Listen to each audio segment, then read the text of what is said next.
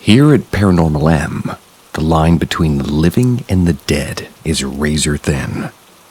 Each episode pulls you deeper into stories that'll defy logic and stir fear. Subscribe now, ring the bell. You never know what the next mystery will reach out to you. Goat's hands. This happened a few years ago, 2019, I think. I, at the time, was living in an apartment with my mom and brother in Minnesota. I was just about to move back home. We'd only moved to Minnesota for 2 years. This was the last year. We lived on the second floor in this apartment building. It's in a very small town in Minnesota. My bedroom window faced the cornfields across the street, and our street had literally no street lights on it. The closest thing to a street light was the apartment sign that had those lights on it that sort of highlight the sign at night. There was a neighborhood right next to our apartment building, and that was the only neighborhood for a little bit. Like I said, small town in Minnesota. One night, like the same week that I moved back to my home state, I'm sitting at my piano in front of my bedroom window. That's when I saw something. It was poking its head out of the corn across the street. Like I said, there were no street lights, but the apartment highlighting lights were those bright white kind, so I was able to see that it was a black goat just sticking its head out of the corn. It was odd, but the cornfield belonged to a farm, so I just figured one of the goats had escaped. I go back to my piano doing whatever. When I get curious, I look up and I see the goat is not in the middle of the street, just facing my apartment building. It was probably around midnight when I saw this, and naturally got creeped because earlier I just finished watching some horror movie with my mom.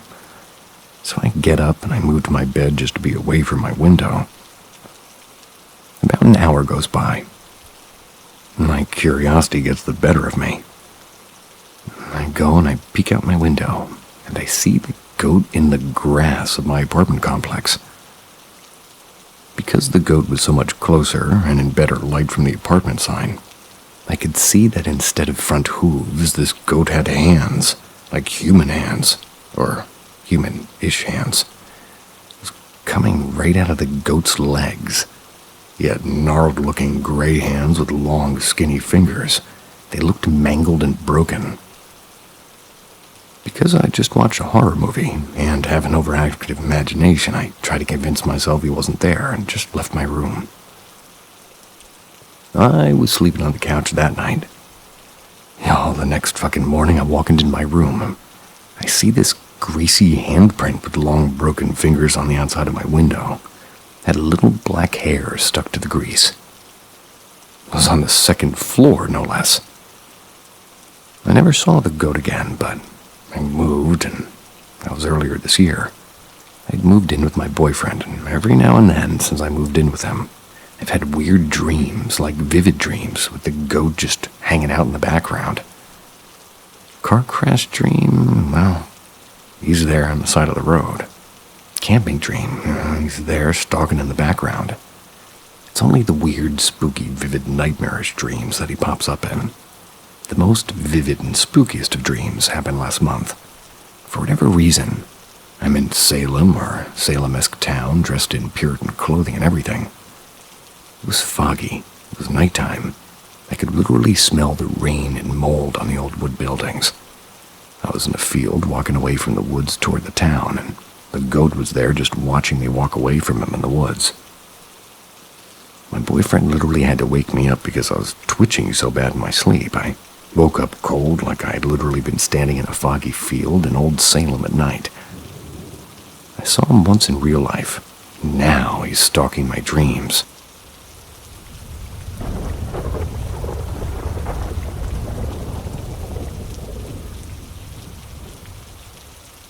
Scratched by a ghost. This happened about 1.5 years ago. I'll never forget it. Basically, Mom and I moved into our trailer a few years ago. Knew that it was haunted within a couple of months. Our stuff would disappear and then reappear right next to us. Doors would open and slowly close on their own. But all of that stopped after a couple of months, unless friends visit. When friends visit, the ghosts like to try to scare them. Despite knowing our house is haunted, we have no problems since the ghosts never really harmed us in any way. Until the day this happened. I was about 18 or 19, and at the time one of my friends and I were scraping wallpaper off my bedroom wall to paint it. Then my bedroom door, which was previously shut tight, suddenly swung open. My friend jumped up while I laughed and explained to her that ghosts in my house do that sometimes when I have friends over. But they never do anyone any harm. She calmed down, but the door slowly started shutting, and then suddenly opened again and again. So I told my friend that maybe it's time we took a break and got some food.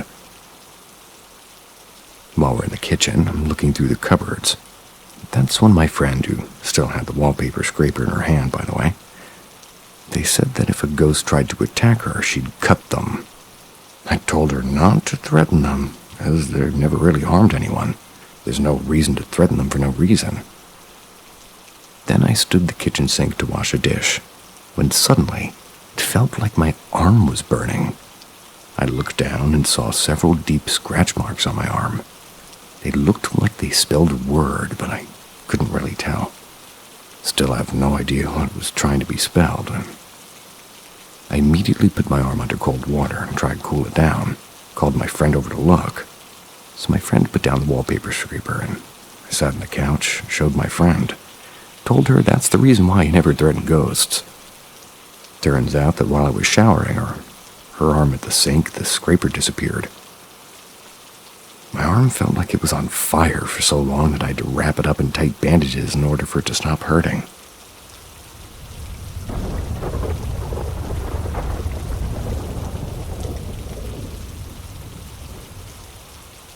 True paranormal experience of visiting a flat with somebody suicided inside.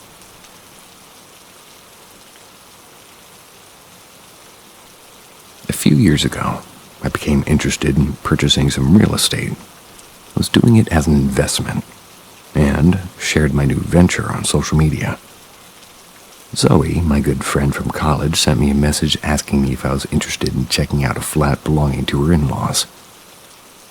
The building she's talking about was barely 2 years old. It was located in a prestigious residential area. My friend told me that her in-laws bought it off the plan. It was meant for her husband's brother, who moved in, and a year ago he suicided in that very flat. She didn't want to live there, told her in-laws to just sell it. Zoe told me all of this, and I said I didn't mind taking a look, because a flat like this can usually be a great bargain. A property where an unnatural death has occurred can often be bought for as much as 40% less than normal. However, my in-laws insist on selling it at regular market price. That's because they don't consider suicide an unnatural death. Only manslaughter is unnatural, she said. Maybe I can convince them, I told her. That was my mistake. So my husband and I drove to the place at the appointed time. It was indeed a magnificent building. Still had the new building smell of paint, and the furnishings were splendid. Zoe was at work, so couldn't join me. So I met her in-laws by myself. They showed me around the flat and answered my questions. When I wanted to check out the main bathroom, they said it was where the son killed himself. He died in the bathtub. He died peacefully, no blood spilled. He used some drug that only medical staff can get, Zoe's mother-in-law said with a bitter smile. I didn't know what to answer, just opened the door, stepped inside, and took a look around before I got out. I thought to myself that this was indeed a good property. If the price were good, I wouldn't mind buying it. But during the negotiation, the owners insisted that they wouldn't accept any price at discount. After 10 minutes talking around and around, I knew I was wasting my time. I thanked them and left. When I sat down in the car, I suddenly felt melancholy. For the time, gasoline I wasted, and the limited budget I had, this cruel world, sad and negative feelings that I never felt before all rushed into my head. tried my best to stay calm, like nothing was happening. But inside my head, I wanted to kill myself. No joking. After I got home, I tried to do something to cheer myself up. Started making some pastry as a way to keep myself occupied. About 20 minutes after I started baking, something strange happened. The sadness and the suicidal thought suddenly vanished. I smelled cologne. I don't use perfume, and I was the only person in the kitchen. At that moment, I realized the soul of Zoe's suicided brother-in-law must have followed me home. It's him who passed me this terrible thought and feelings which I'd never felt before he died. The cologne must have been his. I couldn't keep this to myself. I told my friend everything. Told her not to think I'm crazy. Zoe said that she knew what I was talking about, and she also smelled it. That's why she refused to live there. That's why she and her husband had lived there for just a few months until she insisted on moving out, no matter what it took. I've had many other strange encounters in my life. This experience was solid proof that I really can communicate with the other world. All I'm saying is if you can buy a house, you shouldn't be too sad about gas money. Just saying.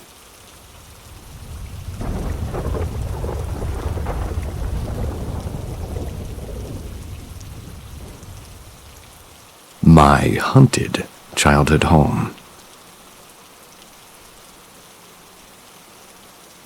Between the ages of 9 and 12, my family lived in a haunted house, or what we believed to be haunted. We had moved into it for my father's work, but left as soon as his job there allowed him to, or he got a new job back in our home province. We moved into a fairly new neighborhood. The house we lived in was nice. Nothing that we know of happened there to cause the haunting, although my mom has a theory. It's a place with a large amount of First Nations. She believes that maybe something happened on the land long ago, or that there's someone buried nearby. Anyways, the actual story starts shortly after we moved in. It had 3 floors, and right from the start, me and my sister refused to go in or use the basement bathroom. Just had a weird feeling to it. A few weeks in, my mom started to notice shadows moving up and down her stairs to the upstairs floor. This set of stairs was a shape with no window near it, so it's not like passing cars were causing the shadows. Our dogs liked to sleep on the stairs, but oftentimes they would wake up and run off as if something was bothering them there. All of this was minor compared to some of the larger events that happened. First thing was that one of my mom's pictures of the family, it had been on the wall for about a year at this point, it fell off the wall with absolutely no reason. No one was near it. The second major thing that happened was when my father was away. Me, my sister, and my mom decided to have a sleepover in the basement. After we had finished watching our movie and gotten into our airbeds, my mom asked, "So who's going to turn off the light?" Within a second, the light was out. She hadn't told us at this point she thought something was haunting the house, but man, you could tell she was freaked out. None of us got up to see if it had been burnt out the next day. When she checked that light, it just worked fine. The last major thing that happened there happened to me. It was late at night. I was asleep in my bed. I woke up for some reason. I looked around my room and I had a desk with a chair that I had left pulled out, and the chair saw an old lady. She had on a pearl necklace and gray hair. That's all I really remember. Started to look at me, and me being a kid, I just hid underneath the blankets. Looking back on it now, though, she didn't seem mean. When I worked up the courage to look again, she was gone. Called for my mom, spent the night in her room. Moved out a few months later. Only took the house a couple of months to sell, but in that time my mom must have bought replacements for every light in the house twice. Maybe she liked us and didn't want us to leave. At least that's what I'd like to think.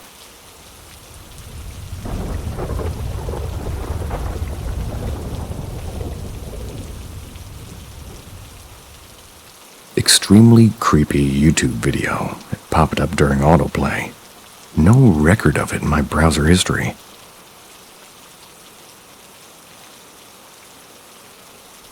So this happened last night, as while I was watching a bunch of old Zero Punctuation. It's a funny video game reviewer. I was watching them on YouTube before bed. I had been watching nothing but Zero Punctuation for a while. Autoplay kicked in, playing more ZP. I was a couple episodes deep, and then autoplay started playing a compilation video of every ZP review from 2008 at around 10 p.m. This was all maybe 3-hour-long video, and I started to doze off about an hour later around 11. I fell into a pretty light sleep for maybe an hour and a half. And around 1:45, I started to wake up because I could hear a really shrill ringing noise.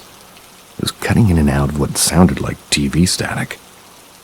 When I opened my eyes, there was a video playing on my laptop that jolted me awake, along with a really awful high-pitched ringing and static noise. The video was showing distorted black figures moving around a bright white background. I vividly remember a distorted-looking face. It was circling around a sort of square box thing. It was kind of glitching and making erratic jumps as it moved, and every time a glitch or a jump happened, it'd make a noise like a record skipping or scratching. Kind of reminded me of those analog horror stories that are popular on YouTube right now. Scared me to death, and I remember instinctively moving my hand in front of the screen like when a jump scare happens in a horror movie.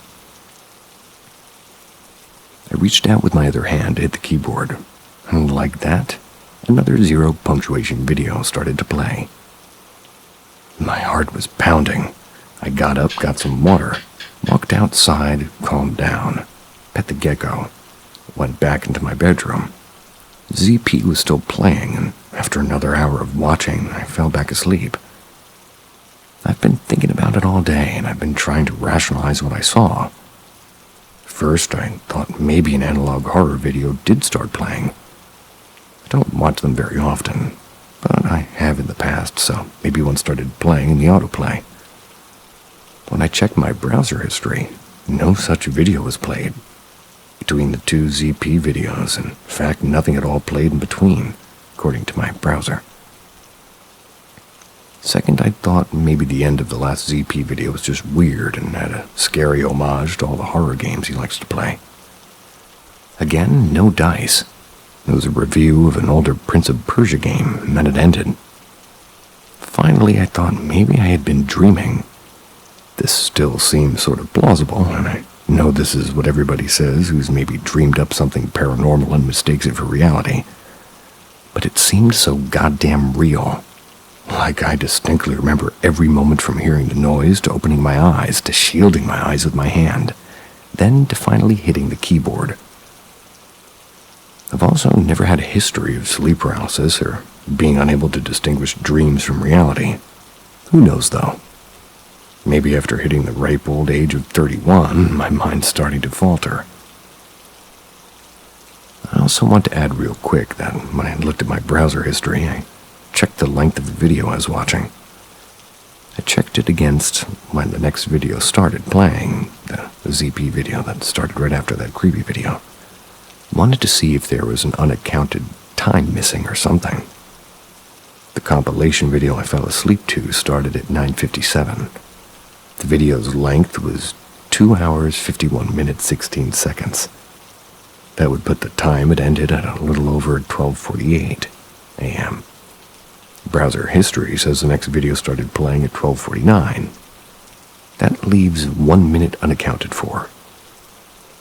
Not necessarily, but okay. Now my browser history on Google Chrome rounds to the nearest minute, so it could easily be explained by rounding errors. If anybody knows how to expand your browser history to show seconds, that'd be rad. If anybody's ever experienced anything similar to this, I'd love to know. Or if anybody has a better explanation for what could have happened, I'd be equally interested. I'm usually a huge skeptic when it comes to this kind of stuff, but this is the first time in my life that I'm really at a loss to account for what happened.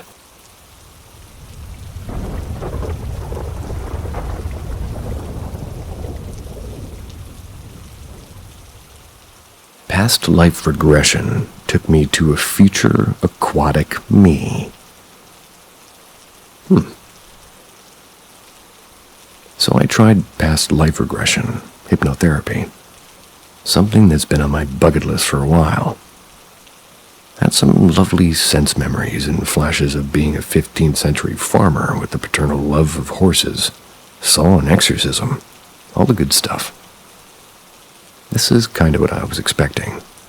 What I was not expecting was for my subconscious to launch my subjective perception to 2187.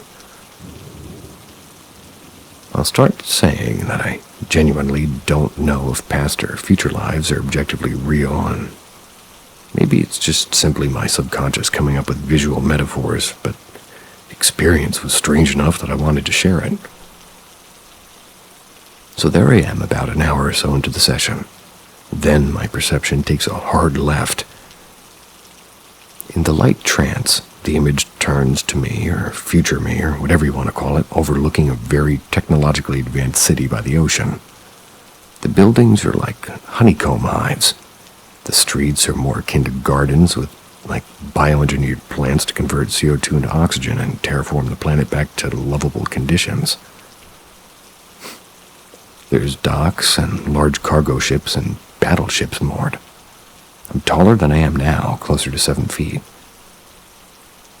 The weird part is that my body's amphibious, as in gills down my back and a sense that memory of air flowing through these undulating orifices and beneath my skin to a third sort of weird lung.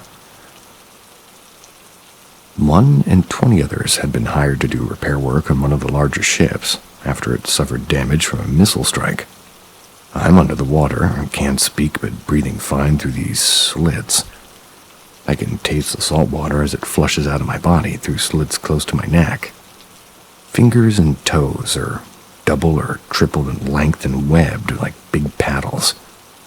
There's a strong impression that I'm human, but I've purposely modified my body to be this. Not surprising to me. I follow techno-Gaianism and transhumanism, but the sense memory of being aquatic and amphibian was, to be frank, fucking weird. Okay, that was different.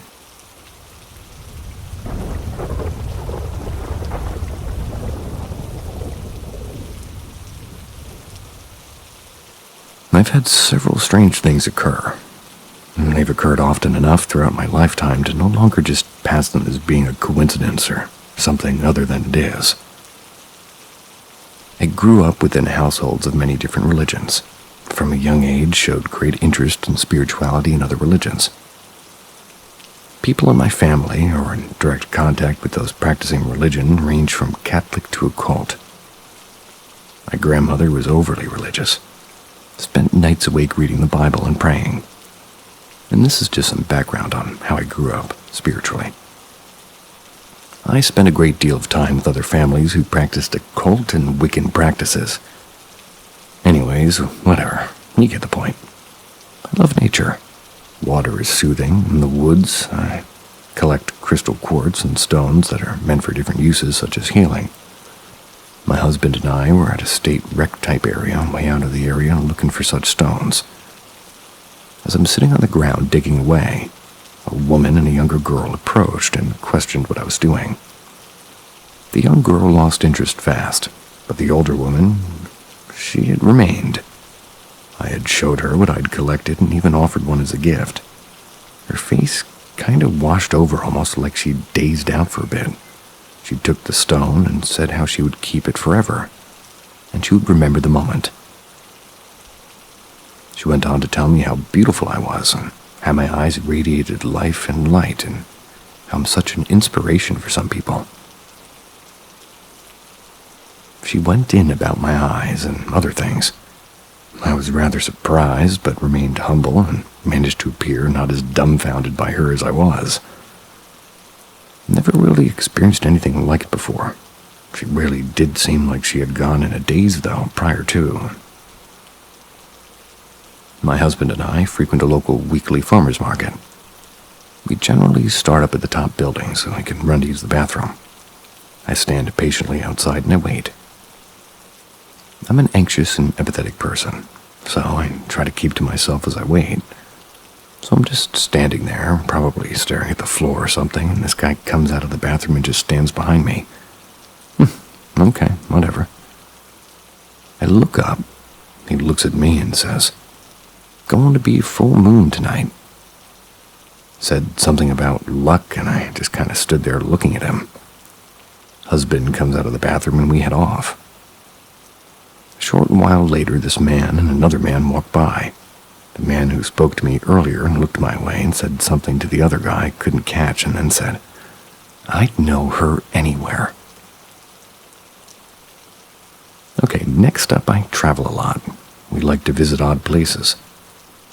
We stopped at this radio place. An older woman walked people through, and her husband had collected them and he had passed away. There was a smaller shed building than a garage, and I had gone in the shed just a moment, then left my husband to go back to the truck, and after a short while, him and the woman came out of the shed. She walked over to me with hands cupped, kinda shyly, and said that she had a gift for me. I said, "Oh yeah, a gift?" Put my hands out in front of her, where she placed a beaded Christmas spider. Whoa. She didn't really say much other than there's information online about them. I got out of the truck, followed them along in the garage. I had the gift in my hand, and I swear when I walked through that garage, I felt all these tiny little spiderweb threads tickling my arms and legs. I was brushing at my leg as though as well to brush it away. No one else even seemed to notice. Even after going back outside, I mentioned it to my husband. He brushed me off like I did the webs. Okay, if I put my hand out and you put any kind of spider in it, I feel betrayed. But perhaps a beaded Christmas spider is not as... I don't know what's going on. Beaded Christmas spider. Sounds like a species was placed in your hands. That sounds terrifying.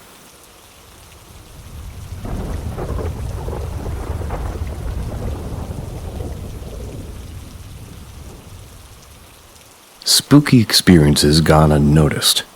Long but real. This happened a few years back in my mid-20s. I'm from a small town, at least originally.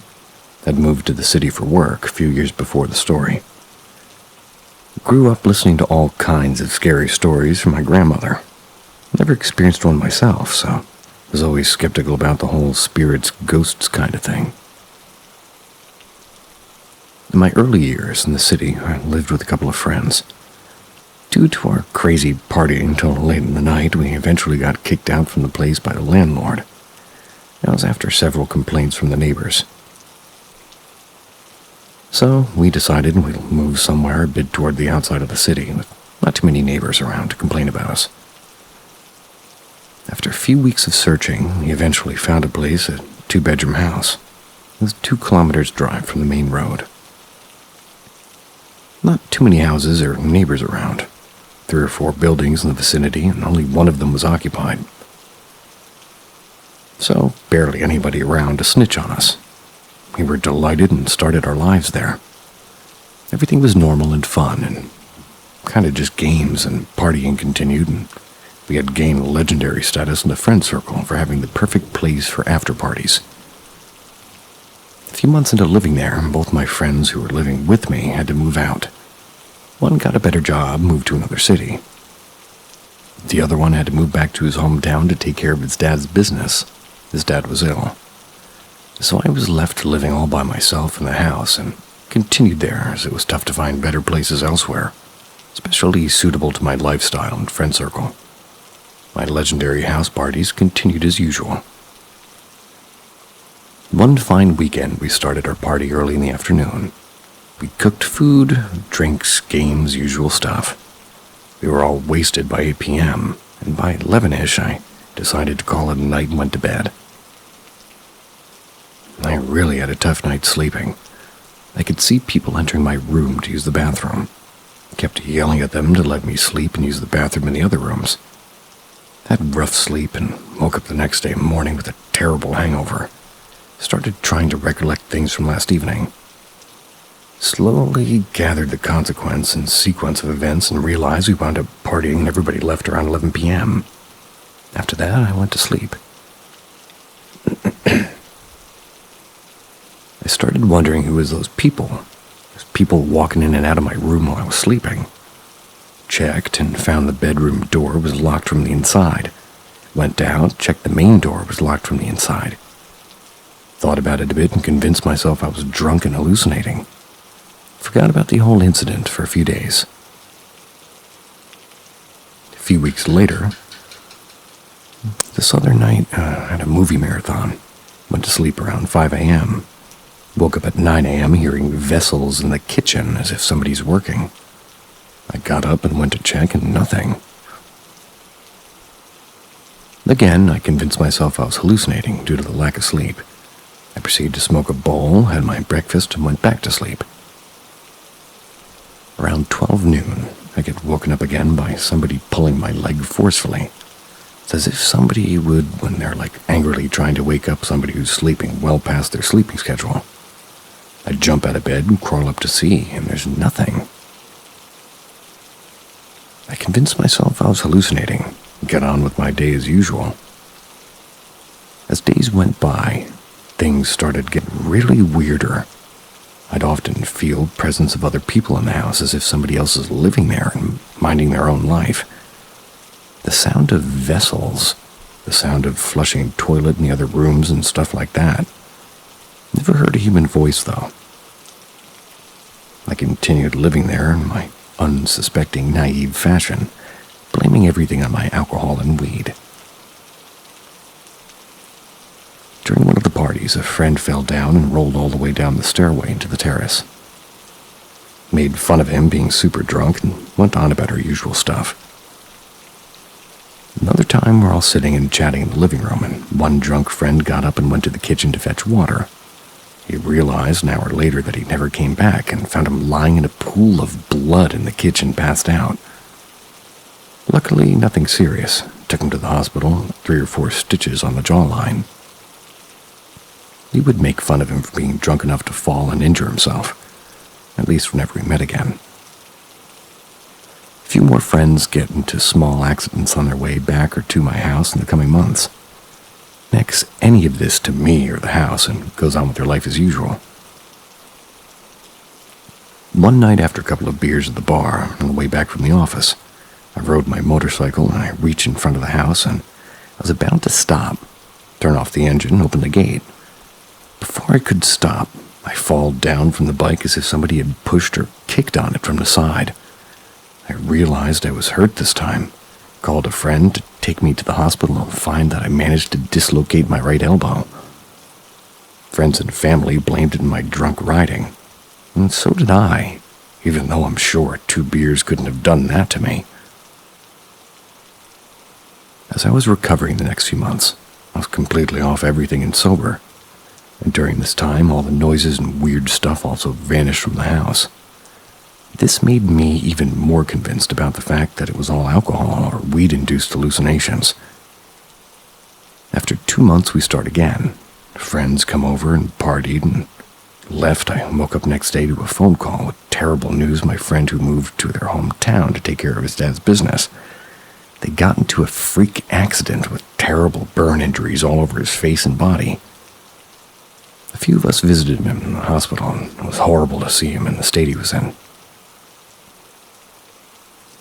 None of us connected any of this to me or the house. I didn't either. A few weeks later, I got a call from the landlord. He was giving me 1 month's notice to vacate. He was saying he was planning to demolish and rebuild. I was gutted, but searched and found a house and moved a bit closer to my office. Crazy house partying days eventually coming to an end after a 1.5 years of living in that house. I vacated. I moved out, everything gets better, miraculously without me realizing it or even acknowledging it. My friend recovers completely from the burn injuries within a year with a few scars left. I get promoted in my job, I get to travel to a few countries for work, met the girl I finally married. And after about a year later, and this is when I connected all the dots, I walk into a bar one evening to grab a couple of beers. Met a few friends, had a good time, and was about to leave. One random dude walks by me and starts chatting. Regular stuff. And eventually, talk about work and stuff, and this happens to be the building contractor redoing the house I stayed in. He said it was a haunted house in which a drunk husband killed his wife and 2 kids, committed suicide suspecting that she was having an affair. The landlord was asked to demolish and rebuild the house by his astrologers. Horrible things started happening to his family after he purchased that house. No tenant would live there for more than a few months. And even to this day, I don't know how or why that building contractor guy came and spoke to me about the house, and the whole story. I sit back and still often wonder, did I really go through some haunted shit and didn't realize it because I was too drunk or baked, or did a whole lot of freaky accidents happen to my friends because they were connected to that house? One thing I know for sure, did it all stop after I moved out? Yeah. The rest I don't know. You tell me.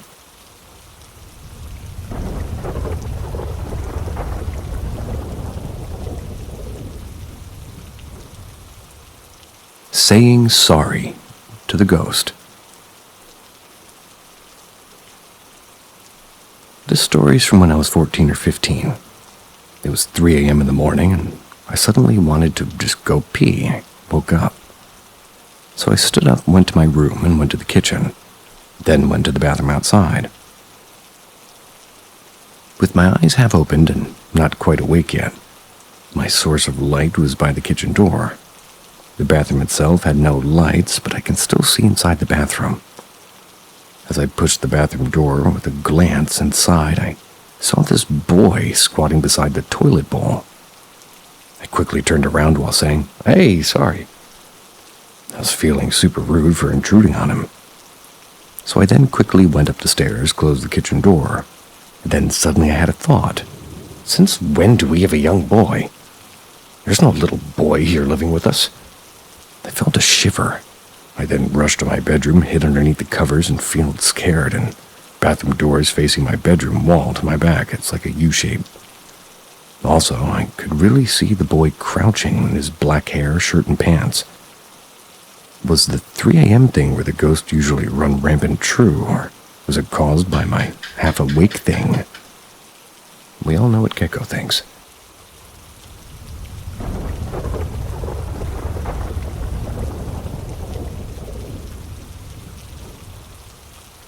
Was I played by spirits or ghosts?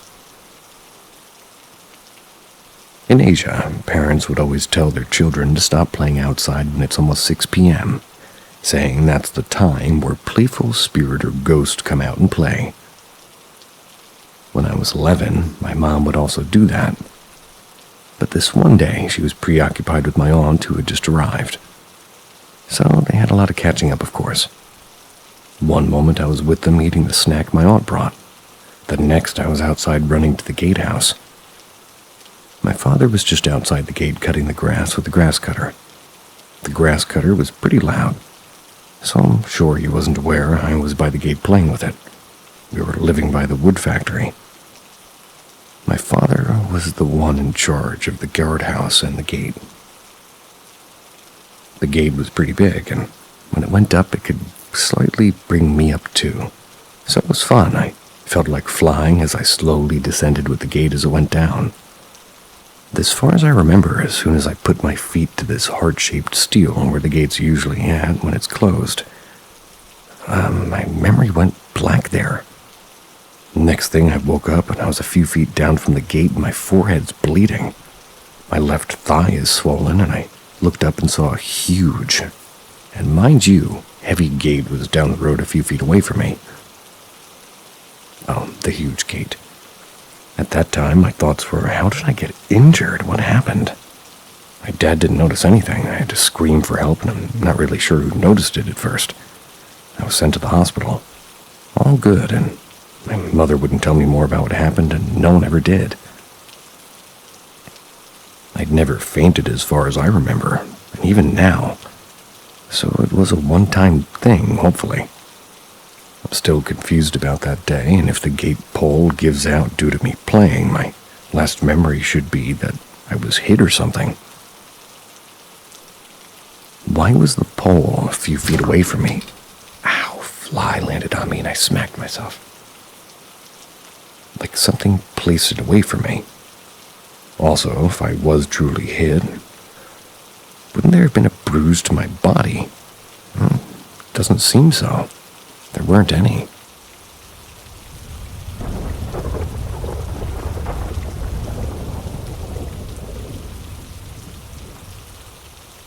I had several experiences when I was younger. After reading everyone else's experience, I figured I'd finally share some of mine.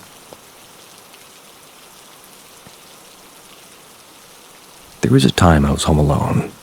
My mother was gone to work, and I still hadn't gotten home from her graveyard shift. We were the only two living there. I woke up to get ready for school, and as I looked out my bedroom window, I noticed something in the condensation on my window. It was summer in the south, rainy days plus air conditioning inside, along with all the humidity. Anyway, there was something in the condensation. When I leaned in to look at it, there were 2 letters written as if somebody drew on the window, like you'd do in the bathroom mirror after a shower. It was the letters RL, and it was on the inside of my window. It's not like somebody outside just drew it. The next experience is a reason why I want to believe in these things, even though as an adult I'm kind of much more skeptical. My favorite uncle had recently died of a heart attack, and a few weeks had gone by. There was a little 3x5 picture of him along with others in the family and a little wall next to the refrigerator, which separated the kitchen from the living room, single-wide trailer. Me and my mom were chilling in the living room, which our chairs were near the doorway into the kitchen. My mom's recliner right next to that wall with the pictures on it. We started talking about my uncle and all of our memories with him. This picture, it suddenly flies several feet and lands between us. The first couple of times this happened, we thought, okay, that's a crazy coincidence. But it happened multiple times. Anytime we talked about him, it would fly over to us. We joked about it and said he was just trying to tell us hello. It was never really a scary thing. Felt like he was just checking in on us. I have a couple more that are longer and scarier, and save those for later if anybody's interested. As a teenager, I started getting a little bit too interested in these sorts of things, and it started to get too intense, and I realized I may have been dabbling with something I shouldn't have. Started to pray for it to stop. But since around the time I turned 18, I hadn't had a single experience. Even when people try to provoke one, I go to any haunted place, and I just try to find them all, and I welcome seeing anything at all, really. It's like I'm cut off from it now.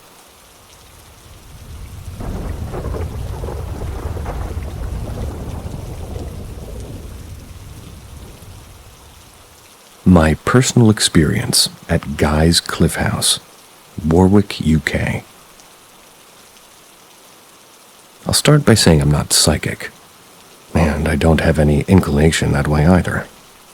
I start every event I do by not joining in what groups do their protection for the night ahead. For me, experiencing something is my ultimate goal. That proof to myself that what I believe is real. We was in a room within Guy's Cliff doing a seance in front of me, a large table with chairs all around. We take a seat there. It was myself, my mother, my brother, and another group member. That's when we each had somebody hold our shoulders as we focused and asked questions. Above the table was a small light from the roof, an all-seeing eye which had been accidentally turned on moments before. Yeah, I see you. All seemed to be going well, a few odd noises, but nothing really of note. The medium kept asking me if I was okay, and she was the one sat opposite side of the room. Each time my response was yes, I'm fine. The next thing I remember was having her shouting in my ear telling me to come forward and to be left alone. Once I had come round a bit, I was told that the hangman tried to come through me to speak. This was the gentleman who would take the person sentenced to death to the rope and the person who would ultimately hang them. The reports from everybody was that during the seance, my eyes began to roll into my head and I became unresponsive to any questions I was being asked. The rest of the night, for some very strange reason, I couldn't shake the strong urge to go back to that room. And I wanted to go back into that room alone, sit in that room and not move. The fallout of this incident meant broken sleep. I couldn't sleep without lights on for over a month. No real explanation why, but something in my head just wouldn't rest about that incident.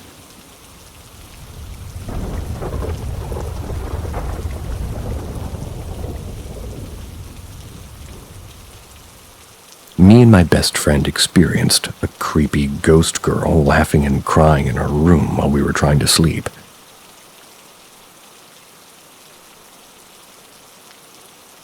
So at the time, I still lived with my mom. But I was 21 and I did have a job and I was paying rent. My mom went to Europe on a trip, so I invited my best friend, who was also 21, to sleep over. Usually we drink and play video games, but we both had to wake up early to work, and we also work at the same place. So we went off to bed in the guest room. Yeah, we both sleep in the same bed because we both have way too many ghost experiences to sleep alone, hence why I invited him over. Anyways, we're laying down trying to sleep with my dog sleeping next to us. It's around 3 o'clock when all of a sudden we both hear a weeping and crying sound coming from the door or closet. We both sit up immediately and look at each other. Then my dog too. They see who it was, but it wasn't any of us. We just sit there listening, and then finally my friend says, "What the fuck, bro?" And then it stops. I then get up to turn the lights on and proceed to cautiously look through the entire house too. I wanted to see who or what it could have been, and no one. It was 3 a.m. and it was only us, so we got dressed in our work clothes and left the house to go to a 24/7 Walmart near my house. Just hang out at the Walmart until our shift started. I think that was around 7. To this day, we don't know what the fuck it was. My mom didn't believe us when we told her what happened. It was crystal clear, a girl's voice. She sounded like crying mixed with laughing. Creepy as fuck. Also, another friend that I have who doesn't believe in ghosts was over at my house one day, and at night, he was leaving to go home, and in her driveway, he heard a girl calling out to him. He told me and looked around and saw no one, ran to his car, sped off. It was around 1 a.m. when he left, so I doubt any of the neighbors would be out there at that time. What if it was the same girl? Thank God I don't live there anymore.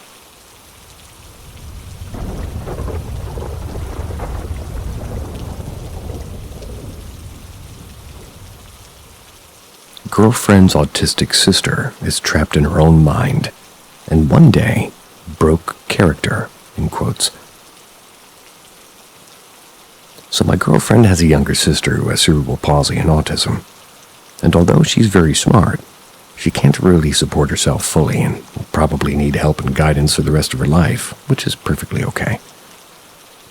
She's basically our adopted daughter. My girlfriend taught her sister how to walk and talk and basically everything she knows. One day, though, my girlfriend told me how there was 3 instances in her life where her sister basically, quote-unquote, broke character and told her how she was stuck and couldn't get out, and that she was trapped and needed help desperately. Her sister talks in a very specific kiddish and cutesy way. She's very innocent, and to this day, at 19 years old, talks to her stuffed animals like as if they're real. During the 3 times where she broke character, my girlfriend told me her sister spoke in a certain kind of desperate and adult tone, made a face like she was scared for her life, and literally the next second her face would change. She would go back to the way that she was before. My girlfriend told me it wouldn't be like her sister didn't remember what happened moments before. To this day it scares her. It makes her wonder, what if her sister's trapped in a childlike state and sometimes has moments of actual clarity? I'm not sure. But when she told me, I could tell it was serious. She's never brought it up ever since because of how much it creeps her out. Sometimes I get worried that one day she might break character, and only I will be around and won't know what to do.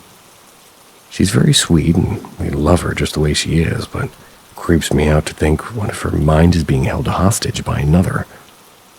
Has anybody else had similar experiences?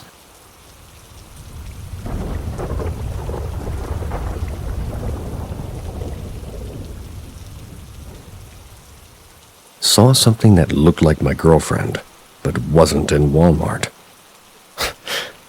What? So me and my girlfriend go to Walmart pretty frequently. It's cheap, and sometimes they have really cool Disney and anime shit. It's only 5 minutes from her house. She told me she was going to check the women's clothes and see if they had any biker shorts. I was going to go to the men's section and see if they had any new anime or Disney shirts. We decided I would just meet back with her since the registers are right in front of the women's clothes, and then we would go. When I was done checking the men's stuff, I see my girlfriend walking toward the food section, and in my head I was wondering why she was going there. So I started following her to catch up to her, and I see her suddenly turn left. So I ran, I turned left, and no one was there. It was an empty aisle. I was kind of confused, so I ran some more looking for her, thinking she was fucking with me, and maybe went to the next aisle, and legit, there wasn't anybody near there. I was confused on where she would have gone. So I decided to just call her up, and I said, "Hey, where are you? Why'd you go to the food aisle? I told you I'd meet back up with you in the women's clothes." And she said, "I am in the women's clothes. I've been in the same spot." Immediately I said, "I just saw you walk here," referring to the section that I'm at, and she was really confused. I ran toward the women's section, found her, and told her what happened. And what I saw, she said maybe I mistook someone else for her, but my girlfriend is a pretty distinct girl. She's 5'9", has really long blonde hair, and is decked out completely in Disney. She was definitely weirded out, but kinda just shrugged it off, but honestly, I have no clue what happened. I was only like 7 feet from her, and she turned the aisle, and I don't think she would have made it all the way down the next aisle by the time I turned into it. Ran around the entire vicinity looking for her because I thought it was weird. She was legit trying on clothes when I met back up with her at the women's section. So who the fuck did I see? Or what was it? The fact this happened at Walmart of all places is weird in itself, but really did freak me out. Could be somebody dressed similarly. If you said she was like 4 feet tall or like 7 feet tall, then I would be on your side fully.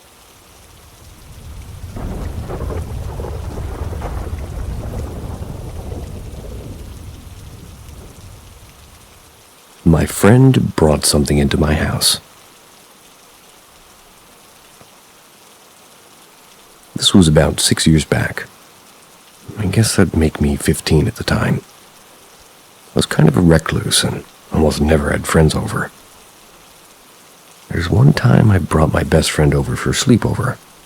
We stayed up all night playing games, talking and whatnot, and we're all having a great time. To understand everything that happened and really what could have been the reason, you have to kind of understand the layout of the house. Walking to the house, you have a living room which has a doorway into the kitchen in front and the left side hallway. That leads to the bathroom on the left side of the hallway. My sister's room's at the end of the hall. My parents' room is the second door on the right, and my brother's room is the first door on the right, and going to the kitchen, you have the dining room separated by the kitchen counter with one of those open walls that kind of just has the trim of a wall and a doorway. Next to the doorway, you have the add-on doorway to the utility room, which was attached to my room around the corner. So my room is next to the kitchen, separated by a wall all the way in the back end of the house. I went to the kitchen for a drink at about 1:30ish at night. Looking in the dining room, I saw a dark mass in the back corner. Didn't have any of the light on, so I chalked it up to just my eyes messing with me. Went back to my room, and I just continued hanging out with my friend. Later on, he was getting thirsty. He wanted to drink. I went with him just to see if that thing I saw was there. Sure enough, it was. Only we had turned the kitchen light on so I could actually see it in the dining room more distinctly. I said nothing to my friend while we were out there, but as soon as we went back to my room and shut the door, he said, "Did you see that thing in the dining room?" To which I asked what he meant, just to make sure we were seeing the same thing. That thing that looked like its body was twisted around like something out of The Exorcism? I was starting to freak out now because he described exactly what I saw. Every so often, if we get thirsty or wanted a snack, we made sure to go together to the kitchen. We'd look for that thing to see if it'd be in the spot closer to the doorway or to the kitchen. And that's when it's almost to the doorway. We run back to my room and stayed there the rest of the night. Didn't go back out until the sun was starting to rise again. We had both had to go to the bathroom at 6:30 or 7-ish. We took turns while the other waited outside the bathroom. When I went in the bathroom, I heard little kids giggling almost like they were toddlers. This was impossible, and normally my sister was only 2 years younger than me. My brother is 8, plus everybody else is still asleep. That was the last experience that night. However, for about a year straight after that, when I woke up to get ready for school in the mornings, it was always 6 a.m. for me, or random moments when I was alone in the house reading. I would see something dark move out of the corner of my eye, or in mirrors, TV reflections, or behind walls and doorways. Something was always there. The only animal that we had was a golden retriever Labrador mix, and most of the time he would lay on the couch sleeping. I would also notice objects moved out of the place just minutes after I'm away from that spot to come back.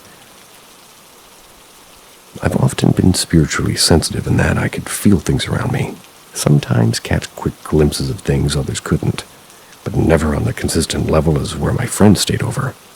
Don't even get that much activity at all these days. Back then, very active, very much terrified me.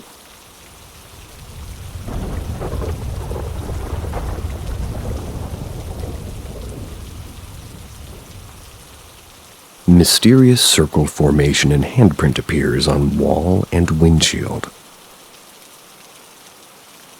I would say around this happened in 2014. I'm in 7th grade in a new house. Things started to get freaky. We noticed that a circle had mysteriously appeared on my mom's closet door, gradually increasing over time to maybe 3. But suddenly, they'd started to appear on my closet door in my room too. Freaky thing is that these circles are perfect, like they're drawn with an instrument like a compass. In our living room, we're fixing a faulty light switch box and socket which required us to take down the wall, put up new sheetrock. This wall went unpainted for a while, and suddenly it started to get the same circle on the wall that was in the closets. Over time, this wall got more and more circles.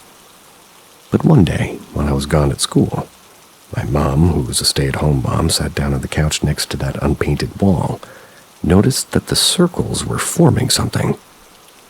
So when I got home that day, she called me to the living room and asked me what I saw. I kid you not, the circles were spelling out my name, in a connect the dots type of way. Both me and my mom and my stepdad saw this. My mom called for a paranormal team to investigate what was going on, and they thought the occurrence was weird enough to come and investigate. But my mom, being a God-fearing Christian woman, was too frightened by the occurrence, called off the investigation 2 weeks before, just trying to brush it off as a message from my deceased father who passed away 4 years prior. Also, a few years after that, I'm a teenager in high school now. Our family moved back to Louisiana to live with my grandma. Me and my mom are having a very heated conversation at 3 in the morning. That's when my mom and I want to talk. We try to go and sit in the car in the lake, and that's down the street from my grandma's house, so we don't wake everyone. That night was a really bad argument. I don't really remember what, but we're both screaming very loud, and we're in the car around 3 or 4 in the morning arguing, and suddenly, the windows begin to get foggy due to the condensation outside. Suddenly, a handprint appears right in front of my face, on my part of the windshield. But it's not a human-like handprint. This handprint was bony, almost skeletal-like with claws almost, which distracted both my mom and I from fussing, ending our argument because we're honestly scared shitless.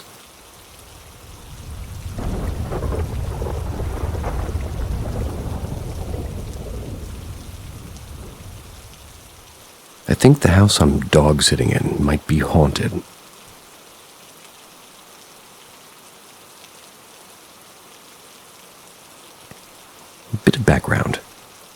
I've never had a paranormal experience, so I've always erred on the side of skepticism. I just started to dog sit regularly, overnight stays, and I've stayed in 3 homes so far with no issue. I don't ever get scared on my own at night, and especially not when I have dogs with me. I also never have problems getting to sleep and staying asleep, even in places that are new to me. However, this stay was different from the jump. Typically, I get 8 to 10 hours, but the first night I only got at most 4. So far, I've always slept on the couch with a dim light on nearby, so don't run into stuff if I have to use the bathroom in the middle of the night. I settle in around 9 p.m. That's because the dog I'm sitting is a puppy. The owner told me that's when he gets sleepy. Put my headphones in and I settle to watch a few episodes of Misfits. That's until I'm tired enough to turn in. The dog lays down to sleep on my legs. Everything is typical of every house sitting I've had so far. The only thing I'm not used to is this house has a walkway in the 2nd floor looking down into the room I'm sleeping in. I'm fine though, and like I said, I don't really get scared. I go to sleep around midnight. The issues this night arose when the dog woke me several times. It was barking at nothing. And each time this would happen, I'd settle him again, blame it on him sleeping in a different area and not being used to it, then go back to sleep. It took longer each time, but I did it. Only it got to the point that every time I was on the cusp of sleep, he'd bark or start growling. Finally, I managed to fall asleep maybe 3:30, only to wake up at 6:30 to the sound of voices talking. Sounding like they were in the kitchen. It was like one room over. My initial thought was it was the owners using the furbo, like a baby monitor but for dogs. And it sounded like it was coming from the same area. Didn't make sense though. The dog was with me and it was 6:30 in the morning, so I called it an auditory hallucination from lack of sleep and moved on. He's a pretty big puppy, a Vizsla, a 45-pound 6-month, so I'm thinking maybe he needs more space on the couch. I switched to the pull-out the second night. Also put the lights and I dimmed the kitchen to max. But it's the same shit. Go to sleep at 12:30, more on edge today, start hearing like clock or clicking noises. Wasn't paying attention to it yesterday. Sometimes it sounds like shuffling on the carpet in the 2nd floor. Sometimes it's taps coming from the kitchen that I never hear during the day. I spend a significant amount of time just sort of squinting up at the darkened walkway, but I don't see anything. It just sort of feels like something's up there. Dog still barks sporadically and sometimes jerking awake because of it.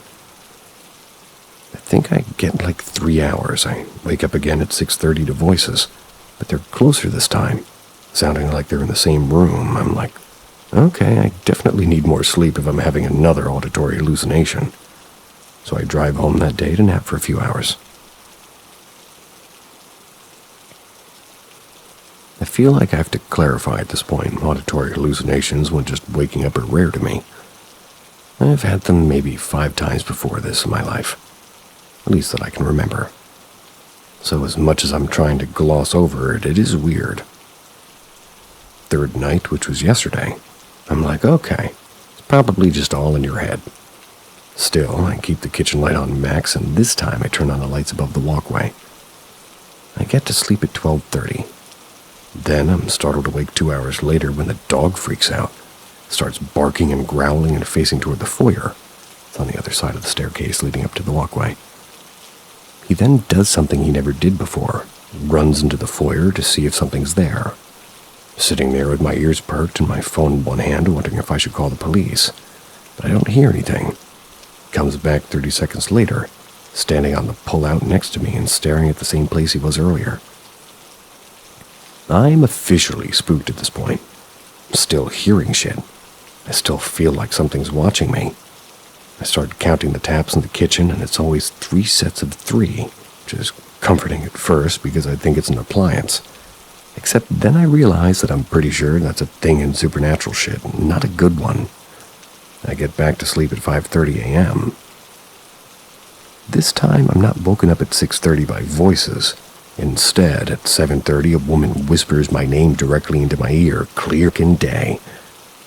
I don't know if it's significant or if this happens in auditory hallucinations as well, but this time it's only audible in my exposed ear since I'm sleeping on my side. Regardless, at this point, I'm done. I feed the dog, let him out, put him in his cage, drive home and sleep for 4 more hours. It's the 4th night now, and currently midnight while I write this. Still hearing shit all around me, even while I'm sitting here in the kitchen with a shit ton of lights turned on.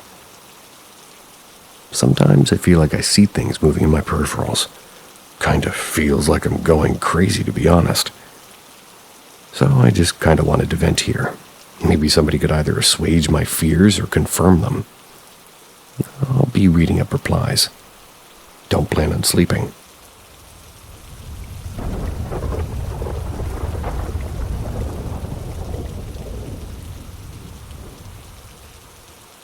Sugar Hill Haunting. In 1998, I was in the marching band in Ripley, Tennessee. My friend's mom ran the Sugar Hill Library, which was basically just a big 2-story plantation house that they converted into a library. On days when we didn't have band practice after school, my mother wouldn't be able to get off work from her job at a convenience store in the time to pick me up. So my friend's mom would pick us both up and take us to the library until she could pick me up.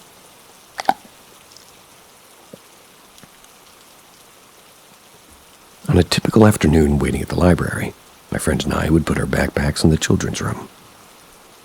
It was situated by an unused entrance next to a stairway to the 2nd floor, and either goof around with the toys in there, play cards, or just do something to pass the time. But on one occasion, my friend was sick and his mom picked me up alone. As usual, I went into the children's room to drop my backpack, but since I was alone, I decided to just grab a book and do some reading. Can't remember what the book was, but I promise you, I never finished it. After reading for 45 minutes, I thought I heard something. Thought maybe it was somebody trying to get in the front door, which was a pretty common mistake given the doors weren't really marked. So I went to tell them that they'd have to go around to the other door. Didn't see anyone outside, but I heard the noise again, this time coming from up the stairs. Kinda hard to explain what it sounded like, but the closest I can say is like wrapping paper when you're pulling it off the roll. I've never been on the 2nd floor at that time, so I wasn't really aware of what was up there. But I was instantly curious. Why weren't we really supposed to go to the 2nd floor? I just figured I'd just climb to the top of the stairs to see if I saw anything. And if I did see something, I'd just come back down, tell the librarian, and if not, I'd forget about it and go back to reading my book. I have a bum left knee, so I'm not the fastest stair climber, even on a good day. But I could swear after the first couple steps I was climbing in slow motion. About 3/4 of the way up, I was hit with this overwhelming sense of unease. It was like I could feel someone's intense hatred of me, like that feeling just before a fight starts dialed up to 11. I've seen enough freaky stuff in my life prior to that point that I just decided to turn around and nope my happy ass back down the stairs. Once I got to the bottom of the steps, I felt better. When I turned to look back up, that feeling seized me again. Put my head down, walked back to the children's room where I stayed until we left. Skip way ahead to about 2013. The library has moved to a newer, larger facility down the street. The house on Sugar Hill is now Lauderdale County Chamber of Commerce. They've switched to using, this other entrance as the primary one, and the head of the chamber has her office upstairs. They've taken all the bookshelves out, and now one of the rooms hold pieces of, the county's history, like clothes from different periods, medals and distinguished soldiers, and farming implements, children's toys. What was once the children's reading room is now a smaller conference room where minor business is conducted. The change in my job responsibilities suddenly required me to take documents there to get the official chamber stamp and signature. I had to go there practically every other day. And obviously, I wasn't super thrilled about that. But I didn't really have to say anything in that matter, so. For a couple of years, whenever I'd go to the chamber, I'd meet up with an assistant in that smaller conference room. That room that I was oh so familiar with. One day, though, in about 2015, the assistant was out and I was going to have to deal with the head of chamber, which was a woman named Susan. I walked in and initially went to the small office. But after calling up to Susan, I was told that I would need to bring my documents upstairs to her office. It took everything I had to build the courage to climb those stairs. I figured it was easier than getting a new job, so I did. Susan asked me to sit down while she finished some paperwork. We exchanged some pleasantries and small talk. After a few minutes, I decided to go for it and ask the question that was burning in my brain. Do you guys ever notice strange things around here?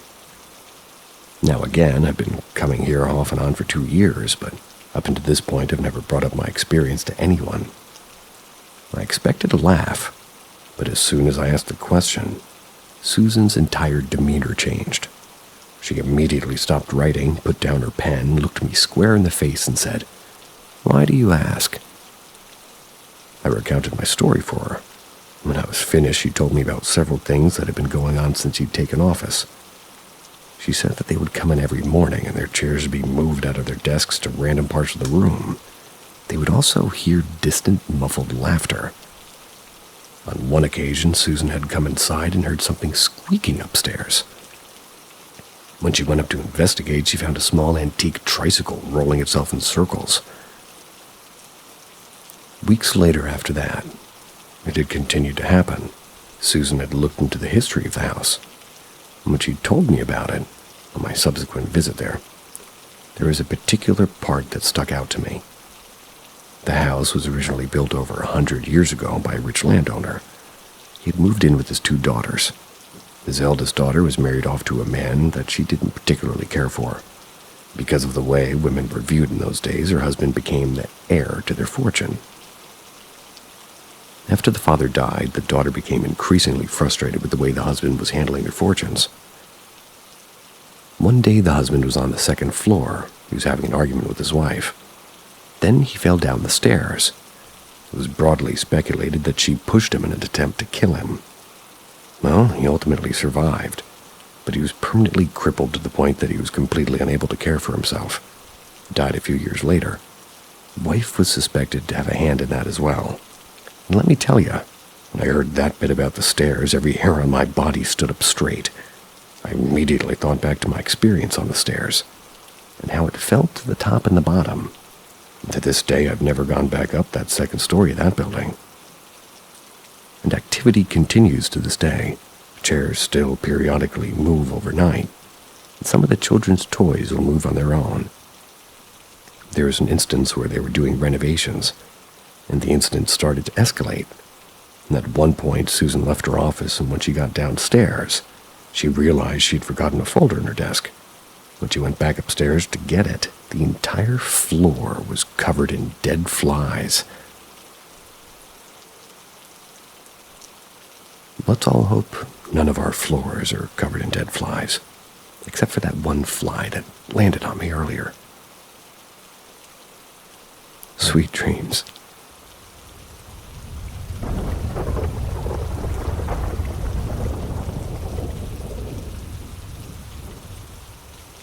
You found Paranormal M, where we explore what others fear to speak of. Every tale is a breadcrumb leading deeper into the supernatural unknown. Subscribe and ring the bell. Your journey into darkness has just begun. My paranormal experiences that changed my life. This all occurred 5 years ago. I had a friend in high school who I'll refer to as D. And D and I were very good friends for a long time. I was having home issues at the time and had developed some anxiety due to that. So I was at his house, and as much as I really could have this place as sort of a place of comfort, never experienced any weird stuff for at least a few months into knowing him. But as time progressed, that all changed, and progressively things got worse and worse. I refuse to go over to his house now, and our friendship has drifted due to this. Keep this in mind. I don't believe there is a ghost in his house. I believe there was something far more dark and sinister. So I want to elaborate on why I think that something of that nature would be attracted to Dee's house, and why it would try to harm me. A bit of background about Dee, well, and his family.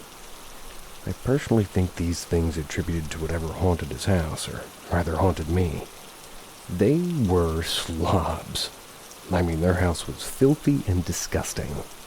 The more I got to know Dee and his family, the more I realized how negative they all were. Especially Dee, who I was best friends with at this time. His dad was an addict, and so was Dee. An addict to weed, alcohol, food, smoking, anything. Didn't matter. They lacked any semblance of self-control. This, I believe, was the main cause. I got Dee into PC gaming, and let's say that he isn't too clever with his browsing history. I accidentally stumbled onto some particular tastes he has. Very odd, specific tastes. I won't disclose what it was, but know that it was definitely something that would attract evil, if you believe in that sort of thing. I'm no prude, so trust me when I say I doubt this taste is anything you've ever looked up late at night. I started to realize over the months that we were spending, pretty much every day together, almost all day. And that Dee was a dark person, full of jealousy, hatred, selfishness, and, objectively speaking, a dumb person. He didn't really try to hide his vices. I found a lot of disturbing things in his room, and in closets in the house. I kept everything to myself, and he ended up telling me about his problems with his taste years later. We both experienced a paranormal event that night. But that's a long and different story altogether, really. I think it's important to note that I was raised Christian, and I hold Christian beliefs. But I'm generally a bad Christian, and I've struggled with my faith and following what I believe. This hypocritical conviction, I believe, maybe played a significant role in my haunting. His family attended a cultist church that partakes in holy laughter and speaking in tongues. Excuse me. Something I was raised to believe was false and wrong. Whatever was haunting that house only haunted me, and still to this day, Dee and his family either think I made everything up or just don't care. I don't know which is true. I'll begin with the first experience. This must have been around 6 months into being there every day. But it might have been sooner. I started keeping my gaming PC at Dee's house after knowing each other for a few months. This came after some other stuff at home happened, and when Dee wasn't home, I would hang out there alone, chill after school. I basically lived there, kept all my stuff in his small guest bedroom, which shared a wall with Dee's room. The first experience I had, I was playing CSGO, and I heard what sounded like footsteps directly above my head. To give context to people who don't know what CSGO is, it's a competitive game that requires a lot of focus. And even though I could hear these sounds above my head, I just ignored them. It was the first time I would hear these footsteps.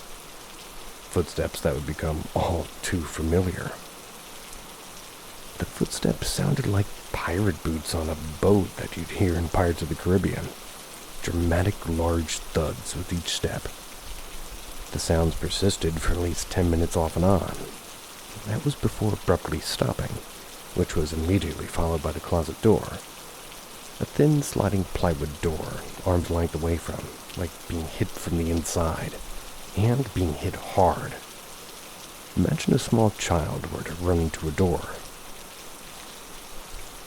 The desk my monitor was set on shook. I was just baffled and stuck in my chair from pure fear. I stared at the sliding door, waiting for it to open. But it became quiet instead. No footsteps. It scared me to the point where I just sprinted out of the room to the front of the house where I still just waited for Dee to get home. I told him what happened, and he didn't think much of it. I went into the room, and he slid open the door, nothing. I searched the whole closet, no holes that, rats could come out of. Only a few empty cardboard boxes. From this point on, became normal for me to hear footsteps directly above my head, but only whenever I was there alone. The footsteps would follow me throughout the house, and occasionally I would stop, and they would stop right above my head. And if I stayed still long enough, they would stop. I can't emphasize enough how much they matched my movement. And this may sound odd, but they reacted to my thoughts. I would think to myself, okay, I'm going to move in 3, 2, 1. And before I actually moved, the footsteps would stomp around and walk in circles. It was horrifying. I seriously could not explain it to myself. This was disturbing to me, but I really didn't have anywhere else to go, so I just ignored it and chalked it up to rats or something. This phenomenon would happen every few days, and when I was alone in the house, and each time it made me so scared, and it made me feel so alone. Fast forward a year maybe, and I'm lying in bed. Saturday morning, I'm just in the house alone in the guest room. Dee's at work, his parents aren't home. It's 11 a.m. and I'm scrolling mindlessly on my phone. Breaking the dead silence instantly, I hear footsteps in the attic, but this time running from across the house very aggressively to exactly over my head. I remember it vividly. The running stopped right over my head, and I just lay there in fear and in silence. The footsteps seemed like they were angry. For the first time, I felt a presence. It's hard to explain, but imagine your eyes are closed and somebody gets very close to your face. Even though you can't see or hear them, you can sense them. That's how it began to feel when this quote-unquote thing, like I would sense it before I even heard it. It became very acute to his presence over the years. It was a good 2 minutes before I went to get out of bed. And then, exactly as I had mentioned with the footsteps to the thought of myself moving, a loud crash directly above me right where I was looking straight into the ceiling from the attic. It was as if, like, you were deadlifting 150 pounds and threw it onto the ground as hard as you could. I immediately sprinted out of the house again, except this time I walked home. That's because I knew it'd be hours before anybody was home. This is where I started dreading sleeping at his house. Was it in his attic? I became obsessed with that question. I told Dee this, and he nonchalantly wrote it off as an animal. But as much as I explained it to him that it reacted to my thoughts, he just didn't think much of it. A few days after this, we're in the garage. That's where there's, like, the entry into his attic. I convinced him to get a ladder, and I see what we can find in there. I went up first, shined a light deep into the darkness of the room. Couldn't see anything. No amount of money on earth could compel me to enter this room. Something about it was just wrong. I saw, however, a box. A black box. It was in the back right corner of the attic, I think. Right above the guest room. I think this box was what maybe dropped over my head a few days previously. I had Dee look, and he saw it as well. In hindsight, I wish we had gone in and looked at what was in this box. I'll come back to this later. At this point, I want to clarify that I'm completely stable and have no history of schizophrenia or insanity in my family. I'm an extremely rational person, and up until this point had no interest or belief in spirits or ghosts or demons. I want to preface this because things get a little bit crazy after this. Dee had a dog who I'll refer to as P, and who I will refer to as Peter. Peter and I were best friends. He was truly an extraordinary dog. I loved him with all my heart, and he comforted me in my lowest moments, especially since life was hard, and I never really opened up to anyone. When I experienced all these things, and all these things happening to me, Peter was there with me. So when I say alone, I really wasn't. In fact, I think Peter, if he wasn't there, maybe I wouldn't have been able to endure it. He was with me every single time I'd walk to get water, or go to the bathroom, or make food. The loud, horrifying footsteps would come back instantly over my head.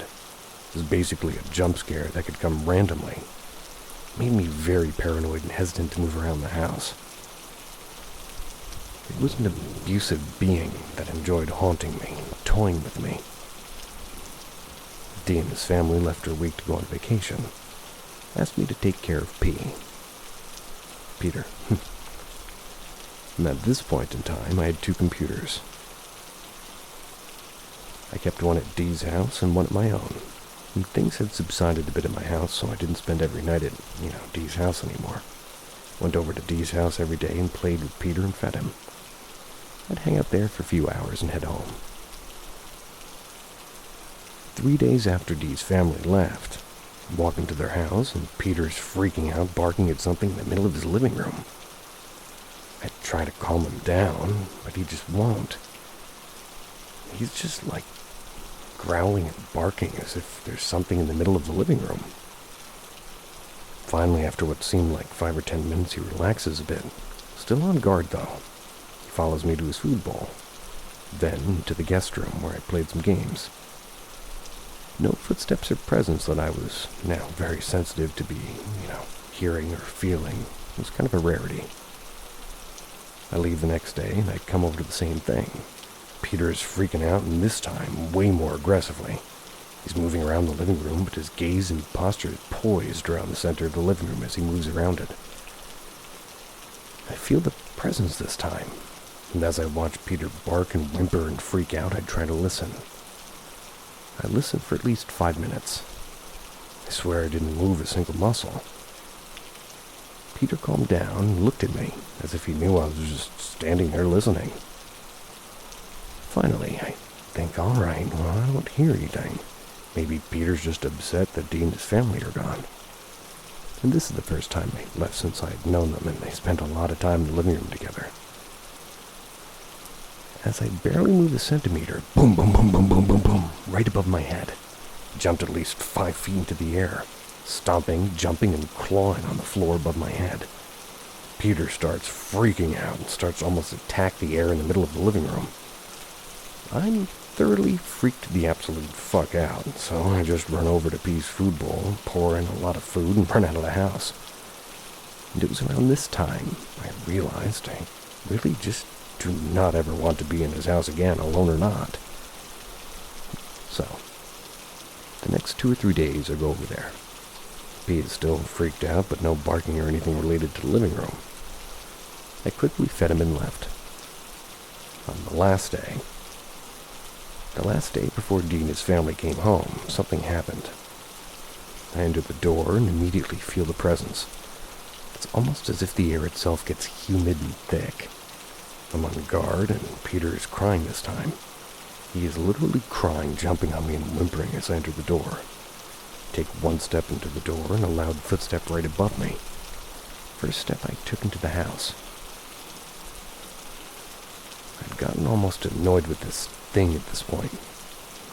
Didn't really bother to stop and listen. I just headed straight to P's food bowl. Walk over to the side room where it's kept, and it's missing. The food bag, which is heavy and zipped, is still sitting there. The bowl is missing. I look around, and as I walk around the house, I hear the footsteps following me in the attic. Above my head, and P is just whimpering, and every few seconds sometimes barking. I walked back out to the living room, and what I saw next literally has changed my life ever since. Peter's food bowl, sitting directly in the middle of the living room, right where Peter had been barking and attacking the air a few days prior. It was completely full of food, and in fact it was overflowing with food, as if it was a message. I knew why you were coming here. I remember walking backward slowly out of the house, stunned. I could not believe my eyes.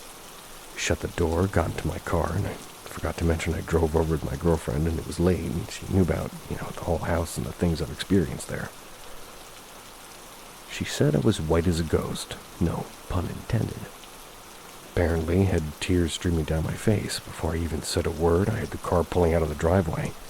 She frantically was asking what happened, and it was all at that moment that I decided I would never go to that house alone, ever again.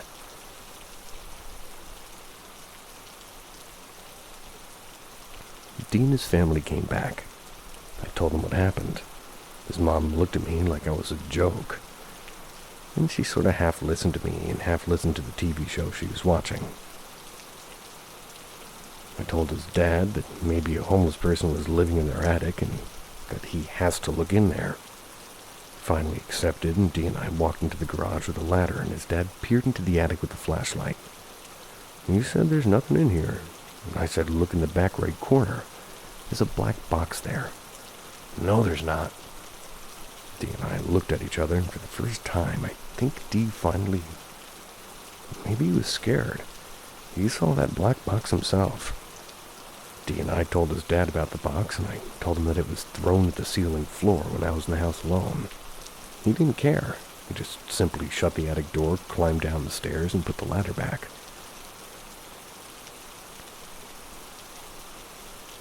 I told Dee that I was done sleeping at his house, and I was done staying there at all, period. I told him that if he wants to go over to my house, then that's fine, but I was going to take my computer home, and now it's going to be that. He was super pissed. I told him that over the years he never took me seriously, and I was done. Simply was just too scary to be there, and after spending so much time there and enduring a lot of hardships in my own personal life, I guess I associated the horror of that house with the anxieties and worries of my own life. Throughout writing this post, I remember so many other things that happened to me in that house, but I think you get the point. Leaving that house for good was a life-changing decision for me. I don't know why those things happened to me, but in a weird way, it made me a stronger person, because I had to decide I was done, and I didn't care how much I made Dee feel.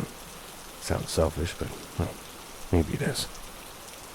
My whole life, I never cared about myself first, and this was the first time I did. I've been back over there since. I vowed to never go back again. And in the short times I go over, I still feel a presence there. But Dee was a good friend, and he struggles with a lot of his own demons.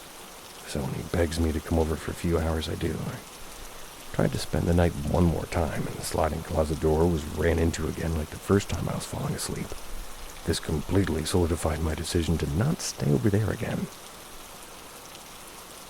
I learned things about Dee after all this went down that made a lot of the evil in the house make much more sense. Dee is a disturbed and confused person. His family has a history of disturbing and sinister events. Whatever is in his house has forever changed my life, and my views on things that are unexplainable. Edit. I just want to add this here. I should have taken P, and I think that's something that maybe posting this has made me realize it. There's a lot of reasons why I couldn't, but I should have tried. I had the only key to Dee's house, all the doors were locked, and I would have known if the house was broken into. When I saw the food bowl, I literally just couldn't think straight. It was the most scared I've ever been in my entire life, and I just walked backwards out of the door while I looked at it. Bee was barking in the living room when I shut the door and locked it. I remember exactly the way he jumped and barked as I shut the door, as if I was looking at a picture. I could hear him barking as I walked to my car. My girlfriend was so confused as to why I walked backward. She was laughing. When I got in, saw that I was crying, and didn't even realize I was crying till we were out of the driveway. I regret not taking him, a lot. Leaving that house was the best decision of my life. I hoped that when I left it, also left itself, and so hopefully it would leave Peter alone.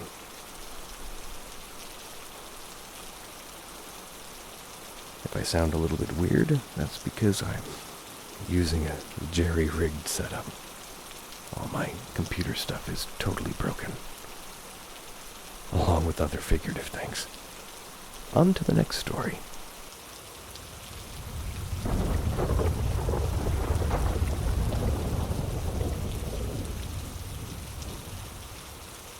Possible skinwalker experience. I was home alone with my older brother and sister. My parents weren't home. Can't remember where they went, but it's not important. My sister is in her bedroom, and my brother is on his computer a couple of rooms away. I was in the living room by myself.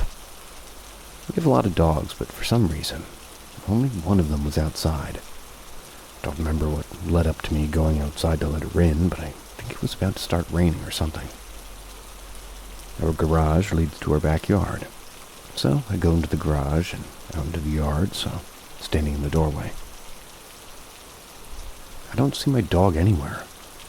Our yard is 2 acres, so I didn't really think anything of it. I step a little further out of the doorway and I look for her.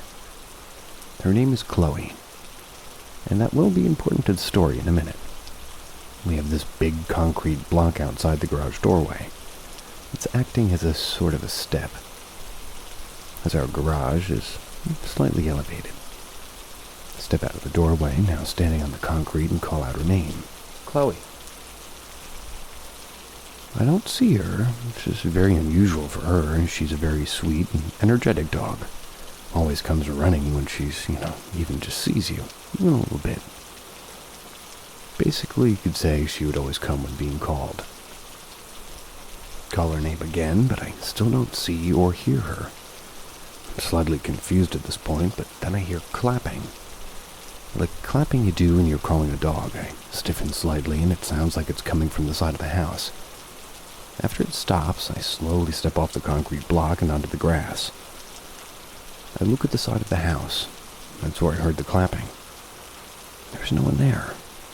None of her neighbors are even outside. I was really scared at this point. The clapping was so clear that there was no way I could have imagined it. I take a step back, closer to the concrete, ready to make a run for it. Call out for my dog one more time, not wanting to leave her out there. Chloe! A couple of seconds later, the clapping starts back up again. I'm terrified at this point. I don't have any clue what it is. Then I hear a man's voice, and I'm a girl, so it couldn't have been an echo. It was very clearly saying my dog's name. Chloe! It sounded like it was coming from the field by my yard. I didn't recognize the voice. I had heard each of my neighbors speak it before, and it was definitely not any of them. It sounded decently close by, but far enough away that I knew I wasn't in any immediate danger. The voice sounded almost mocking, like it was making fun of me. It was as if the voice was amused by my obvious fear and was mocking me. Only a few seconds after I hear the voice, Chloe comes running up to me from the other side of the yard. I would have been able to see her. I grab her and I run inside and lock the door behind me. I sit on the couch in the living room, scared out of my mind. My sister's still in her room, and my brother's still in his computer. I was alone in the room, except a few dogs, and trying to make sense of what just happened. After a while, my parents get home, and I tell my family what happened, and no one believed me. The only person who even remotely believed me was my mom, clearly seeing how distressed I was about the whole thing. If I had to guess, I would say it was a skinwalker, but all I know for sure was that was scary. If you guys like this story and want to hear more, I've got plenty more paranormal experiences to tell. However, out of all my paranormal experiences, this is the one I'm most adamant about.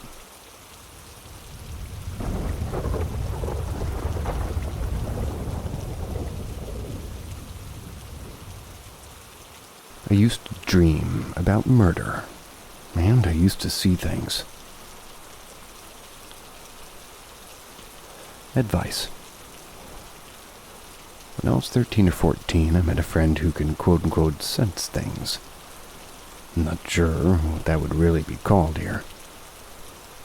Anyway, I started experiencing things myself, and I've never had an explanation. This was about 18 years ago, more or less, so I no longer remember specifics, but I hope whatever details I can give will help. It all started when we started hanging out and then stopped when I moved to a new school. We were friends for 2 years, and we went to a Catholic school here in the Philippines. I would dream about numbers. They were all in fire. It's like a dark void and nothing else but those numbers. I would try dialing them on the phone, but nothing would happen. I also never saw them come out as lottery results. I don't remember how many numbers there are, but it's usually 7 numbers to reach someone, so I guess maybe 7 to 10 numbers. I would also dream about this woman in red. They'd be being chased and attacked in her unit. She lived high up, would always end with her trying to escape through the balcony, and I would see the city lights outside. Sometimes I'm seeing her as her attacker. Sometimes I'm in one corner of the room as a third person. I was on the phone with a friend. I suddenly had some sort of a vision where I could see her home. I described everything in perfect detail. What lights were on, what the wall colors were, where the plants were displayed, where she sat and what she was doing, where she was going. So I was on the phone again with another friend, and he was telling me about the day before, and for some reason I totally forgot that we never met. But I could remember passing him. I told him what he was wearing down to his shoes and where he was walking along. I would feel things around me. One time I was dreaming that a woman was at the foot of my bed slowly pulling my blanket. I woke up, saw the blanket slide and fall to the floor in the same exact direction and area she was pulling it in my dream. I once woke up frozen with my hands on my chest. I felt so heavy, like something was pushing my body down, and could hear ticking sounds that were the same as the thing that used to lower down caskets. I fell asleep after the struggle. I woke up really tired. I quote-unquote dreamt that a young boy was bending over me from behind. I was in bed facing the other way. He was behind me and he was bent so that his face was above me where I was facing. That's as far as I can remember for now. It's worth noting that after we went separate ways, things stopped. Except for when I started feeling that something bad is going to happen. I become physically affected, and it actually does happen. I'm with you there.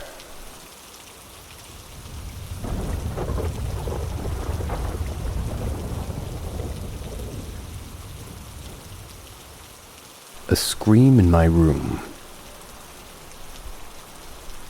So to start this off, it isn't cap or anything fake.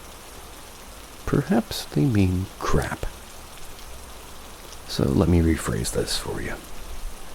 To start this off, this isn't crap or anything fake. Like, this is 100% something that happened, and I promise I'm not lying. I am smart, and I look out for fake stuff. I don't fall for everything, at least everything I hear or see, so I know how it is hearing this stuff. But anyways, my brother and I are just laying in bed watching TV one night. It's about maybe 4 or 5 years ago, around 12 p.m. to 2 p.m. I believe we were just chilling, lights was on and all nothing scary. Then something coming from my closet area screamed super loud. It was a real quick, like a real loud one, or 2 seconds. It was like an ah, pretty high-pitched. Me and my brother jumped under the covers so fast and stayed there all night until we fell asleep. Next day we woke up and told my family, but nobody believed us. They just said we probably stayed up too late. We were just hearing things. They was all asleep, by the way. But yeah, I can understand if only one person like me heard it and reacted. But it was me, my brother, so I'm sure there was something. Also, to throw out there, my friends and sister would come over and I told them about the story after we moved out. They all said they got weird vibes from that house too. That house where I had my worst nightmare. That was when I was younger. Not gonna get into all that right now because that's a story for another time. But yeah, some old lady lived there before us, so I don't know if she died there. Maybe it had something to do with her. I don't know what. But it was definitely freaky, and I'd always feel weird at that house when it was nighttime. Even in the day when I'd be home alone, it was just weird.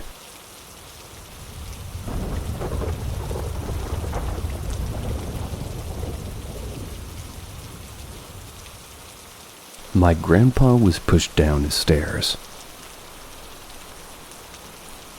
So my whole family lives in North Carolina now.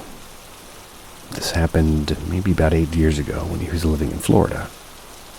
2-story house whose history of the prior owners was unknown to him, or at least he didn't care to ask. He gets off of work around 3 p.m., and that's when he normally started doing things around the house. Little projects here and there that my grandma, my nanny, gives him. However, This specific week, he was just finishing up recovering from back surgery. Something about bone splinters at the bottom of the spine. Point is, he finally was able to start doing things around the house again. Carefully, of course. On this day, his project was to repaint his office. It was the room upstairs, which consisted of removing the wallpaper first. He didn't really pay no mind to where Nanny was. He was just kind of doing his own thing. He knew what he had to do, and a few minutes into him sitting on the floor removing the wallpaper, he heard a woman's voice behind him say, "Oh no!" The tone was concerned. Not yelling, but not calm either. He remembered it not exactly sounding like Nanny, but discarded it because who else could it be? He turned around in mid-sentence, saying, "What? You knew I was going to do this." Then stopped when he didn't see anyone there. He stuck his head out of the door to the hallway. He was asking where she went. No response. He walked over to the edge of the stairs to yell down for her, and that's when it happened. He physically, 100% without a doubt, felt two hands push his back, making him fall down the entire flight of stairs. After laying there in excruciating pain, he managed to stumble his way back. That's because it's the only other place where Nanny would be. If she was in the house, she would have heard him. She was outside, tanning in a lawn chair by the pool and reading the paper with a glass of tea. That's badass. My grandpa believed in the paranormal world after that. It was unmistaking, and I know he wouldn't lie. He's not a liar, and there would have been no reason to lie about that. Lived there for another year after that before moving up here, and never experienced anything in that time. I'm not really even sure if he ever finished painting that room, to be honest. What kind of ghost harms someone for tearing up some wallpaper? I think the term you were looking for is bone spurs. Although bone splinters is a little bit more onomatopoeia. I agree, Gecko.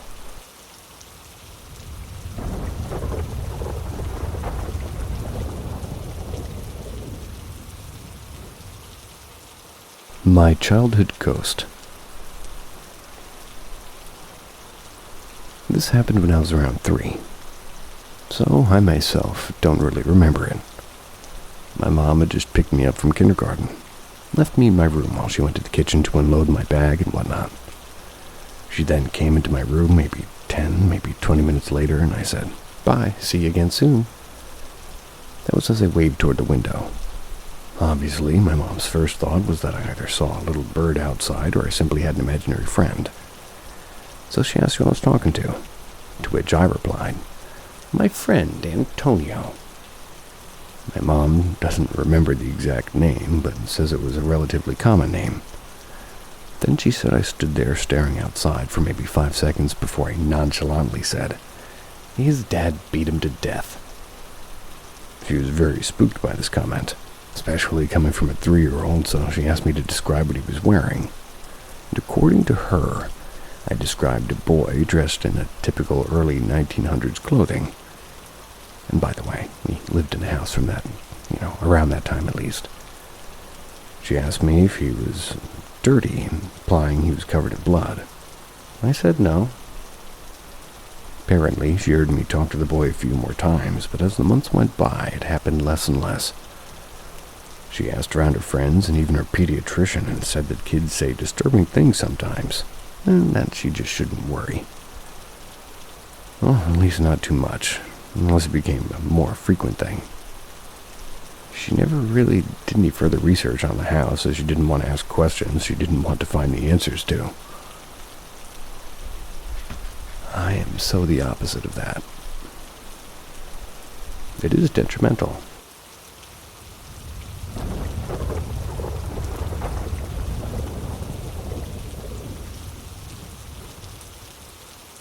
The Blue Indian.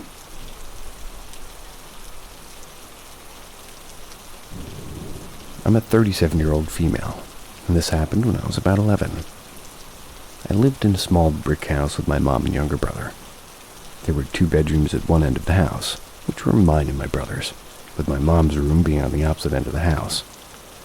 In my bedroom, I had a bunk bed, and I always slept on the top bunk. I had a ceiling fan and a light fixture, which had the metal pull cords, and I tied a string from one end that turns the light on and off, and attached that string to the top bunk so I could turn my light off once I'd climbed up to go to bed. So one night I'd stayed up later than I was supposed to. That's because I'd called in a song request to a radio station. I had been waiting on them to play the song so I could record it on a cassette. I am that old. They had finally played it, and I successfully recorded it. So I climbed into bed, got comfortable, and then grabbed my string and pulled. I was just turning the light off. About 5 seconds after turning it off, my room was filled with a blue light. I opened my eyes and scanned my room, and when I saw where the light was coming from, my blood went cold. There was a Native American man in full Native American clothing, standing in the center of my room with his arms crossed. Bright blue aura. I guess you could say it was like emanating from him. He just started to stare at me. I tried to scream, but I couldn't seem to move or scream for what felt like an eternity. I finally was able to scream, and once I did, I was able to grab my string and turn the light back on. He vanished. Told Mom it was a bad dream because she's definitely a non-believer in anything paranormal. I slept with the light on that night. The next day, my younger brother asked about what she had happened to her, and, well, told her what I had seen.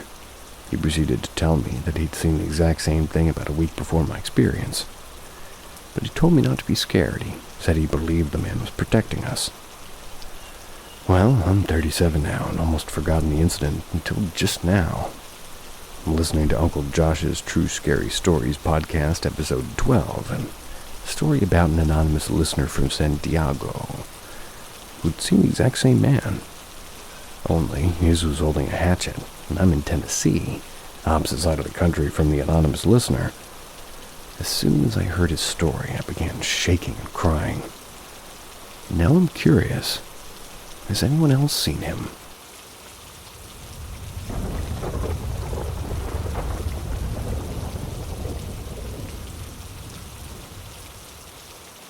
Ghost tried to kill me, but my dead grandma saved me.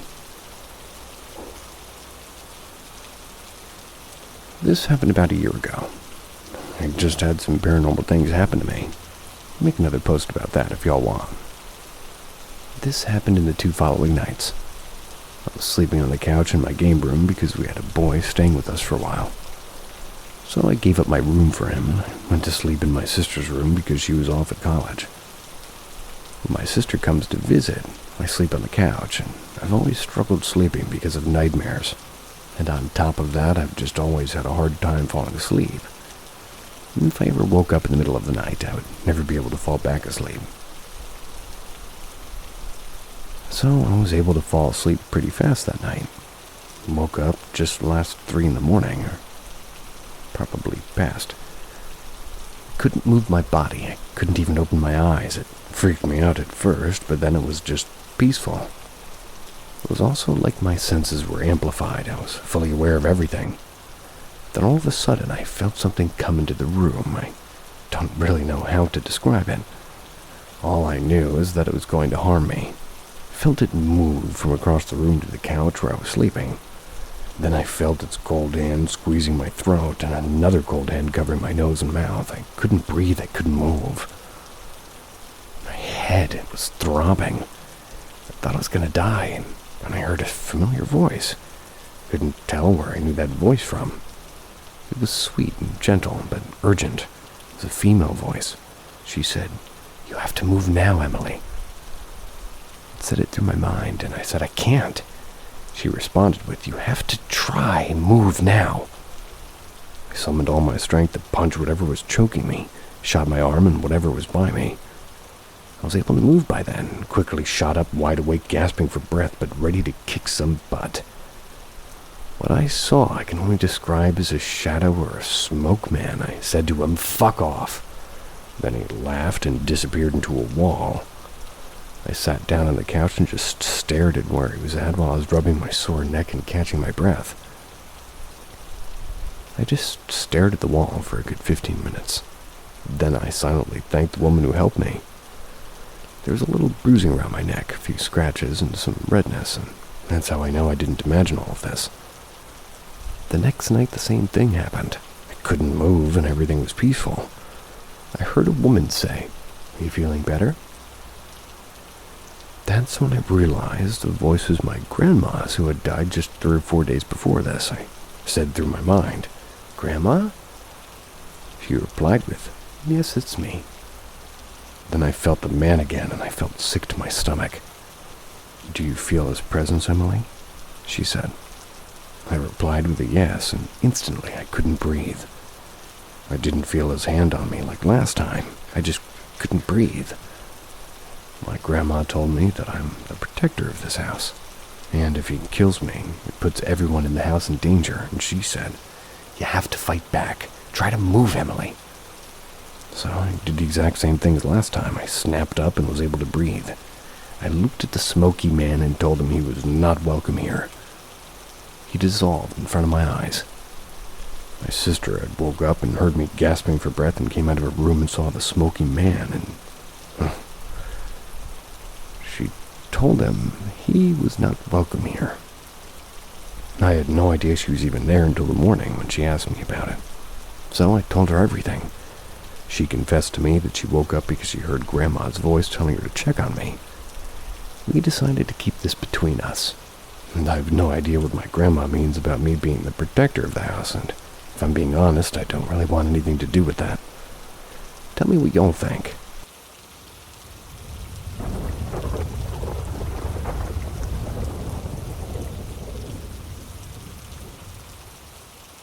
Creepy Tales from Kiribati.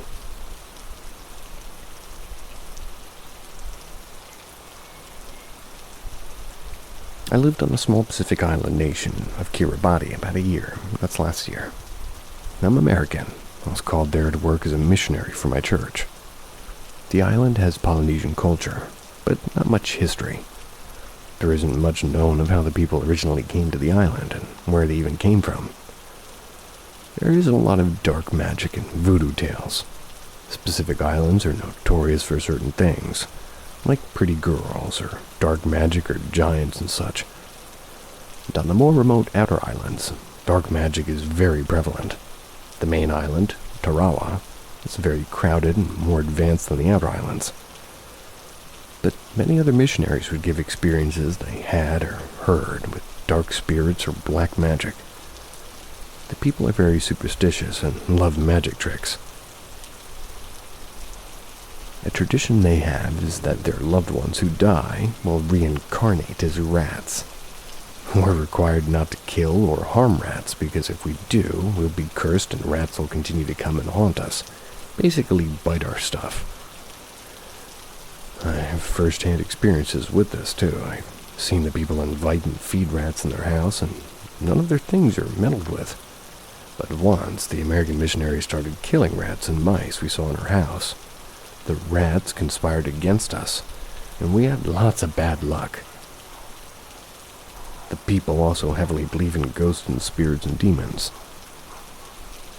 Anyways, that's just a little snippet of the culture. Actually, it doesn't have anything to do with the story. Here's the actual scary tale I was going to get to.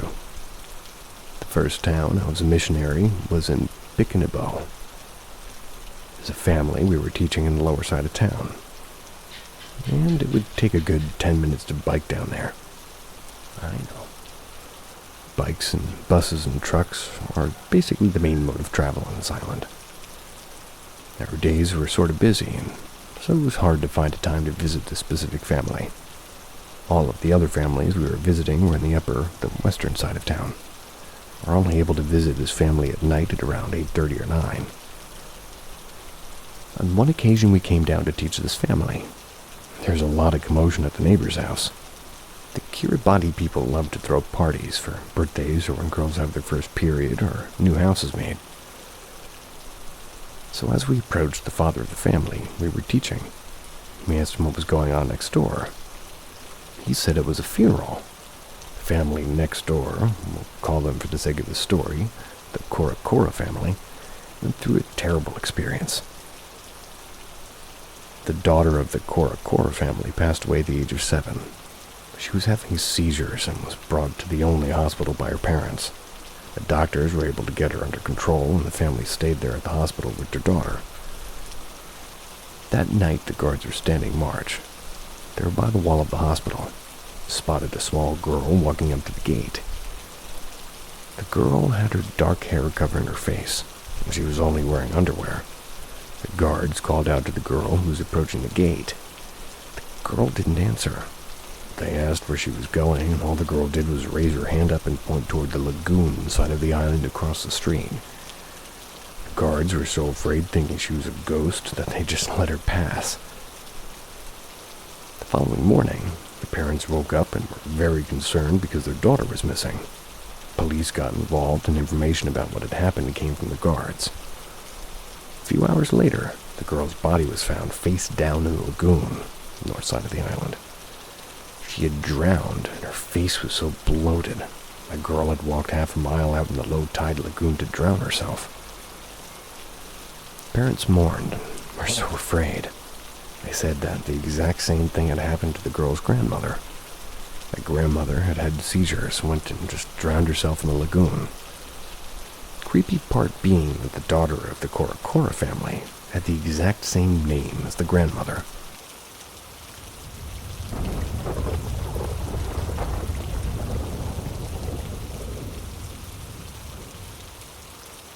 My first time babysitting.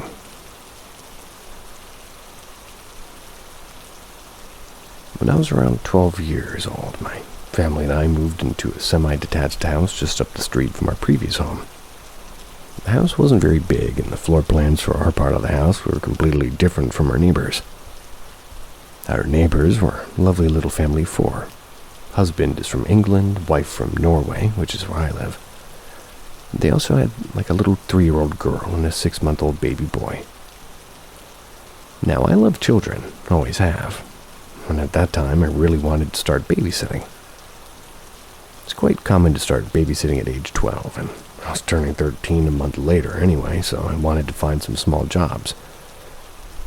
As I got to know our neighbors over the first few months of living there, my parents told the neighbors that if they ever needed a sitter, then it would be nice if they would consider trying me out.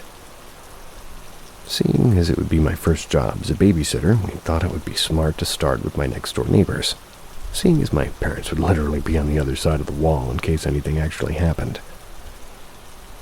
Cut to a Friday night, and my neighbors went to a party that was happening just down our street.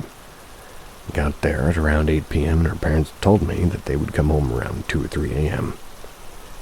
Both kids were already sleeping, so they told me to just put a movie on and relax. Now, these kids were the easiest to babysit ever. Once you put them to bed and they fell asleep, and, well, absolutely nothing would wake them up.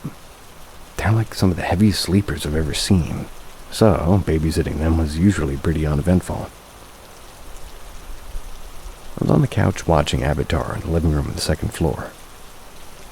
The kids had their own separate bedroom. They were just downstairs where the front door was. I could basically see their bedrooms from where I was sitting, as the place is quite small. Because of the hallway, I couldn't see the front door, though. Now again, this house was very small, so as long as the TV wasn't on too loud, I could hear everything that happened downstairs. At around midnight, I heard the front door unlock, and my neighbors walked in whilst talking. I heard them close the door, and they started taking off their jackets and shoes. I thought it was a bit weird that they hadn't called to let me know that they were coming home early. I just assumed that it must have slipped their mind. So I went downstairs to greet them. I could hear them talking up until the point that I came around the corner to the hallway that led to the door. There wasn't anyone there. The talking fell silent. The second I turned that corner, the only sound was from the TV upstairs. My heart started beating so fast and my head was rushing. I ran to the bedrooms, checked the kids before, just scoured the rest of the house, and opened every door, checked every cabinet for anything that could explain what just happened. There was nothing there. The kids were still sound asleep, and eventually I convinced myself I was imagining things. I checked the kids one last time, made sure that their doors were wide open so that I could, hear them from upstairs and see them. I sat down to finish the movie while trying to process what had just happened. But when I sat down, I noticed the TV had been shut off, even though I'd left it on. When I turned it back on, there was just snow on the screen. I couldn't for the life of me get it to work again. That's when the talking downstairs started up again. Not only that, but the baby started screaming bloody murder. Baby never woke up from naps and definitely wouldn't ever scream the way it did that night. I have never in my life ran down a staircase as fast as I did that night.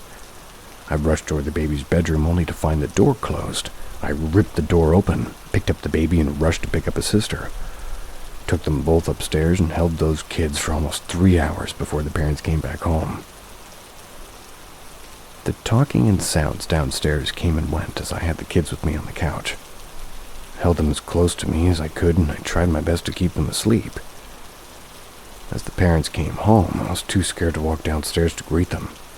I couldn't be sure if it was actually them or not until they walked up the stairs where they found me clutching their children. Obviously, they noticed I was upset, asked me what had happened. I honestly felt like I'd lost my mind at that point, but I told them the story anyway. After I was finished, they told me that it wasn't the first time that anything like that had happened there. Apparently, they heard voices all the time at night. I was kind of mortified that they didn't think to warn me before, but they said they are sorry that this happened to me, and the mom walked me home to my house. I slept with the lights on in my room for almost a month after that. And believe it or not, I did go back and I did babysit those kids again.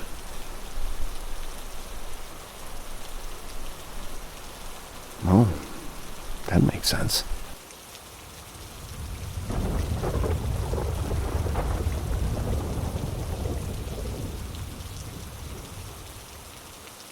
My sleep paralysis demon screams at me to tell them what I feel.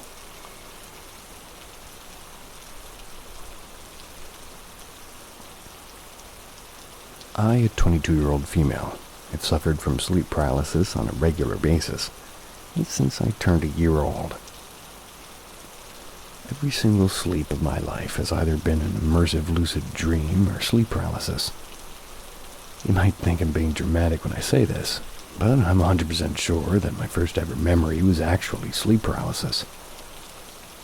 And to start, I've moved at least 20 times since I was born. And I have memories of sleep paralysis in every single bedroom I've ever had. All of my descriptions of early bedrooms have been confirmed as accurate by my parents. We moved from my first house when I was around 1 year and a couple of months. So my first experience was a little bit after my first birthday. And at this point, we lived in a 2-story house. I have 2 older brothers who shared a bedroom in the bottom story of the house right next to my bedroom. Our parents' bedroom was just up the staircase, so that if their bedroom door was open, they could more or less see me sleeping in my crib. I was notorious for waking up in the middle of the night. I would scream bloody murder at that age. According to my mom, there's absolutely nothing that they could do to put me back to sleep as long as I was still downstairs in my room. In fact, it quickly became routine for my parents then to just bring me upstairs as fast as possible whenever I started to scream, mostly to spare my poor brothers from listening to my hysterics all night. Whenever they brought me upstairs, however, I would fall asleep immediately, and never wake up until my parents had to physically wake me up the morning after. This was the routine up until my first ever experience.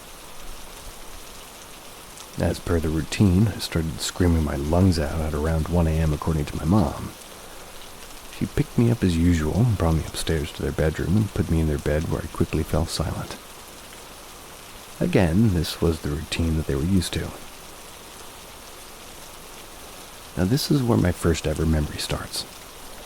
I remember being tucked in between my mom and dad, and I distinctly remember the residual scent of my mother's perfume mixed in with the smell of her breath on my face.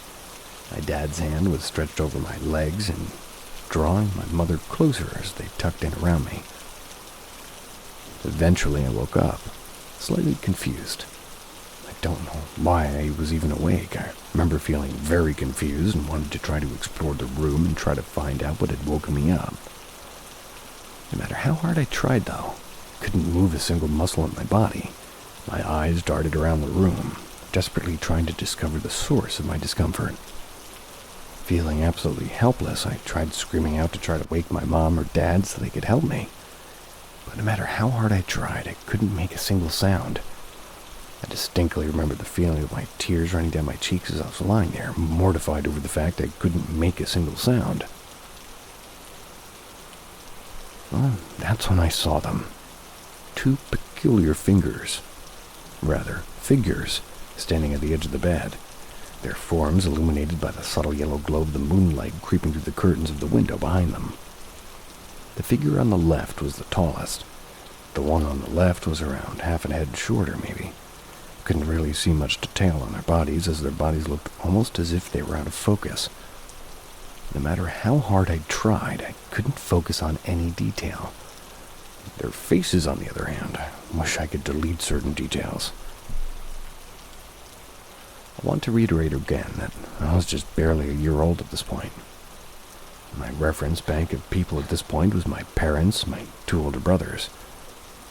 And seeing these two figures standing at the edge of the bed, I remember immediately thinking that this had to be my brothers wearing masks or something. The worst thing, though, was that even though I thought that the figures in front of me were my big brothers, I was still terrified. Their faces held the most grotesque grimaces I've ever seen. I still do not understand how I imagined them. The only way I can describe how the expressions were is, imagine if a fox and a badger were taxidermied, but the taxidermist's main inspiration was the uncanny valley. Yuck. I spent years believing my brothers hid these horrible animal faces, would spend those nights on the end of my parents' bed just staring at me, just tilting their heads as they examined my small form, gasping and fighting against everything keeping me from making noise. No matter what I did, though, I could never break eye contact with them. I know my description of the first ever sleep paralysis encounter might seem a bit long and too detailed. The thing is, though, although the subjects of my sleep paralysis have changed hundreds and hundreds of times since then, they've always just stared at me. There has been talking, sure, but it's never been directed to me. I've had sleep paralysis where I've heard my entire family being murdered. I've heard people screaming outside that my house is on fire, and that everybody needed to evacuate. But no one's ever talked to me. In 22 years of sleep paralysis almost every single month, there was always at least one figure just standing at the foot of my bed, just staring at me, keeping eye contact.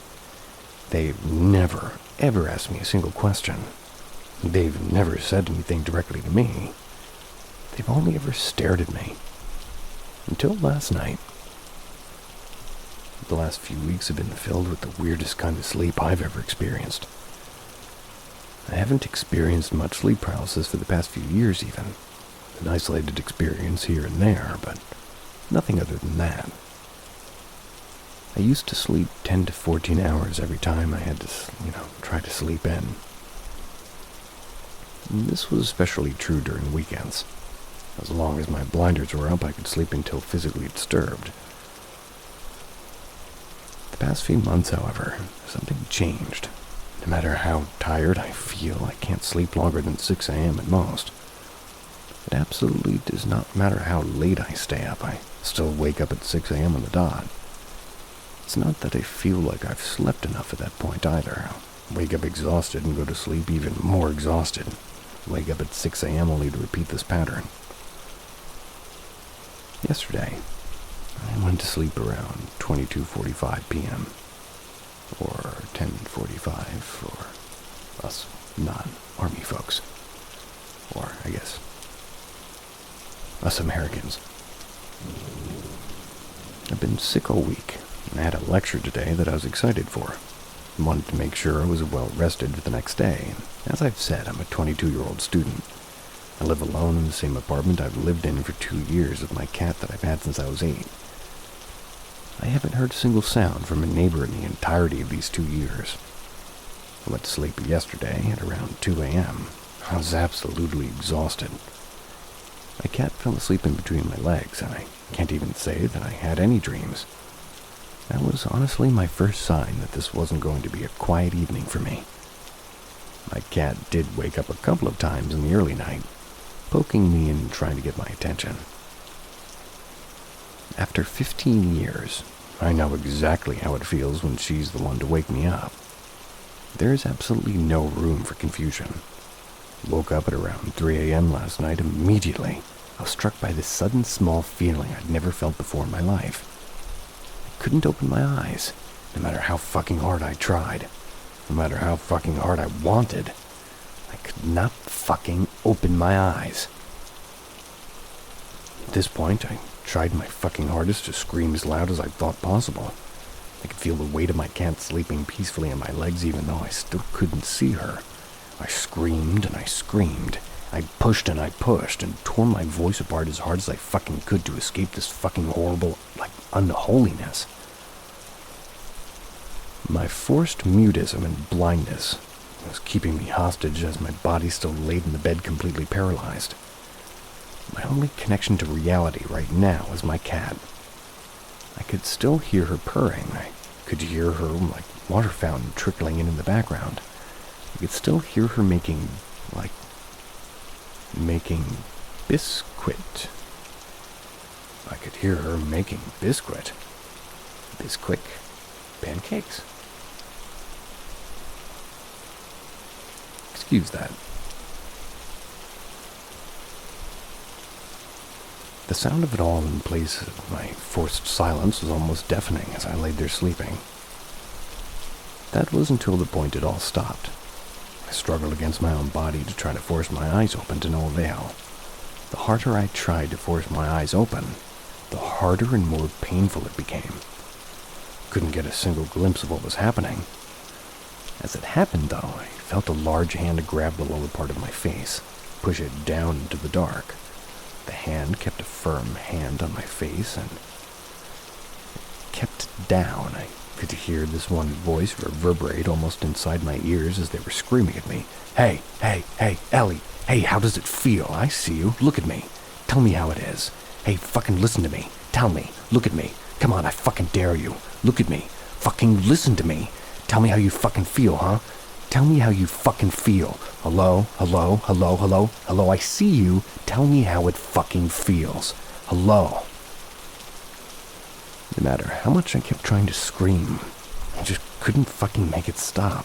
The voice just kept repeating the same things, never allowing me to see anything until I begged it to stop. The screaming kept on going for at least 45 minutes. Felt like it at least before I was physically able to open my eyes and make them stop. I am terrified to go to sleep tonight. Man, just however long I was doing that made me uncomfortable. 45 minutes? No thank you.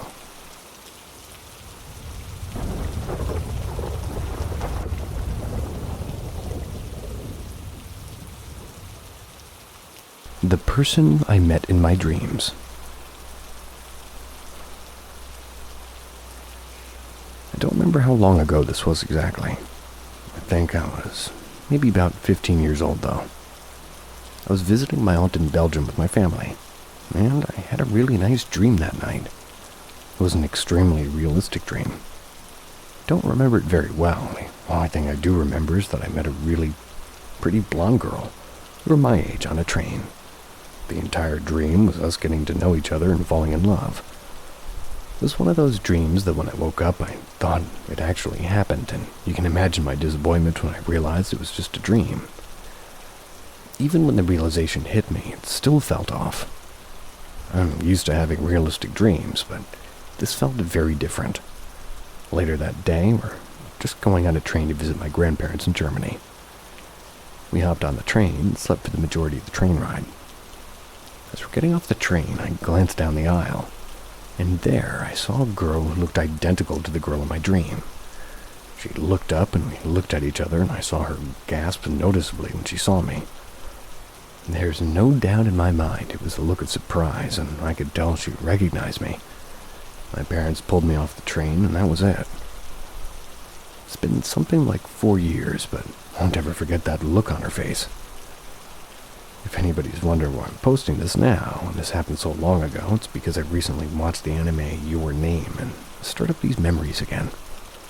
It's not like it's the exact same situation by any stretch of the imagination, but it just reminded me of it. Also, I am aware that the story can very easily be explained as a coincidence, and very well could be, and I acknowledge the possibility that I'm turning nothing into something.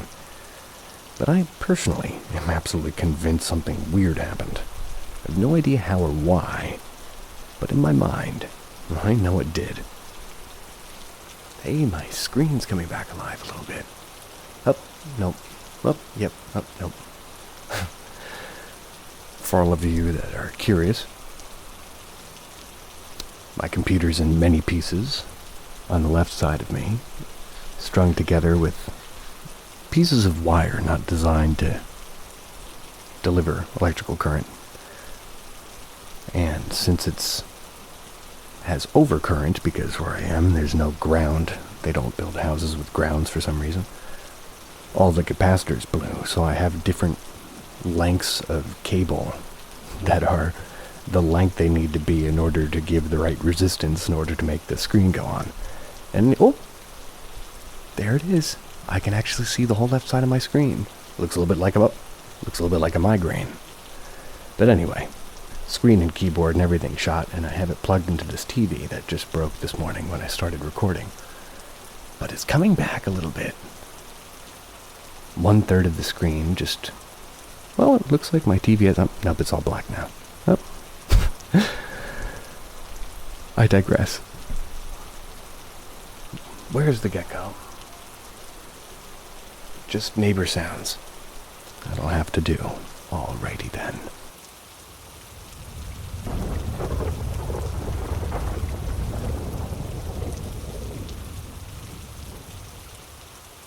My paranormal experience when I was a kid.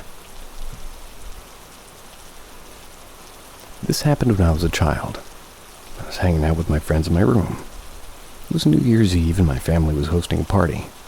So all of the adults were celebrating outside, and us children were in my room doing something. I don't remember, and I guess it really wasn't relevant. All of a sudden, my sister tells us to look at the door. We all turn our heads and see a very weird shadow from the crack between the door and the floor.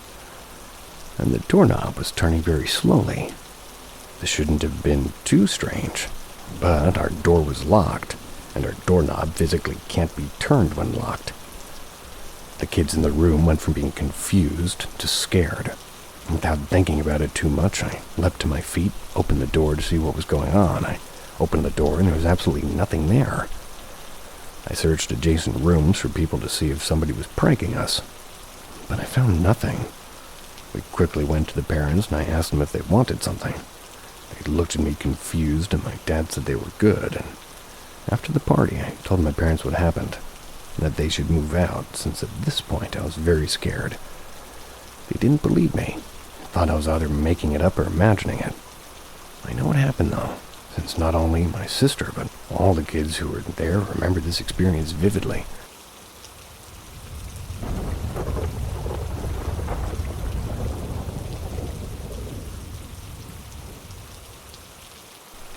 Weird guy assaulting me in an odd atmosphere. That doesn't sound good. This is a story that happened to me a few months ago. It's not the scariest story you will find, but it appeared to me as a really strange situation. Sounds almost super normal. So 3 months ago, living for an exchange study in a big coastal city of Greece. Near to my place, there is a 3-kilometer long and straight modern seawalk. It was recently finished, going from the city to a really distant residential area. It was a really spaced area with trees and a park separating the seawalk from a big avenue. Being a really spaced and quiet place in comparison to the city center, it was a bit chaotic. I really liked to walk there. Many person were usually chilling and walking there like me. So this day I walked alone with my headphones, those 3 kilometers around 4 or 5 p.m., It was the end of the day, the sun was low, but it still was pretty lighty. It was still winter at that time, and still wintry, and there was many wind-agitated sea, but the walk still relatively frequented. At the end of the sea walk, there is a big red building riding on the sea, making the walk bypassing it, going right, then left following the sea. This portion was less maintained and a bit more isolated, with a dirty ground filled with trashes, broken benches. Arriving near of this portion, I noticed a guy a bit behind of me. He was walking at the same speed as me. Being behind, but on my right, I could see him quite easily. He was a small guy, around 30 years old, with a beard, medium long hair. He had a hoodie by a blue jacket. Didn't really care of him until I walked of the neglected portion at the end of the sea walk. Walking there, he started to talk to me in a weird language. I didn't talk Greek, but I really had the feeling that he didn't spoke as the other locals. He spoke in a really fast way. The Greek people being really nice, I first thought that he was friendly, trying to discuss with the stranger. I told him I didn't really spoke Greek and English, and as he continued to speak in his language and me insisting on the fact that I couldn't speak English, or rather just could speak English. Suspect. He came closer to me, and I really felt that he wasn't as friendly as I thought he was. After 1 minute of incomprehension, he started to be really too close to me. He seemed really pissed off, and strangely, there was absolutely no one around us. I felt the atmosphere really strange. Really abruptly, he took my forearm with his hand and told me really loudly with his weird accent, "Passport, passport!" I rejected him with my hand, and he continued to say the same word. He really wasn't any kind of policeman.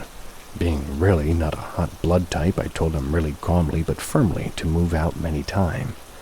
"Goodbye, mister. Please move." He stayed here, so I moved away like 10 meters, going back the direction I came. He stared at me a few seconds and moved away too, going to the other direction. He didn't look in a hurry, just pissed off. Stayed here 1 minute, then a family appeared really quickly, walking quietly. They didn't look as if they saw the altercation. Until now, it looked pretty much as just a creepy encounter. This is where the story goes more strange to me. The direction the guy took was going left after my location, so I couldn't see the way he took. After 1 minute, I decided to follow his way, wanting to see what he was doing. I took the turn, and I was really surprised to see many people walking normally, but not any trace of the guy that just assaulted me. The walk offering no escape in less than 150 to 200 meters. The big red building on the left and the sea on the right before another turn further. Really had the feeling that the guy vanished really fastly. If he had run fast to get out, the people walking wouldn't look so normal, and I don't see why he would have escaped from me. I wasn't like calling the police or something. But I thought about it. When he was talking to me, I really had the feeling that the surroundings were completely empty of people, in an unusual way. But in the instant he vanished, many random people started to appear everywhere, every side of the walk, like if everything was going back to normal. My imagination made me thought that it could be like an encounter from another dimension or something. But then I thought that it probably could be a phantasma. Even if this encounter was weird by the fact that the guy vanished really quickly and that random people started to appear when he left, I can't really say for sure that it was a paranormal experience. But it was really odd, and some might even say supernormal, with a black picture of a gecko on it. I really don't know why the guy was asking me for my passport, and I don't really know if he was Greek. This is not a terrifying story. Maybe he just didn't like the foreigners. Maybe he was just a bit mad. But all the atmosphere around the altercation had left me a weird feeling. So I'd like to have your impressions. It could be really interesting.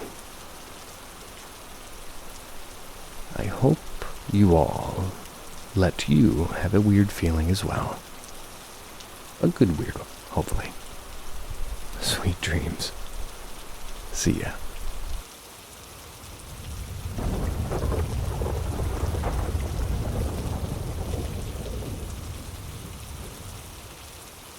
Welcome to Paranormal M, your passport to ghost stories, eerie encounters, and unexplained phenomena. Each episode reveals something stranger than fiction, yet eerily real. Don't forget to subscribe and hit the bell, so the darkness doesn't find you first. Ghost encounter at the haunted historical inn as a child. This happened to me when I was around 6. It was in the mid-90s. My father was a Finnish carpenter at the time. I went to work with him one day, and he was working on restoring an old hotel called the Feather River Inn in Plumas County, California. The inn was built in 1915. It was also a preparatory school. It's now been vacant for a long time. I know, Gecko. At the time, I knew the inn had a history of being haunted, or at least very spooky. My dad had told me about the place and about stories he had heard. He later had his own story. I was little at the time, didn't really think too much about it. But I remember I was excited to go and see it in person. The 3rd floor was abandoned. It was in really bad disrepair. I remember it being really dark and in shambles. I think any kind of old abandoned building it would look like that. We went to the 3rd floor to look around because there's really weird paintings in some of the rooms. They were painted in all black and white swirls, like hypnosis circles. The crew imagined boys from the prep school probably drew them, but nobody knew for sure. Strange thing was that they even found mummified cats in one of the walls up there. Yucky.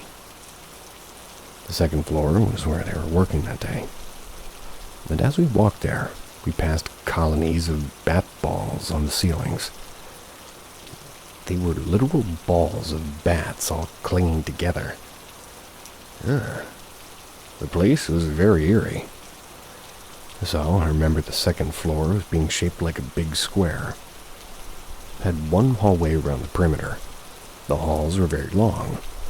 The part of the hall that they were working in was in good shape and lit.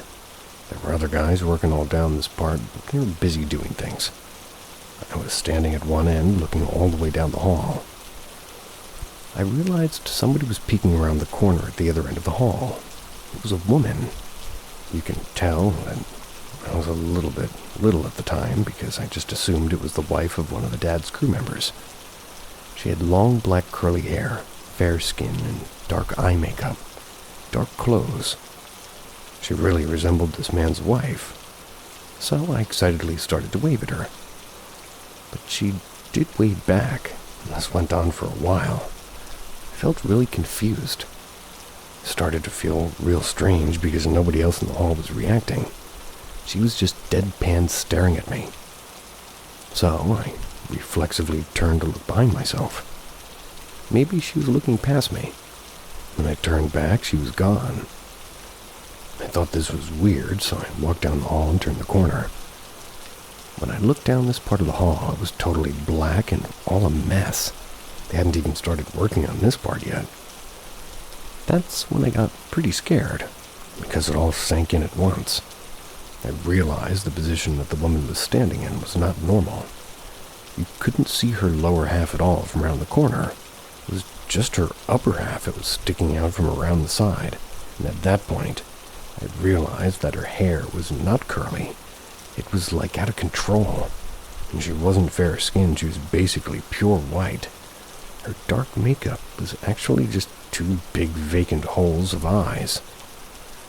Crazy looking back on this experience, because it's like, what on earth was I thinking waving at that? It's also strange that it took a while for me to process how creepy she looked. I can still totally see her and the whole experience in my mind's eye. Can't totally remember her expression, though. I think it was just blank or serious, not smiling. Can't remember what I did next, but I know I've talked about it with my parents in the past. Basically, everybody who spent time there had a strange experience, and whatever I saw was so vivid, and whatever it was interacting with it, many thoughts or ideas.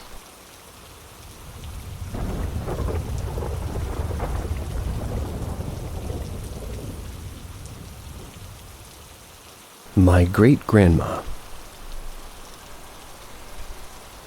So for setting, this story took place when I was around 3 or 4. My mom, a woman who strongly refuses that ghosts even exist, is then one that told me of this encounter. Apparently, this had happened several times throughout my childhood. I had repressed much of it, so I don't remember anything from before the age of 10. But I always get a familiar feeling when I see photos of her. Anyways, on with the story. So like I said above, this story specifically takes place when I was like 3-ish. So I was able to talk and play. But on this specific day, my mom had left me to play alone in my playroom.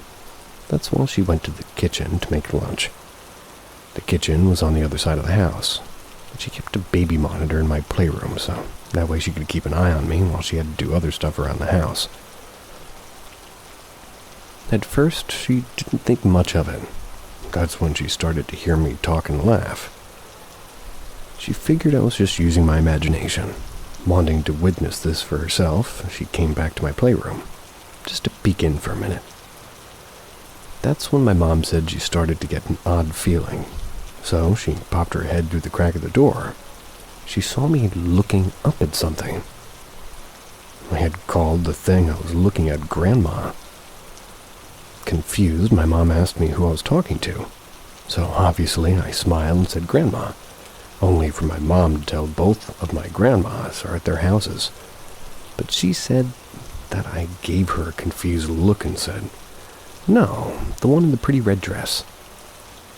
The only photo any of us have framed of her is a photo in her late 60s from before she died, wearing a long red dress with white lace at the neckline. My great-grandma died before I was even born. And like I said above, my mom doesn't believe in ghosts. But to this day, she gets uneasy talking about it. And to this day, every time I see a photo of my dead great-grandma, I feel a sense of familiarity, like I knew her.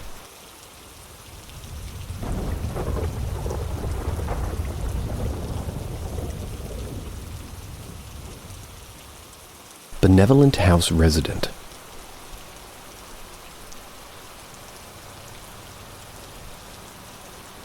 This happened when I was about 6 years old, but I still remember it well.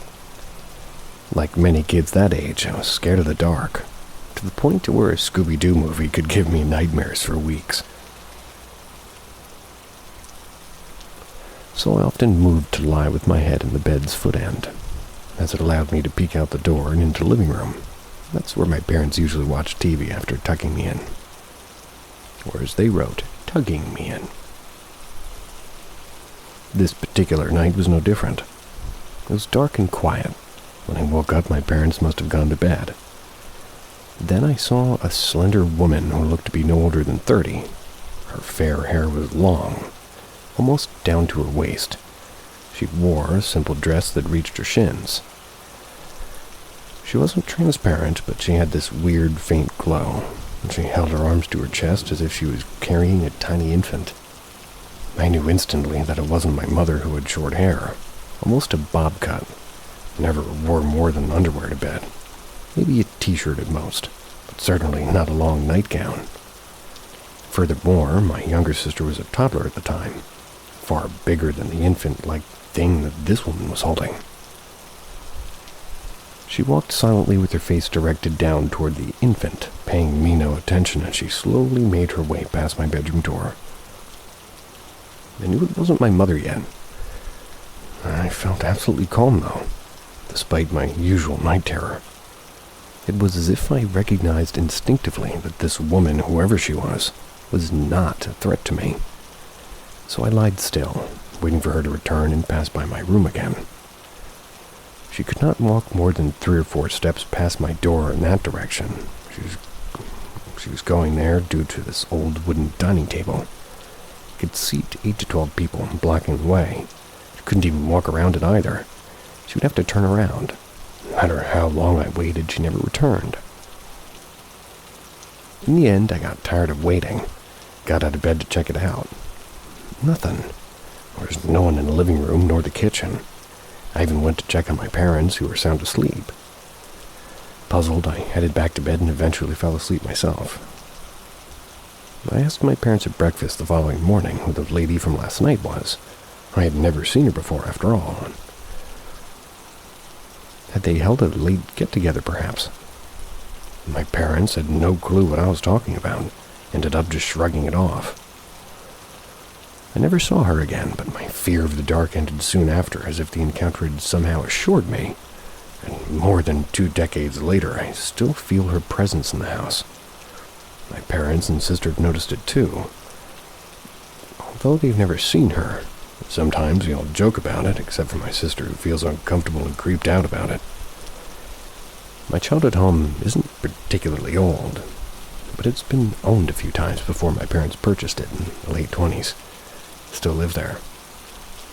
We're not religious, and I don't know who or what she could be, but the house would feel oddly empty without her in it. It's like I like the small signs of her there. I do wonder, however.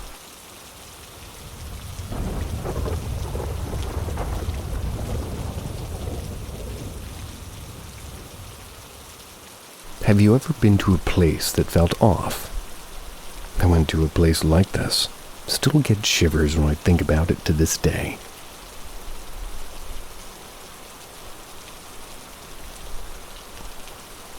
This happened when I was a teen. I'm 26 years old now. And this is important mentioning after all those years that I still feel bad if I think about that day. My parents decided to move, and I went with them to look at some houses. The first 2 were okay, but not quite what my parents were looking for, since they wanted a house with a big backyard. The realtor decided to show them a newly vacant house. Newly. The owner was an old lady who had died, and their sons decided to sell the house. My parents aren't superstitious or religious people, and I'm not also, so we didn't see a problem with it.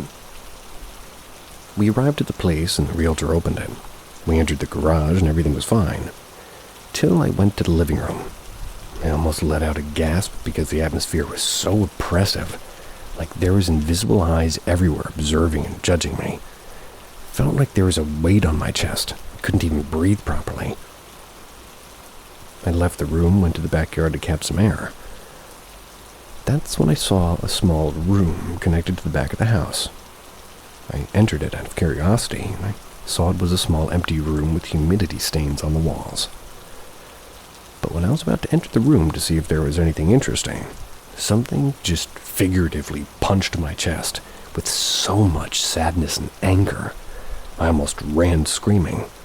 I slammed the door, entered the house again, going to one of the empty bedrooms and sitting on the floor, trying to catch my breath. I couldn't stay, though. The feeling of being watched and judged by numerous invisible eyes returned with even more intensity.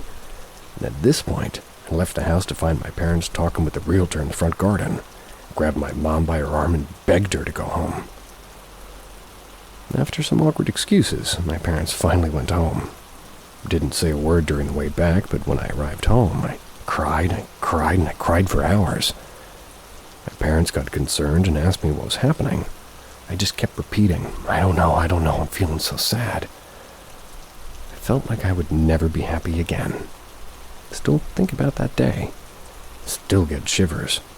And as I write this, the hair on my arms are standing up, and the last thing I heard about the house is that somebody else bought it and turned it into a restaurant. I'll take the number 4 with a side of spooky.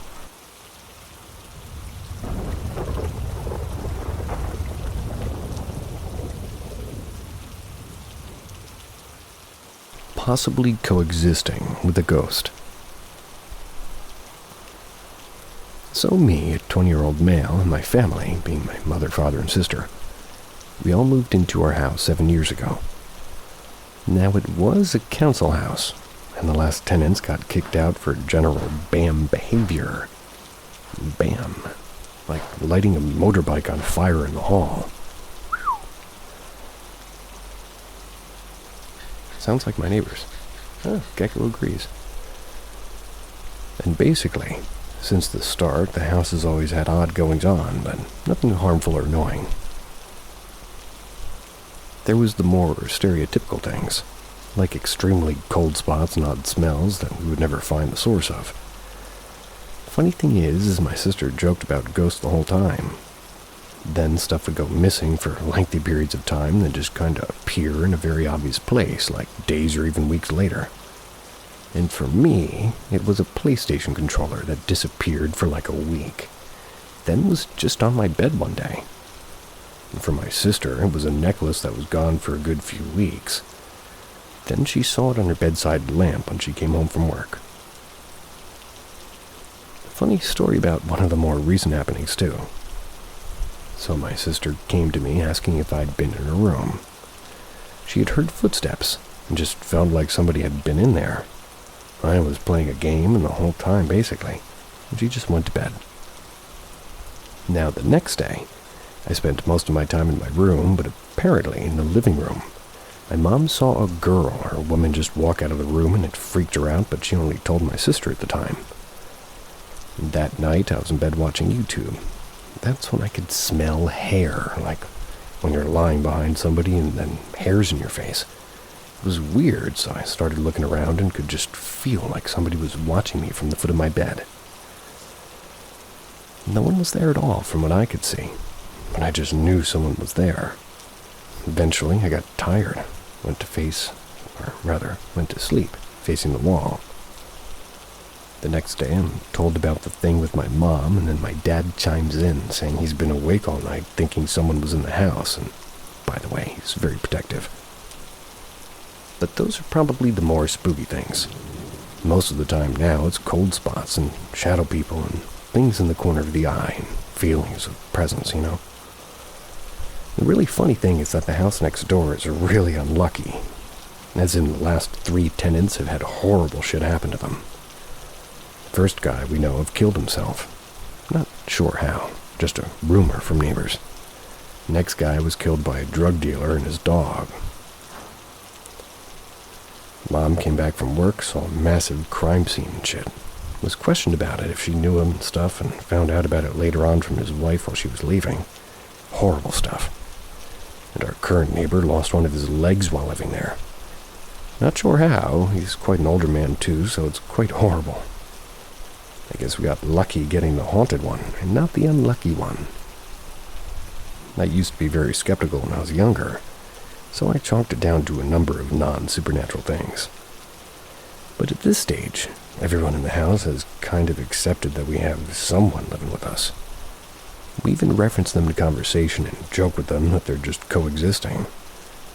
Hopefully they don't see it as, like, mocking behavior. We just don't really care because they seem benign and harmless, even if they sometimes borrow stuff.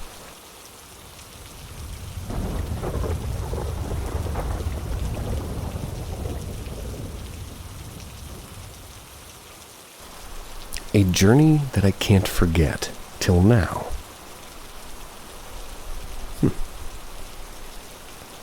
I was in my 30s when this happened. I'm a ticket collector of a train. I have to travel across my country for the sake of my job.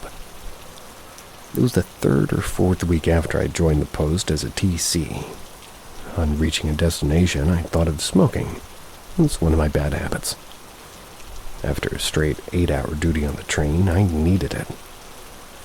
As I was prohibited to smoke inside the train, I was feeling the terrible urge to smoke. On reaching the station, I undressed myself from my uniform and get myself in a common attire in the room in the station itself that was given to me.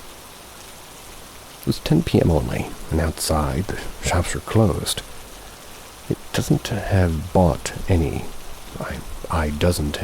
cigarettes till now, nor do I had a single one. Past tense, future tense, all tenses. I thought how I can manage the whole night without it. So anyhow, I have to find an open shop nearby. At 10:30 p.m., I left in searching for the shop. I didn't find a single shop open nearby. I was wandering here and there, and I found a group of people going somewhere. I asked them why all the shops had been closed. They told me that they're not native of this place, and I have to catch the train. They hurried away after walking for another 30 minutes in the small town. I got tired. I really don't know why I doesn't give up because it's my addiction for smoking. Me too. After some time, I felt like where I will get my stuff, I know it, and the roads are signaling me the right path. But I didn't find a single shop in town, or I guess you could call it a village. I came much further walking from the station, nearly about 5 to 6 kilometers. Now at last I've decided to return to my room in the station. I have to return to my home early morning by the same train I had come here. I felt extremely tired, and I have to go another 5 to 6 kilometers by walking, as there is no means of transportation I've seen still now at this odd time. On returning, I found an elderly couple with their children and a bag of luggage with them. They surely will be going to the station, at least I thought. I should also join them, helping with their bags, and the walk will be less boring. By their company, I'll also be less frightened of robbers or a thief. Introducing myself was easy. They don't show any uncomfortablenesses while introducing themselves. They told me where they're from and where they're going. The men told me that this was his in-laws' house, and that they're returning home. Their train was at 3:45 a.m., and it was now 2 a.m. I noticed my watch and the black and white keypad mobile, and I noted that I've walked almost 3 to 4 hours continuously for a single puff of a cigarette. It was 3 a.m. when I reached the station. Station staff asked me where I was. I was new to this job, and I feel hesitant to inform that I smoke, and it'll be a red mark in my reputation. I slept for only 2 hours in my room. At 5:30 a.m., hoping for finding the shop, I came out and found 2 or 3 shops opened and went there. I asked the shopkeeper why the hell was all the shops closed yesterday so early at 10 p.m. only. The word which came out from his mouth totally surprised me. He said their shop was open until 2 p.m. I asked another shopkeeper their answer, and it was also the same. They told me here, near the station, shops are open until 2 a.m. In this place might be a village or a small town, but the station is a junction, a large station. Had thousands of passengers pass by every hour. And suddenly my phone rang. It was from my home. It was my father. He said that there's bad news. My friend since my childhood was no more. I was frightened more than being downcast. I felt myself freaking cold and ran toward my room and locked myself. I caught my train in schedule time and calculated my puzzled experience, i.e. the relation between the death of my best friend and the last night experience, because he was the one who always hindered me on my smoking. He always said for me to stop smoking. He's always been the barrier of my smoking. And he used to campaign in an NGO that disfavor the quote-unquote smoking.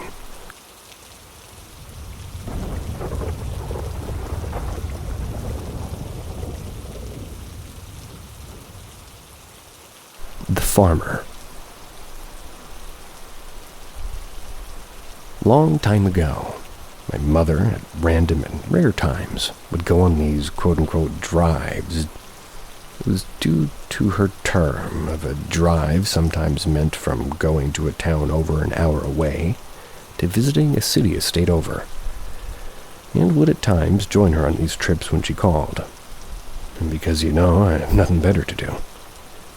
This happened on one of these many trips. We were returning back to our town that we both lived in. It was in the afternoon. 2, maybe 3, and weather through the day was fair enough with some clouds. We were going through a town where I used to go to school. That's where she turns to me and asks if I was all right. Maybe we could take a detour. Wanted to check on her then boyfriend's place and animals. I, knowing these roads, so I just shrugged and said, sure. It was a 15-minute detour after all. So she turned off the main road and down a road I knew all too well. As I said, I used to go to school in the town. We just passed this road we were currently on when the road my bus would take, and after all those years, I knew that road. I knew every corner, every bump, every hill. The road itself was somewhat small. Enough room for 2 cars to drive on with ease. Anything bigger, well, somebody was driving on the curve. So here we were in the same road I took when I went to school. The same road I dreaded so many times. As we made our way down the road, I turned to ahead of us, and in the direction we were going was a figure.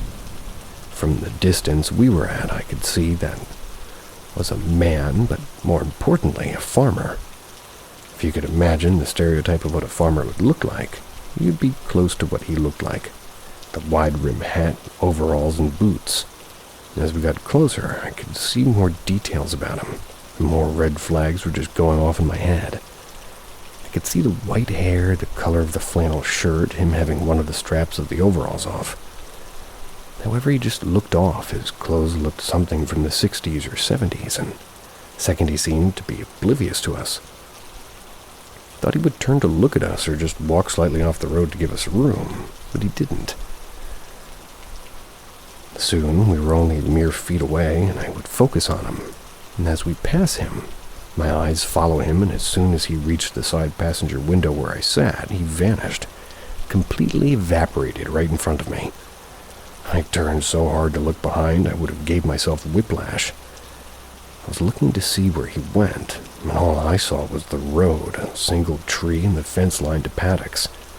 No farmers anywhere, and as I stare, questioning my sanity, I hear, "You saw him too?" I turned to my mother. I was asking if she saw a farmer. She responded with yes.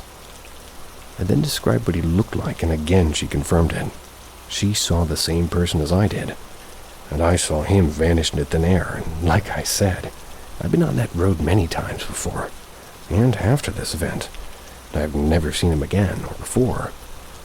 This was not my first time seeing a ghostly person, and if anybody's interested, I can retell some of those here, the times my mother lived in a house with an extra, quote-unquote, person living there.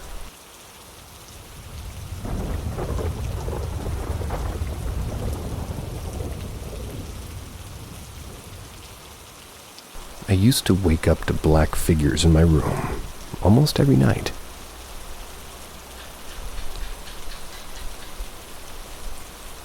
About a year ago, I was in a very dark place spiritually and emotionally. I rarely prayed, and I had so many insecurities, worries, and problems in my life that it was a struggle to just get by day to day. It was at this period in my life I started to wake up to black demonic figures in my room almost every night. Can't remember when it started, but I remember the worst nights to this day. Usually they show up either beside or at the end of the bed, tall, sinister, blacker than black. Never had sleep paralysis, and there was never anything in my room that could look like these things, and yet I still saw them. It got so bad I had to sleep with a flashlight next to my bed because the only way to get rid of them was to quickly shine my torch at them when I woke up. Usually I'll wake up to one of my rooms, or rather one of them in my room, which would freak me out on its own, but one night I woke up and saw 3 of them all surrounding my bed, all the same height and all facing straight toward me, not moving or talking, just watching, and it terrified me. Now, all this could be explained rationally, right? Overactive imagination, or just being half asleep, right? Well, I have 2 reasons why I think these things are very real. I woke up one night seeing a smaller one, like a child at the end of my bed. For some reason, I wasn't scared. I think it was because I was still waking up. Never spoken to these things ever, but on that night I did. I just said, "I can see you." While looking toward it, the creepiest thing happened. It started moving toward my desk and literally stood behind my desk as if it was trying to hide. Fucking crazy, if you ask me. My other reason is earlier this year, some missionaries came to our place for dinner. I asked them to bless the house and our family. After that, I never saw one in my room again. Call it coincidence. I don't think it is. I think those things were very real. I don't tell anyone in my family because I think they'd be creeped out to say the least, but I don't really want to actually scare them.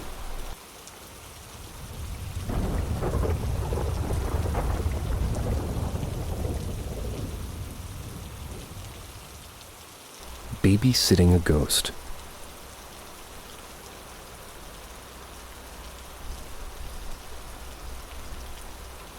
Some backstory. My mother has breast cancer. Not saying this to get sympathy points, but pointing it out for the story. Before our town got a cancer treatment center at the hospital, my mother would have to travel to a city 4 hours away to get treated. At times, this would be 3 days. She would leave, get treated, then come back on the third day. At this time, my brother was in his early teens, going through that rebellious stage of his life. So, guess who gets called to look after him when my mother does her treatment? Day 1. My mother's leave early, about 6 in the morning. Tells me she should send me a text when she gets into her hotel. I, who came around yesterday so my mother could leave early, told her to have a safe trip. Eventually, my brother wakes to get ready for school. And this is on a Friday. I gave him his lunch and he's off. Spend my day just sitting around my mother's house, keeping her cat some attention, giving the dog some food and watching TV. The basics, really.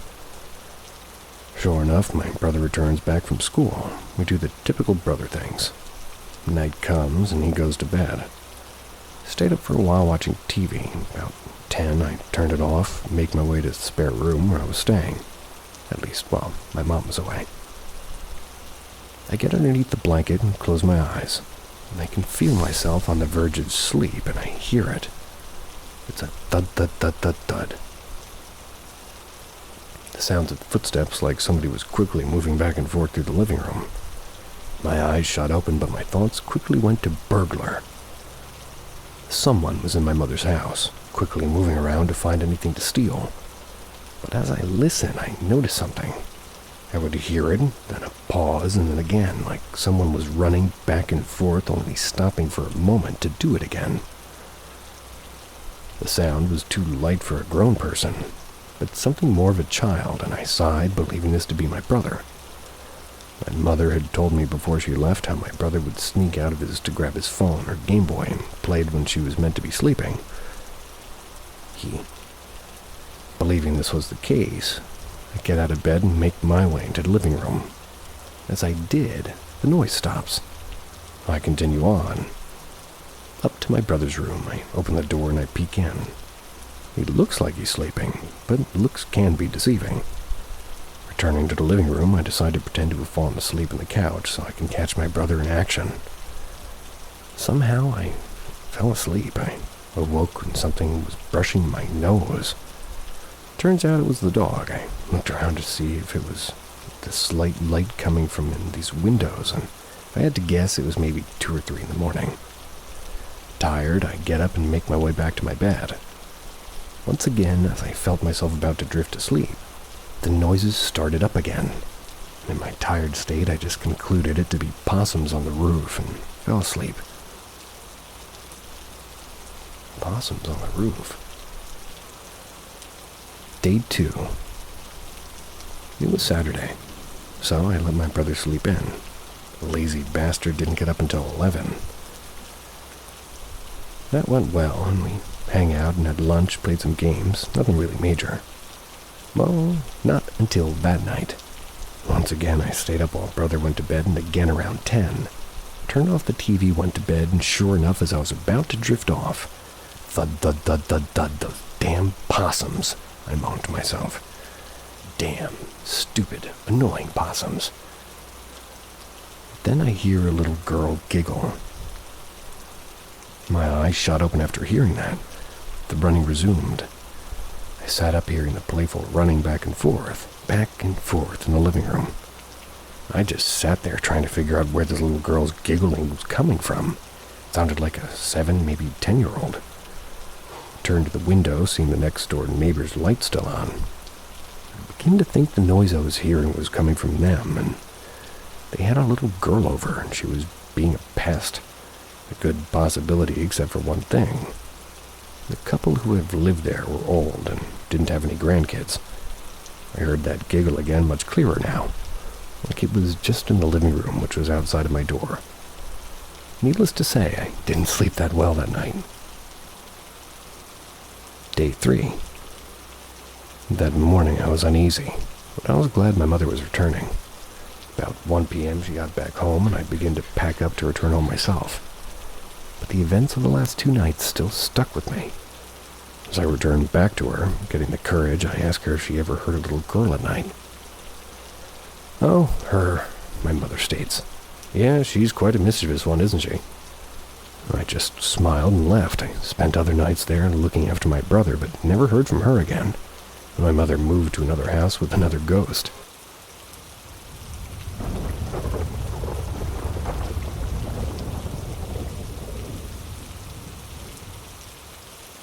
Translucent diamonds swarm in broad daylight.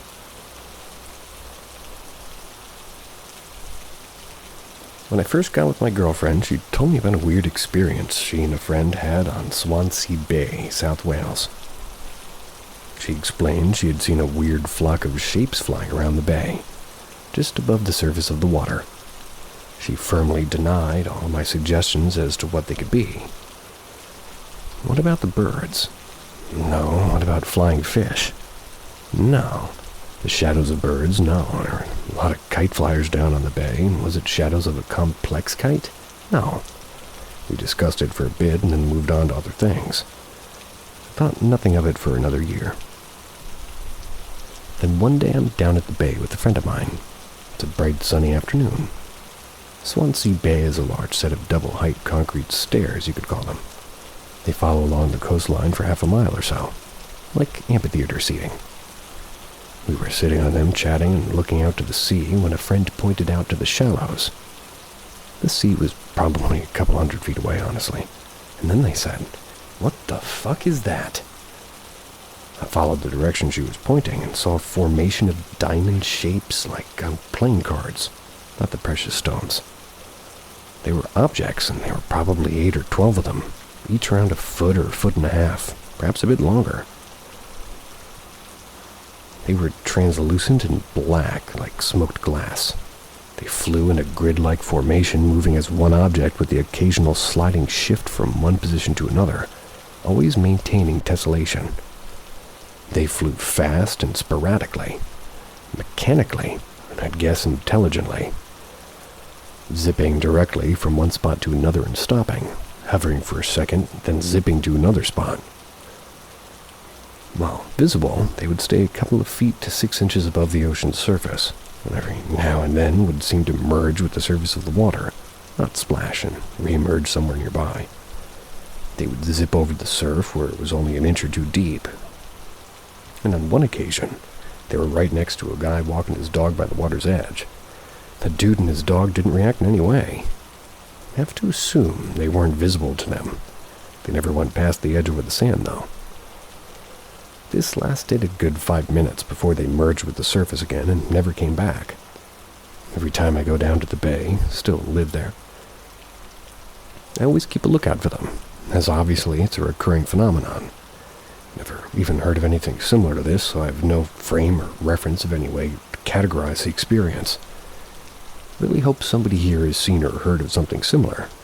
Probably still think about it a few times a week. Anybody listening from over there? Because the whole time he's explaining the movement of this thing, I'm swatting at a fly that is on my lip of my coffee cup. No matter how clean you keep a place, people next to you can still be dirty enough to bring a fly in your house and make narration an obstacle, which is kind of fun.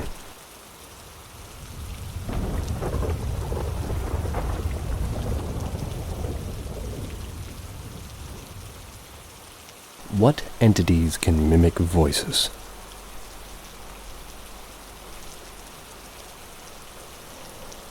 So last night, my friend came over, spent the night.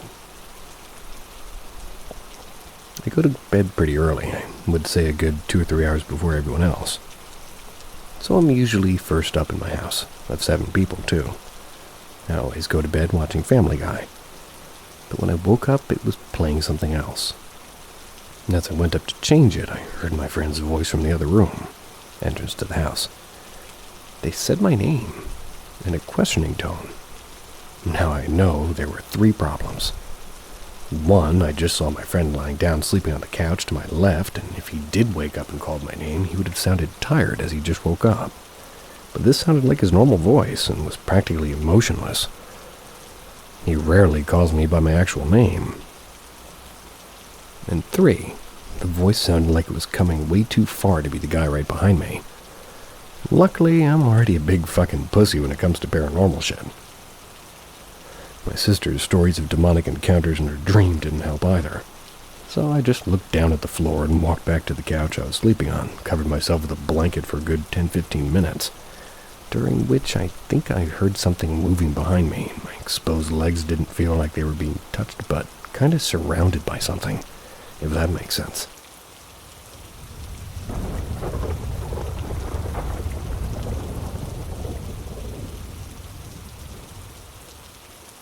A true scary story of LayaRene. She told me this story when I was younger, and back in my home, that's in, oh boy, I'm not good at Spanish, but here we go. In my hometown of Zacatecas. Zacatecas. That sounds wrong. Zacatecas, Mexico. Anyways, let's get started with this story. The story takes place around 25 years ago. So during the night, my mom likes to take simple walks around to clear her head after a day's hard work. Because it's always hot and humid during the day, she uses this time to savor the cool breeze of the silent yet peaceful nights. Without a doubt, my mom thinks it's going to be a regular stroll, like always. But then she hears it. Near a small lake that's a little bit farther away from the town. It's where this girl in a white dress walking, but crying. And as she's crying, she hears the phrase, "Mis ojos." My mom knew that this was the LayaRene because every single person in Latin America knows of this woman. For those who don't know about LayaRene, there used to be a beautiful but poor girl who had fallen in love with a rich man. Both individuals felt the same amount of love and compassion for each other. They shortly got married and had kids. They truly loved each other, or so she thought. The woman found out that her husband's having an affair from a constant disappearance in the middle of the night, catching them in the act. One dark night she took the children out for an evening stroll before stopping near a lake. Because her children looked so much like their father, she threw them into the water to let them drown. Realizing what she had done, the woman felt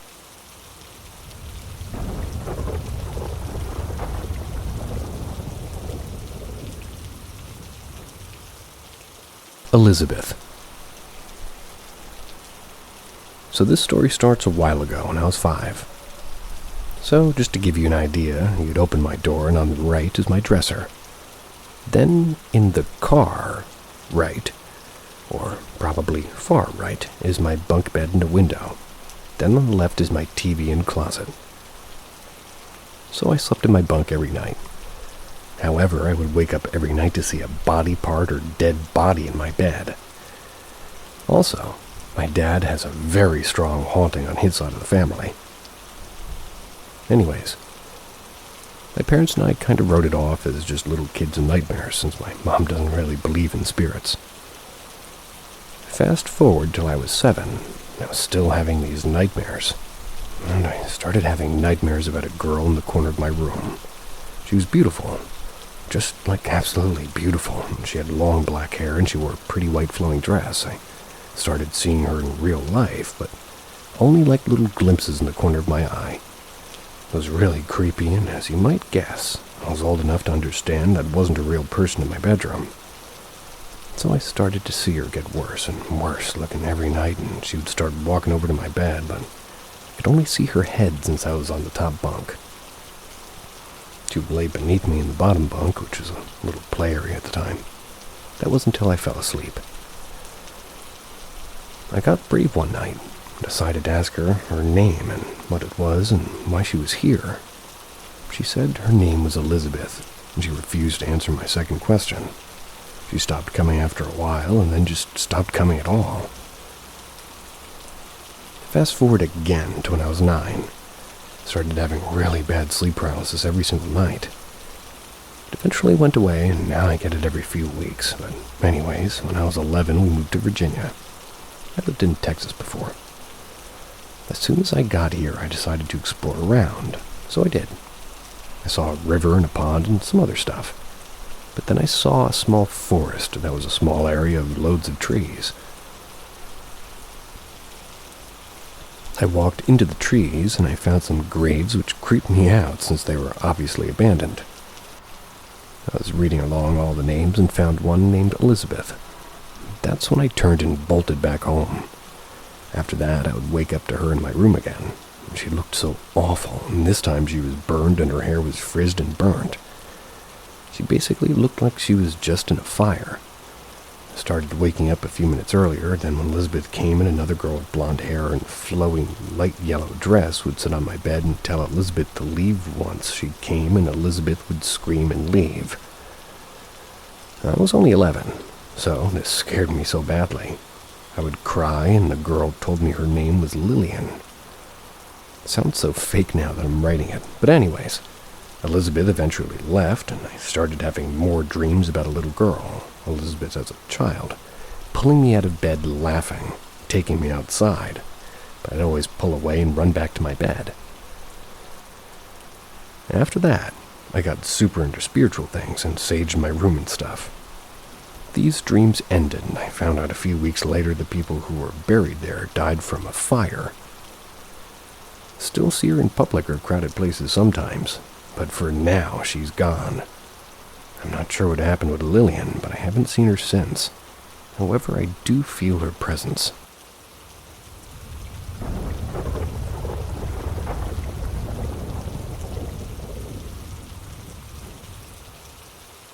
Childhood experiences. When I was younger, my family lived in a run-down, terribly built, and dangerous neighborhood. It was the type of neighborhood where hearing gunshots and geckos was quite frequent.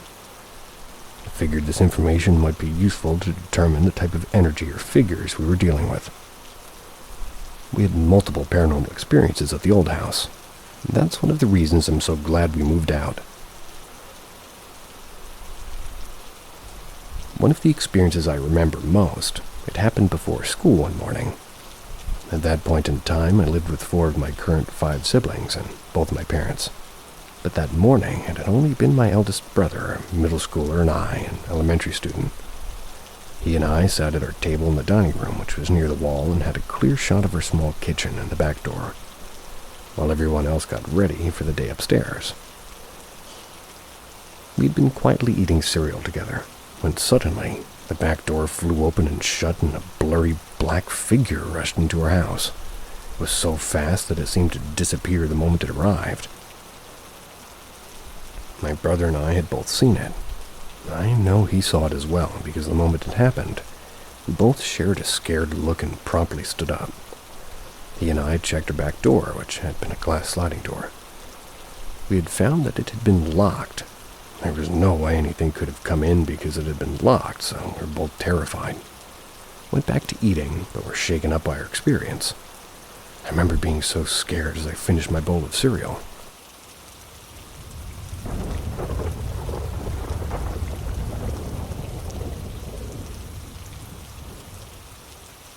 I heard my cat talk.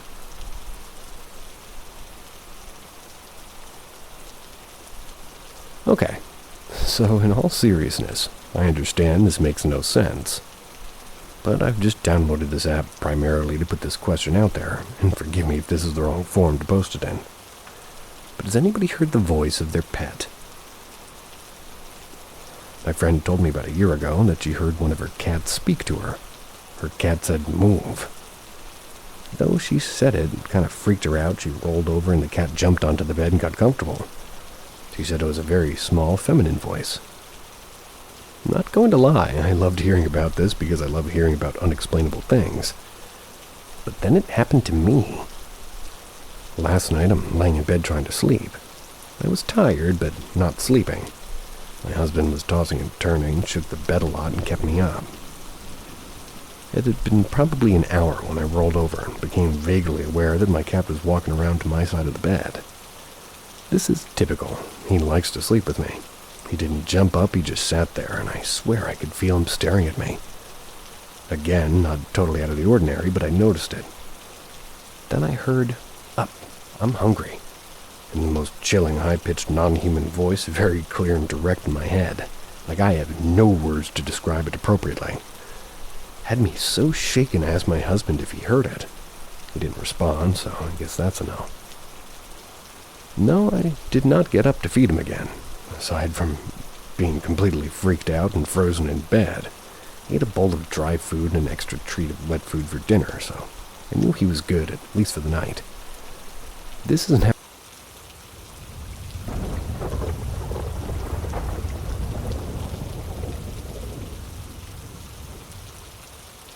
Weird things happened in my childhood home. From age 8 to 14, I lived in a one-story house with a basement and garage with my parents and grandparents. Funnily enough, the basement was the least scary and weird part of the house. From the basement at night, you could hear footsteps constantly, and the floorboards above creaking. There were weird incidents in the basement, but they happened far less often. Whenever we moved to the back room to sleep, instead of the basement, things only got weirder. It started with me seeing a woman covered in bandages sleeping next to the other. I asked who she was, and my mother just dismissed me entirely, so I ignored it and fell asleep. How do you do that? Later, I saw a white orb bouncing sporadically in the bathroom closet. Once again, told my mother, so you chalked it up to a firefly. Fireflies don't glow like that or move that fast. I heard a song playing, but no matter how hard I listened, I couldn't make out the lyrics. When I asked my mother if she heard that music, she said no. It played for hours before I eventually fell asleep. It sounded so clear, so I couldn't understand the words. The scariest was when I was laying in bed one day and I saw my sister walking down the hall while I upside down on my bed. Called to her. She didn't respond. So I turned around to put myself upright just as she stepped through the doorway. When I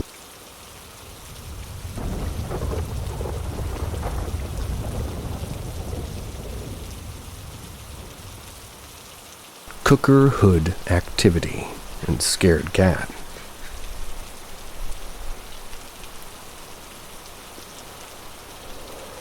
This happened an hour ago, and about 2:30 p.m. local time. The fan inside my cooker hood, which I've never used before, is activated twice. The first time it deactivated as soon as I entered the kitchen to check where the noise is coming from. It did nothing else.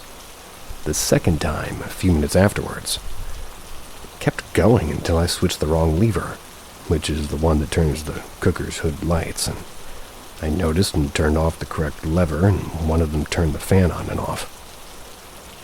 It should be noted that these levers take quite a bit of strength to be moved, but the creepier thing is that both times the fan deactivated for weird reasons. Me entering the kitchen the first time, me turning off the wrong lever the second. After this occurrence, I noticed that my cat was under my bed, which is something he only does when he's scared. After a while, he got out and very carefully walked toward the kitchen. He stood on the threshold and looked inside at a specific spot on the wall. Not at the cooking hood itself, even standing on his hind legs. Needless to say, I could see nothing there, and my cat was unusually tense and frightened, but he seems to be over it now. The place I'm currently at has birds living in the cooking hood. Sometimes turning it on and off too. Sometimes you can hear them screaming. One actually fell into my hand like 3 days ago. He was kind of cute. Don't be jealous.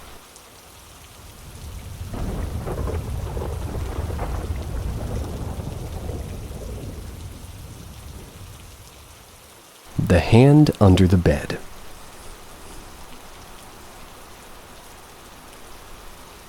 It had been a long day spring cleaning my room. It wasn't done, so all the things I had under my bed were piled up in the corner of my room. I washed my face and brushed my teeth, as that's my usual night routine. Then I went to bed. I was really tired, looking forward to getting some sleep. While laying in bed, I could feel the presence of someone in the room. I ignored it because it happens all the time. Closed my eyes and tried to sleep. Suddenly, I could feel someone slowly laying down beside me. I froze, and then I felt a hand brushing against my leg. Scared to my bones, I jumped up and turned on the light, and guess what? No one was there. Still scared and in shock, I sat down on the bed with my feet on the floor. And just when I finally calmed down, somebody grabbed my leg from under the bed and tried to pull me down under. Quickly pulled my legs and crawled to the corner of my bed. Tears started to fall down my cheeks, and I took my phone and texted my brother and mother. I cried until my brother came into my room and just knew one thing. I did not want to sleep in my room that night. And from now on, I always have a bunch of boxes and other stuff under my bed.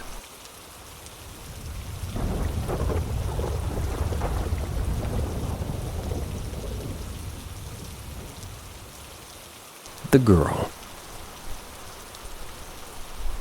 When I was little, I played with a little girl named Christina. We did everything together, and she was my best friend. She even came with us when we went to another country. We played on the swing and pushed each other, and one time she made me cut my own hair. It wasn't just a little bit of hair that I cut off, it was almost everything, and I got in so much trouble. I also remembered that one time she had the most horrific pants. They were bright orange Manchester pants. I always hated bright orange. But most of the time she wore a dress. She had long wavy hair and always wore it in a sort of half-up hairstyle. My family thought I was crazy playing with her. Didn't understand why until years later. Then we stopped hanging out when I was about 10 or 11. Then years later my mom saw her. My mom just came out from the bathroom and there she was right outside the door. As soon as she saw her, she disappeared. Mom rushed to my room to tell me what she had seen and started to describe her. My reaction was, "Oh my God, I'm playing with a ghost." That's why they thought I was crazy. They didn't see her. I was the only one who saw her then, till my nephew was about 5. He's seen her multiple times, but he starts to talk about other things and avoid talking about what he had seen. And he isn't the only one who's seen her nowadays. We've gotten so used to her that we don't mind her being here. Medium told us that she isn't stuck that she isn't stuck here. She just likes to visit.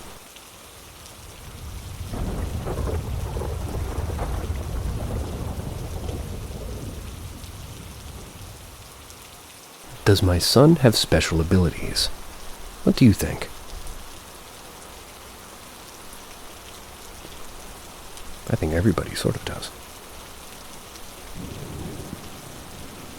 My 5-year-old son, who happens to be high-functioning autistic, has had several things happen over the years, and recently they seem to become more frequent.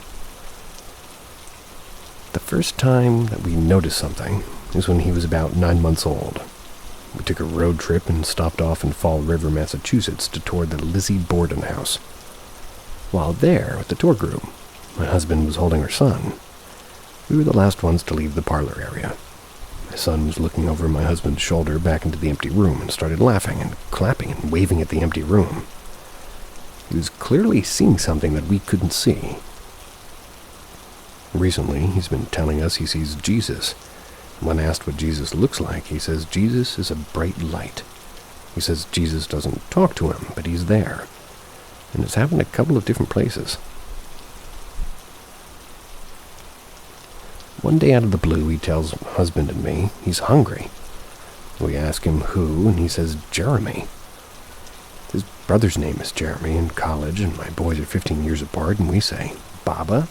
He says, no, Jeremy from Daddy's office. We're like, okay.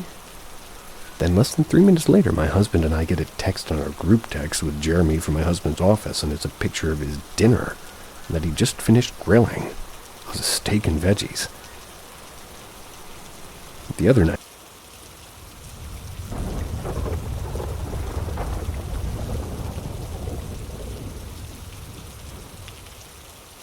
you found Paranormal M, where we explore what others fear to speak of. Every tale is a breadcrumb leading deeper into the supernatural unknown. Subscribe and ring the bell. Your journey into darkness has just begun. A haunted hallway. We were in search of a new house. It was for my father's retirement, and the balances were settled by the company he was working for. After checking out quite a few houses, we stumbled upon a property that was being sold for about a quarter of its worth. The house had enough room for all 9 of us, but it was surrounded by nothing but forest for a 5-kilometer radius. That's awesome. The owner of that house said that he was being disturbed by something unworldly in that house, and was selling it only because of that. My family, being firm non-believers of the paranormal, decided to purchase that house. We were getting a property whose worth was 3 times the amount. The purchase went smoothly. We moved into our new house in the winter of 2020. Our family is made up of me, my mom, my dad, my elder sister, my paternal grandparents, a German shepherd whom we named Lisa, and 2 Labradors who we named Tina and Maria. Our initial days in that house went peacefully. We thought the man who sold us the house was a madman who imagined things that were actually not present. But a little did we know, he was right.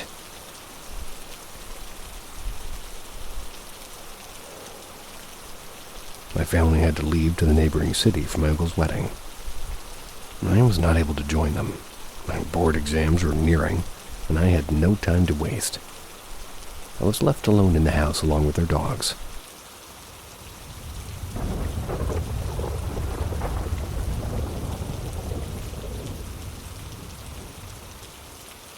Something followed me for years. Opinions. Anything is welcome. Since I was very young, probably somewhere around 10 years old, there was this thing that I would just kind of sense. Every once in a while I would catch glimpses of it, but never directly saw anything. Usually just a passing figure or a hand clutching a corner.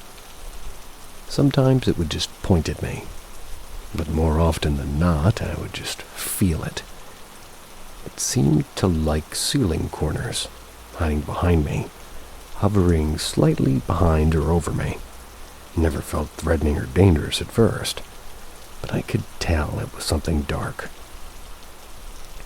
It also had a pretty stereotypical appearance. Basically looked like a ring wraith from the Lord of the Rings movies. Well, without the armor, just the cloak. I know, kinda dumb. I always figured if it really were a demon or spirit, it probably just took a form that scared me, and I was terrified of the ring wraiths. Honestly, I assumed it was my imagination as a kid. I was a Christian, and I believed that things like that couldn't hurt me even if they were real. Anyways, the older I got, the more I felt it and the more I started to wonder if it were real. I was a pretty depressed teenager, so I thought maybe my mental state had something to do with it, but it just felt so visceral and strong. I started to accept it as real when I moved away for college. It had followed me to a couple different houses. Moved a couple of times as a kid, but for some reason, feeling it at a Christian university in a different state really freaked me out. But it was just the same old feeling some weird thing, or catching glimpses of a hooded figure type stuff. I only finished 1 year of college and then I moved back home. And as expected, it kept happening. Fast forward several years, and a new state, and living on my own, dating a girl who is now my wife. By this time, it was nearly a daily presence feeling and occurrence. I'd learned to kind of ignore it. If I really got scared, I would pray. Don't really make it go away, but calm me down. Also, I'd stopped catching glimpses of it. It was always just a strong, invisible presence, like all feeling and sensing. Around this time, I had my one and only dream that had this thing in it. In the dream, I saw it full on for the first time. Typical black-cloaked, creepy figure. It appeared to me and didn't ever really speak, but somehow I knew what it was trying to say to me. Anyways, in the dream, it showed me from its point of view. The figures of the view, like visually. How it was appearing to different members of my family and showing them, my family members. It was showing them how it was going to kill me. My family sat me down and we started discussing it. Then my dog started growling. My mom said, "It's here." I looked where my dog was staring, and the figure was there. It pointed at me and rushed at me, and then I just woke up. Needless to say, that dream really freaked me out. I'd already told my girlfriend about how I had this thing that had been following me around since I was a kid. She didn't put too much stock into it until I told her about the dream.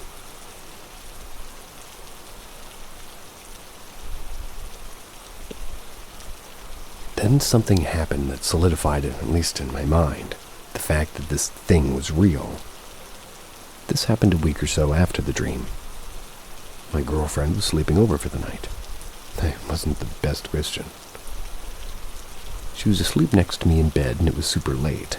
I was watching a movie on my computer, and the thing was hanging out in the corner of the ceiling closest to the door. But I was so used to it that I didn't really pay it any attention. All of a sudden, my girlfriend woke up and stared at me with this terrified look in her eyes. I asked her what was wrong, and she immediately pointed to the ceiling corner where it was and said, "That thing is right there, isn't it?" And I was beyond terrified at that point. I'd told several people, including my parents, about this presence, but this was the first time anyone had felt it too, let alone pointed to exactly where it was hanging out. She also told me that when she woke up and saw my face, I was covered in weird black tick marks. She said they were only there for like a second or two, but it really freaked her out, especially because she felt the presence too. That night was the peak of my experiences with my little shadow. Pun intended. Gecko liked it. It's been about 6 years since that night. I'm now happily married and no longer a Christian, and I only feel that thing maybe 1 to 3 times a year. It's so infrequent now that I can't be sure I'm actually feeling it or just imagining it.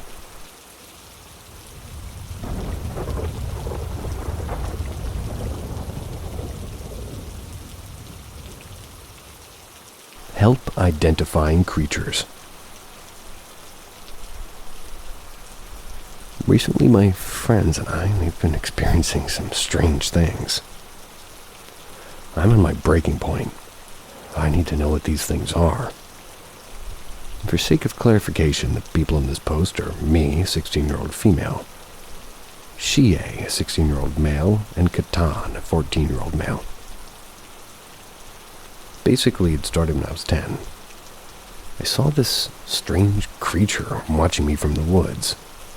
I was going for a walk, and I saw an all-white creature standing next to a tree. It was about 10 feet tall, had the physique of a bodybuilder, and its only identifiable facial features were 2 black beady eyes. While looking into its eyes, I felt compelled to walk towards it, and I did. I walked about 6 feet before I snapped out of it. Heard my mom call for me, turned to look for her. When I looked back toward the creature, it was gone. During the entire interaction, I heard the sound of wind chimes, which stopped after the creature disappeared. This was in rural Pennsylvania, and that was the only time I saw it there. When I was about 13, I moved to Texas. In April, I met Shie and Katan while playing Minecraft. three of us became extremely close and are very good friends. We've talked every day for the last few months. About 2 weeks ago, Shie saw the same creature I saw outside his house at the wood line. Didn't think much of it at the time. Shie was understandably creeped out, and I told him and Catan about my experience for the first time. Over the next few weeks, Shie has seen it around here and there, but nothing insane. Then about a week ago, I saw the thing in my house. It was standing by my bathroom door, staring at me. It was just there while I sat at my PC. Called Catan on Discord and explained what happened and was freaked out. It never said anything or moved, it just stared at me. It looked away for a moment, and then it was gone. I stared at it for 30 seconds. A few hours after I saw it, I had my face cam on the Discord call. That's where Catan saw the same creature in my background again. It was standing by the stairs. And we've been doing extensive research, but can't remember the name of these things. Shie has nicknamed them Demo Walkers. That's what we've been referring to them as. They make a hissing noise to communicate, at least we think.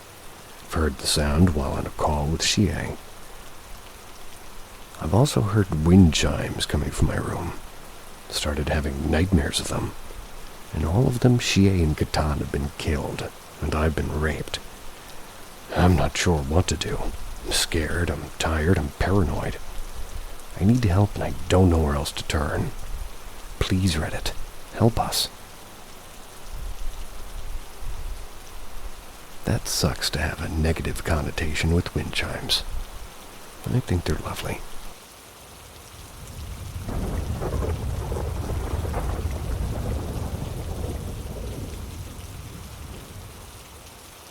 I'm confused if I've witnessed paranormal activity or not.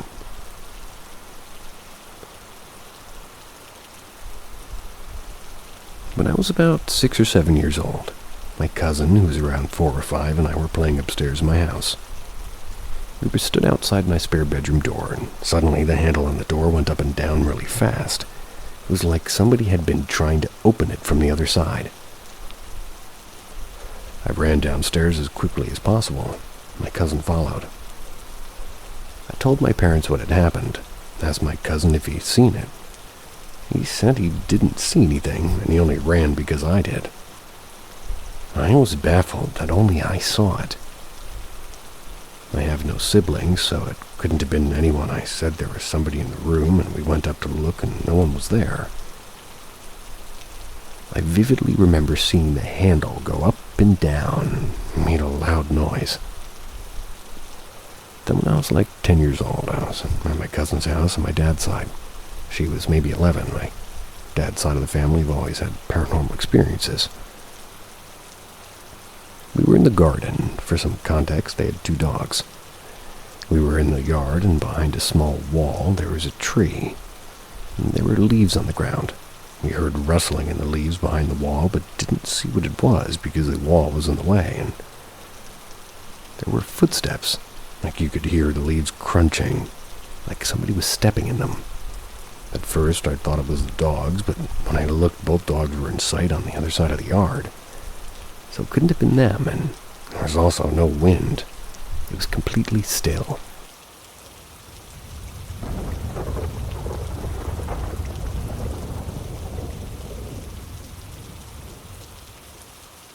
The girl who sleeps with a pot on her head. Body hacking software, ? Alabama. I met this girl at my work. She would come in sometimes when we were busy. She seemed normal. She was nice, we both liked art, and she was somebody to make a conversation with. Until that conversation took a turn. And I've been on the internet looking for anything similar to her story ever since. She claims to be affected by a sort of curse, but it's more involved than that. She has a crazy story. Apparently, it all started with her ex-boyfriend, who she says was into some dark shit. But she named some things I've never heard of. One thing he was using body hacking software on her. When I asked more questions, she named the version. I think it was 6.0, and the idea that he has control over her body was something I've never heard before. Another thing I've never heard of is she sleeps with a big pot on her head. She says that it keeps the noise out. She can't sleep if she doesn't have this. She sees her priest multiple times a week and believes herself to be possessed. When I look at her face, there's wrinkles, but not in the normal places. She's 37, a year younger than me. She has these deep wrinkles, but not laugh lines. More like fear lines. I can tell that she believes this story wholeheartedly, and I was the only person that she had told. She believed it.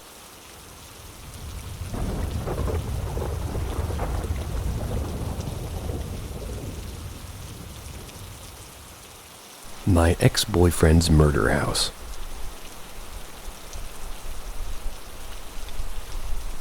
This took place in 2011. I'd met Steve on New Year's Eve when he spilled beer on my shoe while dancing. We started vibing, and we really hit it off soon after. We started dating. I just started to sleep at his place sometimes. He lived in an older place. It was once a duplex, but it was now split into 4 separate units for singles. I don't remember feeling strange about anything before the night terrors came back. I used to have them when I was really young, and intermittently I would get them at stressful times in my life. But this really wasn't a stressful time. It was actually a really fun, carefree time, so it didn't make sense. It came with the sense that I was living someone else's memories in the dream. I would get sleep paralysis, and he would hear me struggling trying to move or scream. He'd wake me up. The dreams were very violent. I remember seeing a lot of blood, and I'd wake up feeling violated, knowing that something bad happened there. Fear didn't go away when I woke up. It stuck with the house, and I often needed Steve to talk me down, or sometimes we'd even go get pancakes at her favorite diner in the middle of the night. It was one of these mornings I had awoke from a nightmare. I was fully awake, but I was meditating. I had a vision. The impression was of a slightly older man sitting at the foot of the bed with his head in his hands. I looked closer to see more detail in his face. He has the saddest blue eyes. I instantly knew this man did something horrible in this place. I went on with my day, but that man stayed with me. His piercing blue eyes and his brutality haunted me. I went to school, but I couldn't concentrate as I sat in class with my laptop, so I Googled rape, murder, Lake Worth apartment. Something told me to Google those exact words in that order. At this point, I wasn't sure of Steve's exact address. The very first article was what I needed. It was about a woman who had got home from her waitressing job at night. She was attacked right outside her home, dragged by the hair inside where she was sexually assaulted and murdered. She screamed, and nobody called the police. When I saw the address, my jaw dropped. I texted Steve to confirm his exact address, and there it is on the computer screen. I continued to read. This was a crime that occurred in the 80s, but the man had just confessed in 2011, which is why it was news, I guess.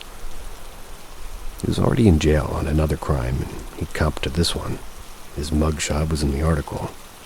There were those blue eyes, staring right through me in that creepy way that gave me full-body chills. I instantly recognized him from my vision that morning. The waitress ended up dying the exact age that I was back then. Maybe this is one reason I kept dreaming about what happened to her. Another reason it might have imprinted so heavily is that nobody heard her screams. It was just a feeling of helplessness. When I think of these 3 surrounding neighbors not getting involved, they all share walls which are paper thin there. We could hear everything. I felt like maybe that was all she wanted, to be heard. Wish I could say it resolved itself, but I did a lot of smudging and cleansing in that place. Still creeped me out being there alone at night. That was a good one.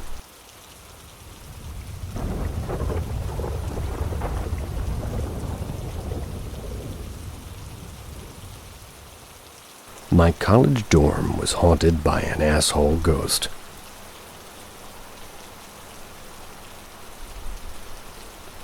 This happened a few years back. I guess I was an undergrad, you'd call it. I attended a school that's several hundred years old, like before the United States was an independent country old. And as such, a lot of the campus and the surrounding town are apparently reportedly haunted. My freshman year, I lived in one of the oldest dorms on campus. I had heard stories of various hauntings since before I applied, but I never expected anything to actually happen to me. A few weeks into the semester, things started happening. Closet doors would fly open, books would fall off of desks, posters would fall off the wall, that sort of thing. It was infrequent at first, but as the weeks went on, it got so frequent and brazen that Jim, as we called him, he would move things several times a week, start waking us up in the middle of the night. My roommate and I were understandably unnerved, but we didn't know for sure that it was a ghost. Never actually saw things move. We were always at our computers or desks and just looking somewhere else, so we would only see the aftermath. So we decided to try to gather proof. We bought a camera, set it up where it would have a view of the whole room. Had it up for over a week, and in that span, nothing happened. My roommate got frustrated and turned the camera off one night. That same night, we woke up to a crash, saw the camera had fallen off the dresser and broken. He had waited for us to turn the camera off, and what an asshole. We were certain at that moment that we had a third roommate with us. After that, things kind of calmed down. Things did still move, but only a couple of weeks, and very rarely at night. The next year, we talked to the people who lived in the room, and they said that they were experiencing the same kind of things. So we know it wasn't just us imagining things. Probably not as intense or even interesting as most stories here, but certainly one of the most intense experiences of my life. Definitely turned me into a believer of something outside of what we know.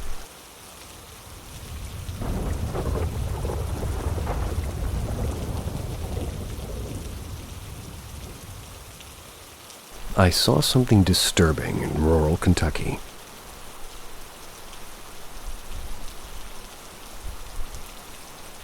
A couple of years ago, me and my pops decided to go on a road trip. It was kind of very out of the blue.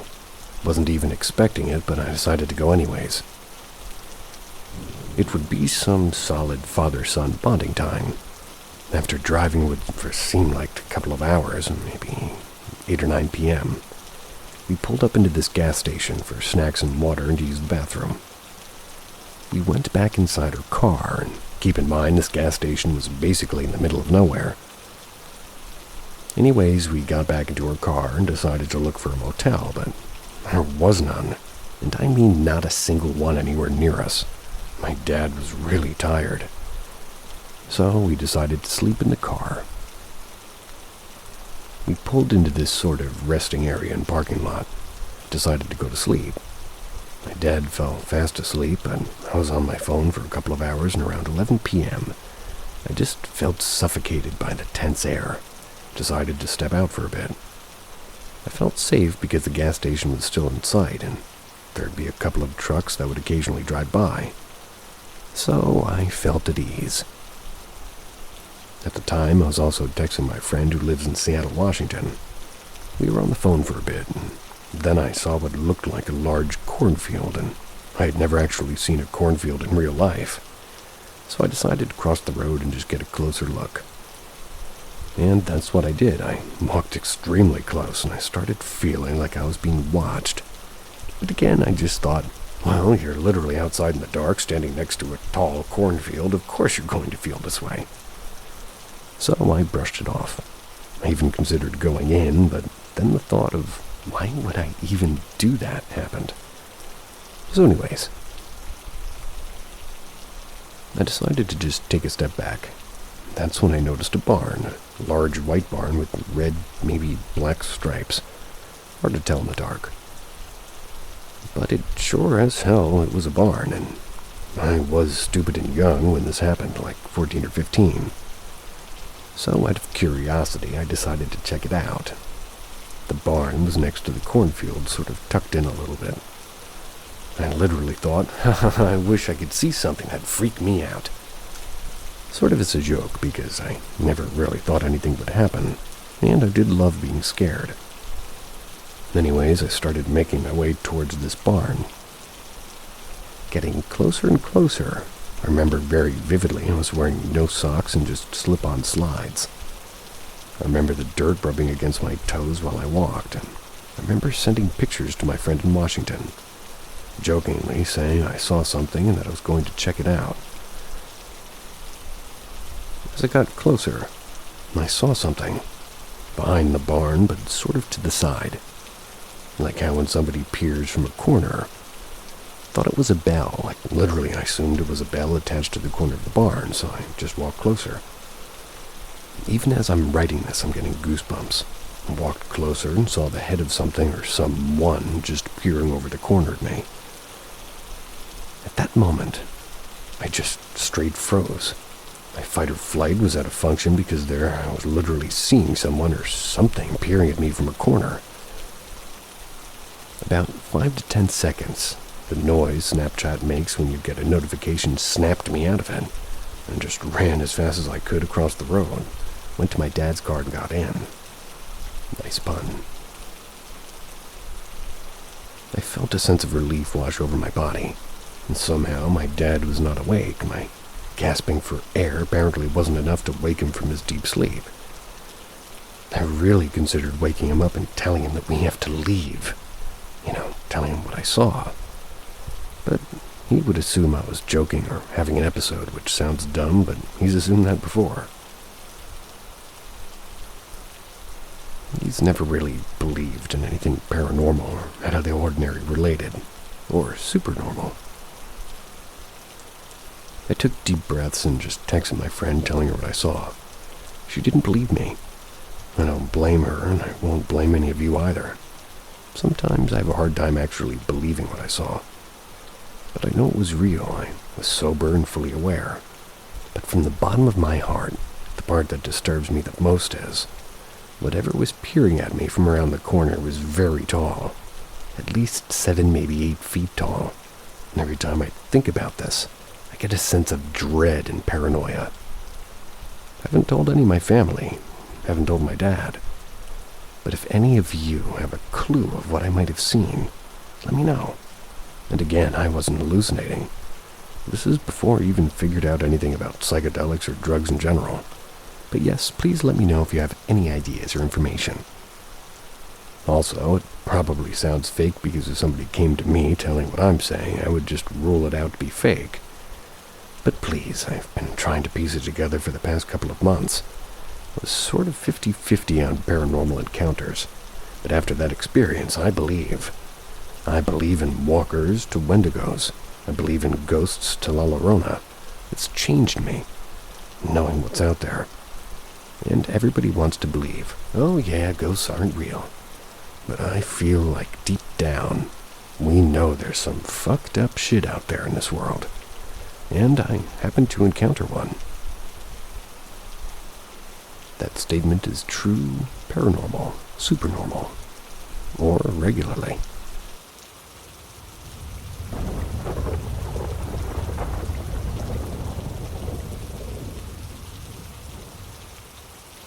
Thank you, Grandma.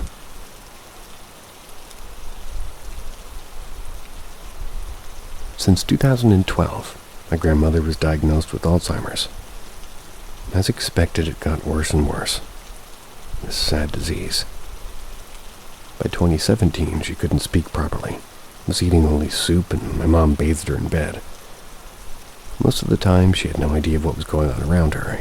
I always tried to make my mother happy and do everything I could because she was literally living for my grandmother. In November of 2018, I'm in the room with my grandma. My mom left the room. My grandma looked at my face like she was fine. It was like she was all conscious again. She gave that look and said, "Thank you." I didn't get it at first. I asked, For what? But she wasn't responding anymore. She unfortunately died a few days after that. I work at an airport in Brazil, and in the same month that she died, an old lady that looked very much like her was there. She was sitting in the cafeteria. She looked at me, looked away. Couldn't stop looking. It was because she looked exactly like my grandmother if she hadn't been sick. Then she came at me and asked if I could take her to the toilet. She hugged my arm and told me that she was sick and finally got better, and that now she's traveling to see her family.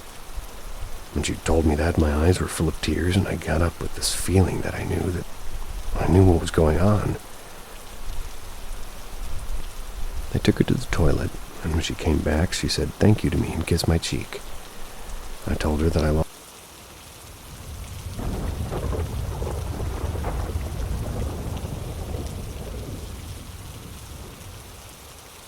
The Man with No Thumb.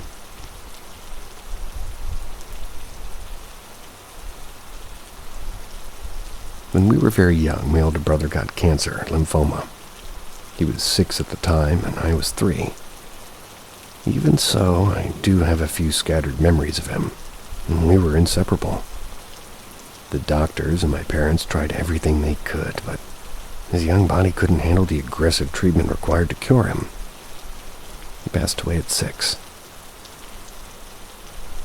My father dove deep into alcoholism to cope, and my mother became super busy trying to support the family and pay the medical bills and plan her own son's funeral. Without my brother to play with, I would seclude myself in our room upstairs, sitting alone, playing with my toys. I do distinctly remember a very comforting old man coming by me to play with me sometimes. He was dressed like an old farmer, leather boots and all, but he didn't have a thumb on his right hand. I didn't think anything of it because the old man seemed really nice. My mother heard me talking while I was playing upstairs and just assumed I was goofing around. When I came downstairs, she asked who I was talking to. I said, "The man with no thumb." She let it go at the time, but thought it was strange that I made up an imaginary friend that didn't have a thumb. Fast forward a few weeks. No sound. And I'm upstairs playing with the man. Grandma, my mother's mom, had come by to check on us after everything the family had been through. She asked my mom who I was talking to upstairs.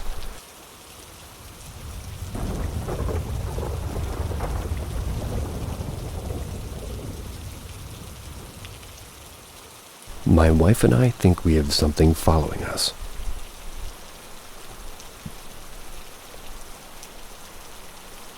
My wife and I have been together almost 6 years now. We got our first place together 5 years ago.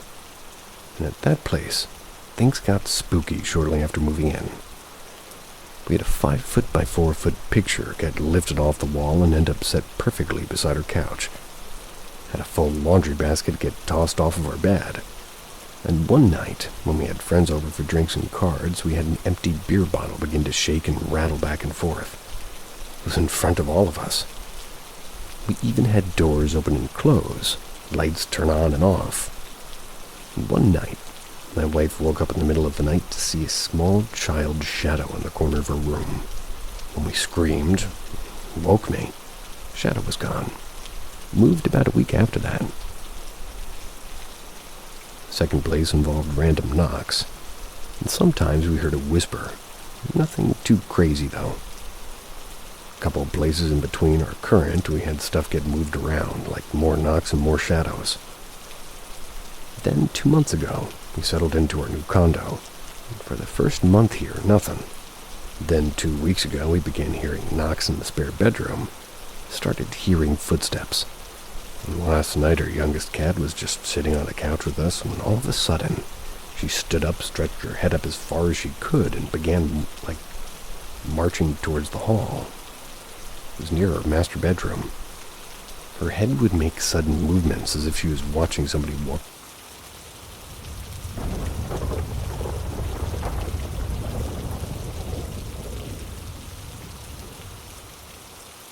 A shadow person terrorized my family. Kinda long.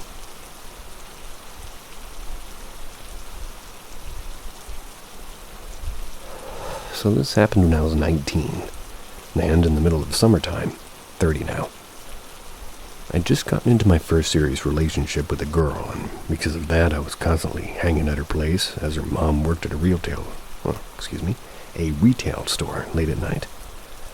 I would generally go over on her mom's super late shifts so she wouldn't be home alone, which her mom appreciated as they lived out in a new development. And because of that, people would generally break into houses being built to steal copper pipes and lumber, or just burglarize new homes, period. Anyways, on this particular night, her mom had gotten back at around 3 or 4. I had the next day off of work. We hadn't been drinking, no smoking or any drugs of any kind. Just hanging out. Once her mom got home, I headed back home, and I was living with my parents at the time as I'd just started college. When I finally got home, I noticed that the blinds in our dining room were open, which my parents hated.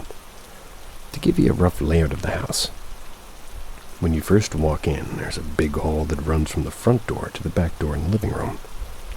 In the middle of this hall, you find a dining room, and to the right with a giant window that overlooks the street to the right of the house. It's a corner house.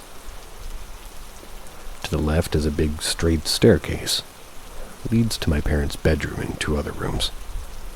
When the blinds are open in the dining room at night, this giant street light shines with the brightness of 1,000 suns, goes straight into my parents' bedroom and is annoying for them.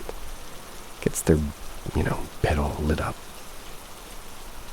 My dad told me that if I ever stayed up late or came home late to be sure the blinds were closed.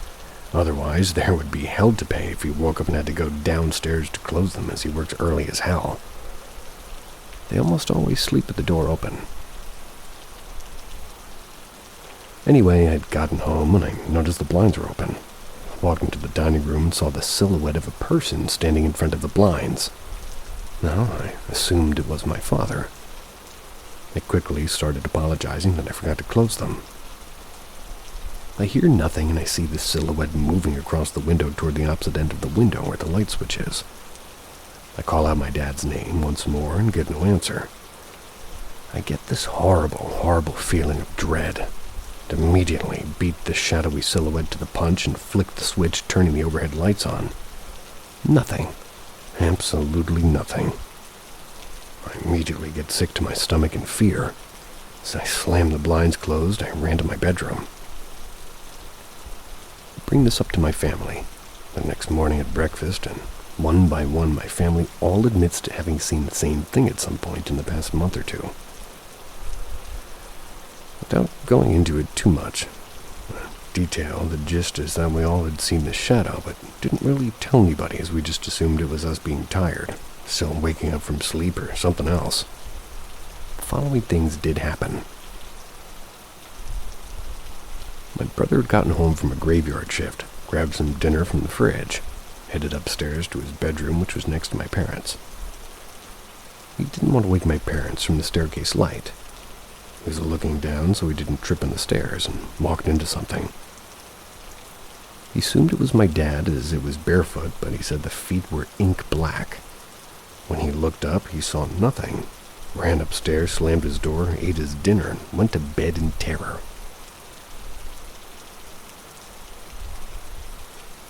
Example 2.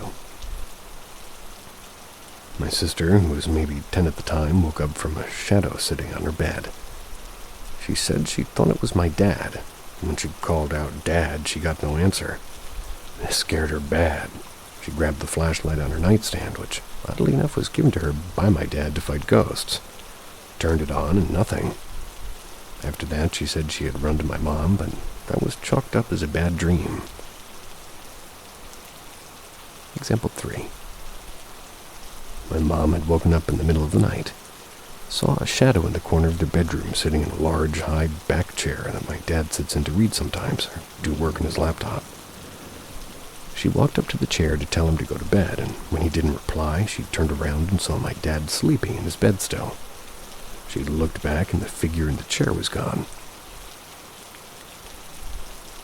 Lastly, my father, who again works early, he got to his office at work.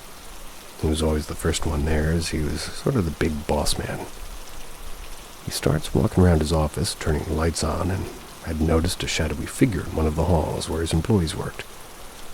Being somebody that doesn't really fuck around with people potentially breaking into either his workplace or his house, he ran toward it, calling it out, and said that it had darted down a hallway and only had one exit, an emergency exit, and would have set off the fire alarm.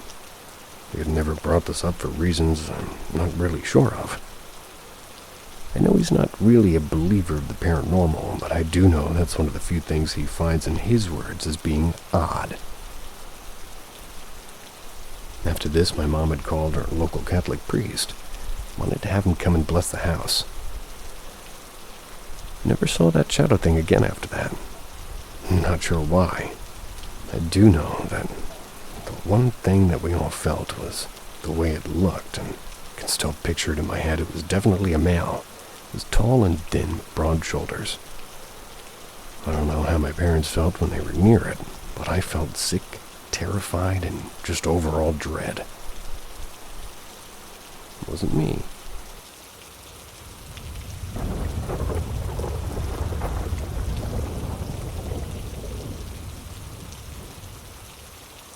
Evil on my porch. So this was about 7 years ago. I was living with my father in a mobile home park in Palmdale, California. I've always been kind of a paranoid person. It was worse when I was a kid, though. That being said, I tended to get up at night and do a perimeter check and walk around the inside and outside of the house. And this usually always goes well. I never find anything.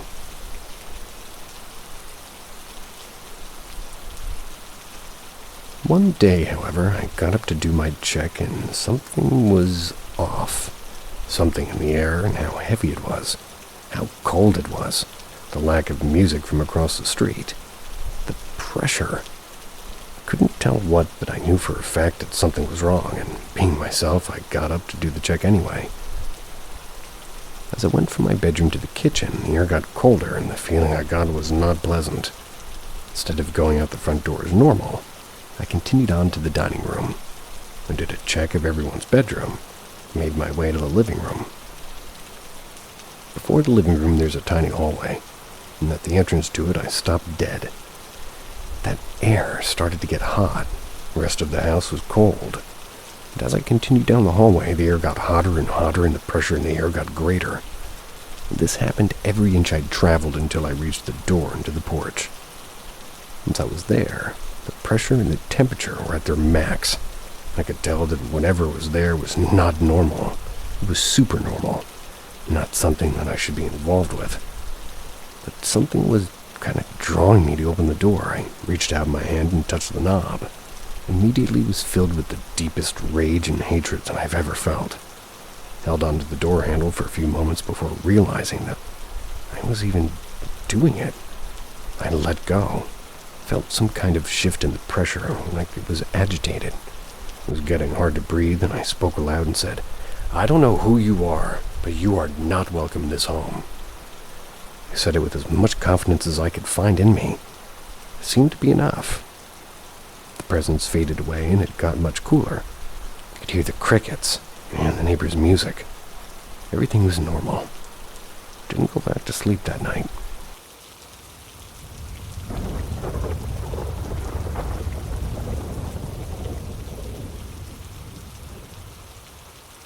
Late night bike ride. We love to ride bikes at night. We live in Florida, and on the coast in the northwest region. We have a lot of people in our town, so plenty of buildings and structures, but also a lot of trees, even in our neighborhoods. It's the middle of summer, and we're riding throughout a neighborhood that we frequently go through. It has tons of houses and long streets away from any busy roads. We normally play some music, like quietly on a speaker, or we both wear headphones. I've been riding my bike my whole life on the regular, and I am always cautious, especially at night. Lights on and always looking around our surroundings. I do have great vision as well, so we're riding down one of the longer streets and something in the shadows catches my eye about maybe 50 feet straight ahead. So I call for my friend to stop. It was just a flicker of movement. Most of the street is lit up by light poles.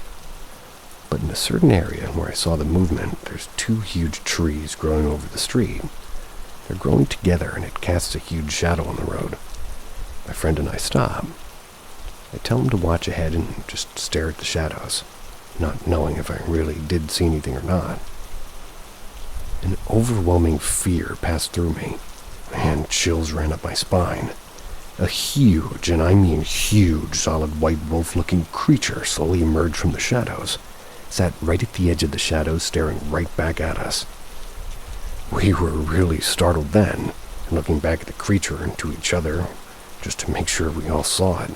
And all of a sudden, another one walks from behind the first.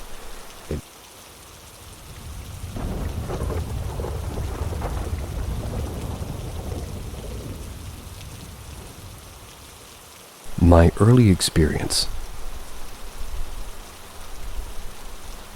The orbs. When I was around 12 to 14, I used to see this white orb in my room at my parents' house. I would always see it, and it would start at the floor and shoot up into the ceiling. My room was on the 2nd floor, and now I didn't believe in ghosts or the paranormal stuff. And I've always tried to figure out ways to explain it. I used to think that because my eyes were playing tricks on me since my room was always dark. That all changed when my cousin from out of town came and was spending the night. As soon as I opened the door to my room to show her, and well, she asked me, "What was that white orb?" After a while, I stopped seeing it. Since then, a lot has happened. I've moved out, then back in, and back out, and now due to COVID, I had to move back, and it's no longer my room. The darkness, in quotes, during a summer when I was 14, I used to have an urge to check the kitchen for anything. Like, I know it sounds crazy, but I couldn't sleep till I stood in the kitchen in the dark and counted in my head till 10 or 20.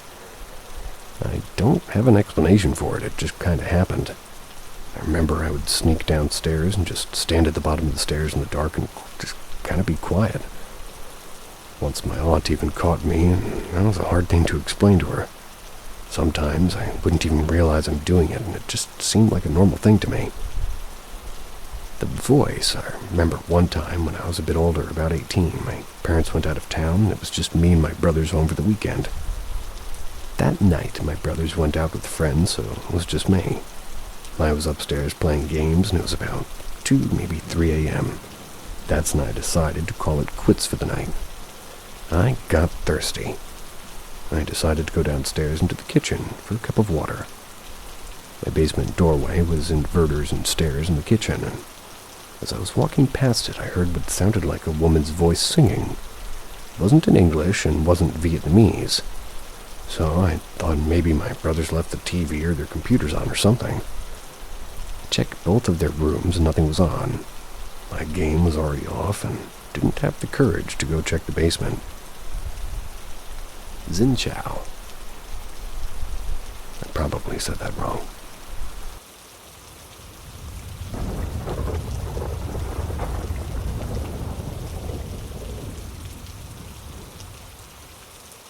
Chased through the woods by something.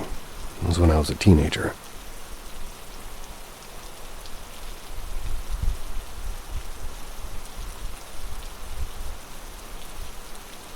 The last time I was actually back there was probably 15 years ago, when it was still there.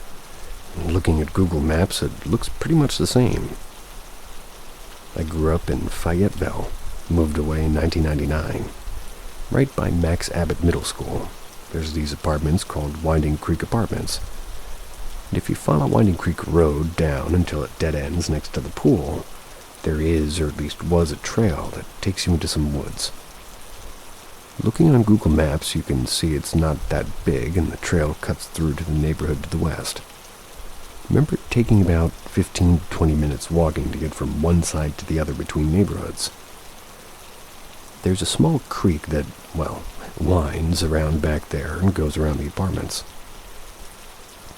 Near the pool, though, the creek circles around on itself like an eye of a needle, creating a small island. During the construction of the apartments, the construction people decided that this area would be great for discarding large concrete slabs.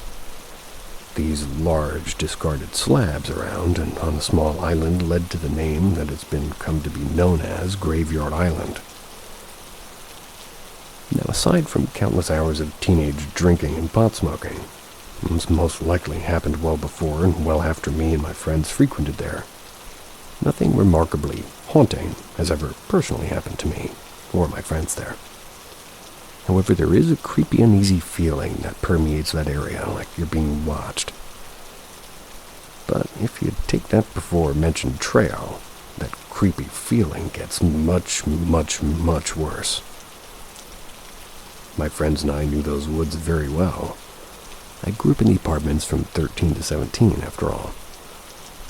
We used to cut through that trail a lot to get to one of our friends' houses in the other neighborhood. Never went that deep into the woods at night, especially not by ourselves. My friends all had their own creepy stories of their own hearing and seeing things, but this was mine. One fall afternoon, the trees were probably 3/4 barren of leaves. It was getting dark, but still a good amount of light.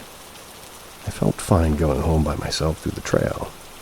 As I was about 5 minutes into the woods, that feeling of being watched became very palpable. I was very used to the noises of the woods, but distinctly heard what sounded like footsteps through the brush of the thick woods about maybe 30 yards or so. The area was very viney, overgrown, nearly impossible to walk through without a machete or something. I obviously started to pick up the pace and began walking fast, going over the rocky, rooty terrain. About 2 or 3 minutes later, I heard the footsteps again. I stopped, looked around to try and see if it was a deer or something. At that moment, I saw a silhouette of a person peeking around the side of a tree. And I say silhouette because it looked like a predator when it was invisible, but dark and shadowy around its center. I'd never seen anything else like it, or anything like it on TV even. After my brain clicked back on, needless to say, I made a full-on dash toward my neighborhood. Looked back to the side and the back of me where I first saw it. But closer toward me, but still about 20 or 30 yards away, keeping parallel with the trail, I saw it running. Its whole body seemed to be sort of striding through the thick brush like how somebody runs in knee-high water at the beach. Fast, but still slowly. And I heard it too. I heard the strides of its feet hit the ground. But no leaves or brush moved or kicked up. It was just the first and only time I truly felt hunted. Yelling obscenities under my breath, I booked it the rest of the way, not stopping or spending more than a glance over my shoulder to see where it was, as all the horror movies from my teen years taught me how to do. I didn't stop until I got to the street of my neighborhood, turned around to catch my breath at the road about 40 yards away from the trailhead. The only way I can describe it was that the entire tree line was darker than it should have been. I didn't see anything, but I got that feeling that all of the trees were eerily laughing at me. It took a little while, but I eventually started going back to the woods, but always with at least another person, and never at night. My story was added to many others my friends had of the area. Trees are always laughing at me. Or with me. I find it endearing.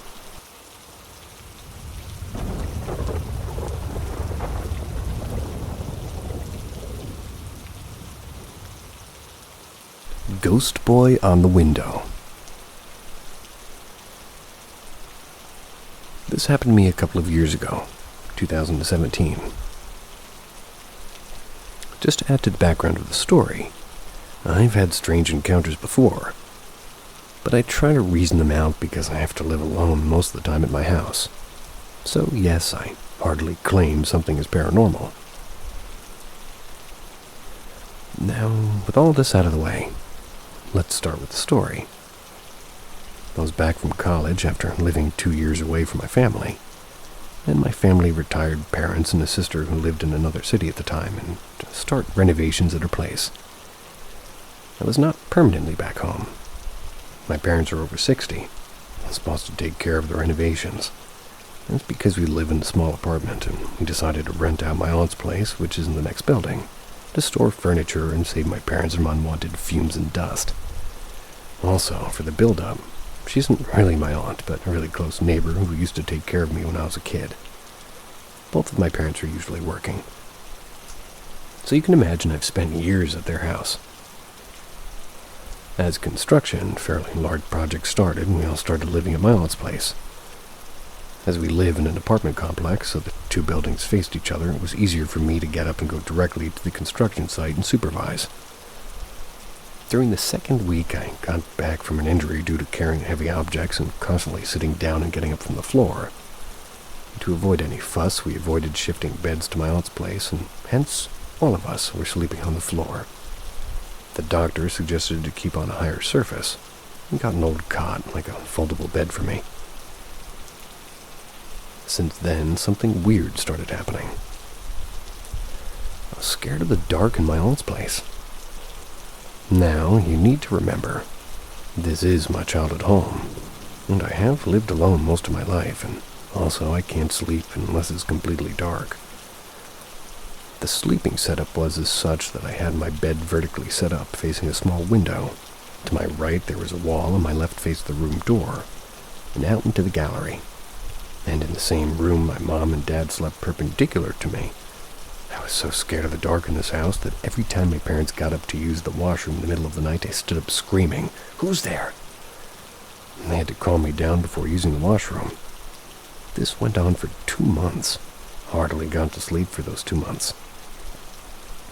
That was unnatural behavior for me, which scared my parents, but they couldn't do anything.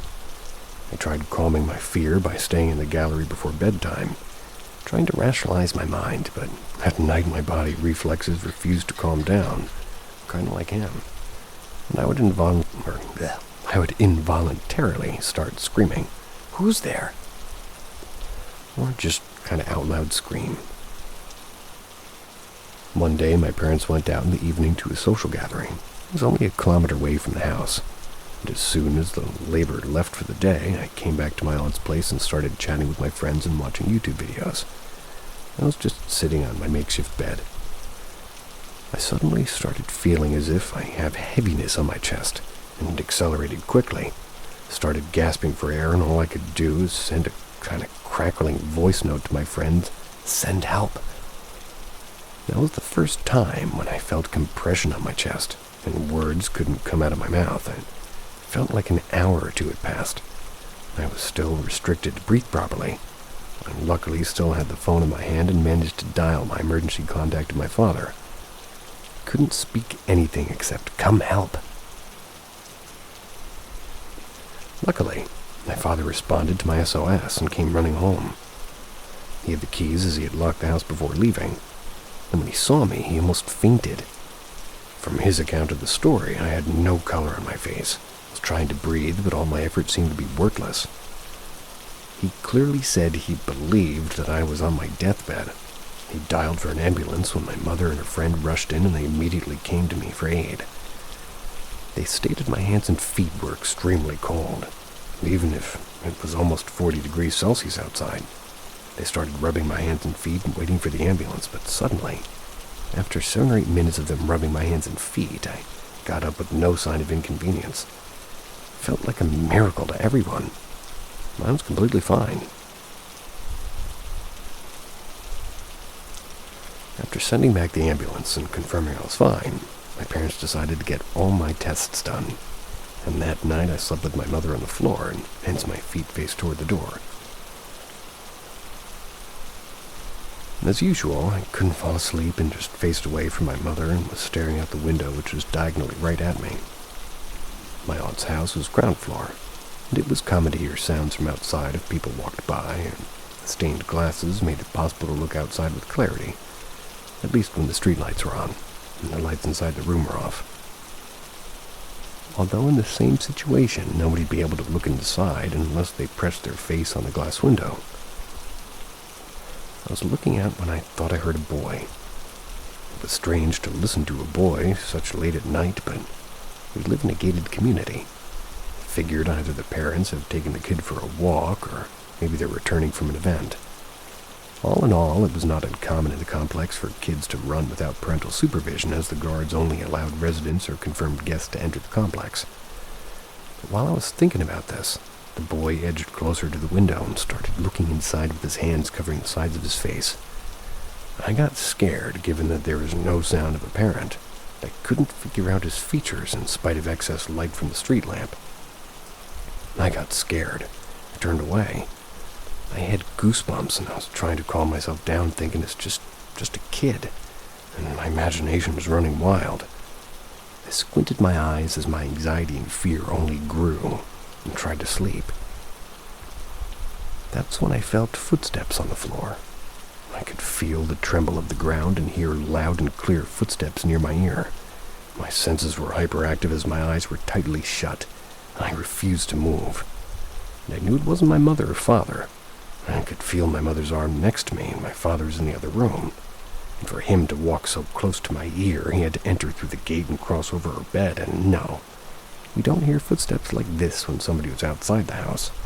I had slept 2 weeks on the floor before my injury, after all. Well, as all this was happening, I felt the foot just slept right next to me. But then, suddenly, calmness filled the room. I was no longer afraid. I opened my eyes. I looked around and found no one. No boy. No fear in the hallway, and it was as if everything was back to normal. Although I didn't sleep the rest of the night, but I was joyful. We were shifting back to our apartment as the construction had finished, and just a few minor detailings were left. I went for my tests as scheduled, and it turned out I was perfectly fine, although the doctor said I showed signs of a stroke during my episode. And no, I never had anxiety issues or acidity. The next day was a weekend. My sister came to visit. We had not told her about my fear, or about any incident that had happened. She was sleeping with me that night in my room at her original house. We were shopping online when I turned and went to sleep, and yeah, finally I did manage to sleep. But my sister was still scrolling on her phone, looking through discounts and shopping, when, as per her account, she felt as if she can't move her hands and legs, but only her eyes. She started feeling scared as she felt as if I was going to turn and face her and choke her to death.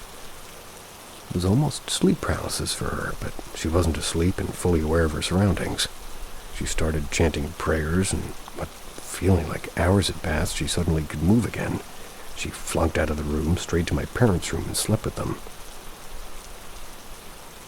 Next morning, when she confessed the events of the night before, we told her the episodes with me. Carried on her day as usual, dismissing a connection. And that day, we had labor help pick up our stuff back to our place from my aunt's house. Got a call from my professor back from university. He greeted me as usual, and suddenly, while talking to him, he asked me, "Do you have blue flowers around you?" This was completely random and out of character for him. I was shocked, but still answered, "No. Do blue flowers even exist?" He paused, and I gasped. Right in front of me, 2 men were carrying out makeshift beds, and underneath was an old rug with, you guessed it, blue flowers drawn on it. We had not seen them before, as the makeshift bed was permanently spread out for the last 2.5 months, maybe. And also, to be noted, I had never clicked a picture of this place, and my professor didn't know that I'm living in my aunt's apartment. He continued explaining in detail all the colors around the room, the red fridge, the blue inverter, the wooden door, the balcony with the white cat, the street cat that used to sit there. Then stopped at the window. He said, "Strange. Did something happen at that window?" I was at a loss of words. My professor, who was living in another state, to whom I never mentioned any incident that happened with me, was telling me something happened around the window. That's where I saw a young boy last night. Well, as strange as it sounds, on my questioning, my professor said, I just felt like it and never talked on the subject again. I explained my conversation with my professor to my family. They had no clue what exactly was happening. But then my mother confessed. She thought she saw a glimpse of my dead brother in the house one day. Chopped it off to her, remembering him as it was his birthday month. I had an elder brother who died young, and before I was even born. It had been almost 32 years to his death now. I'd never seen him, except a photo of him when he was 5. Well, the episode is also chopped off now. So go ahead and drift off. Sweet dreams.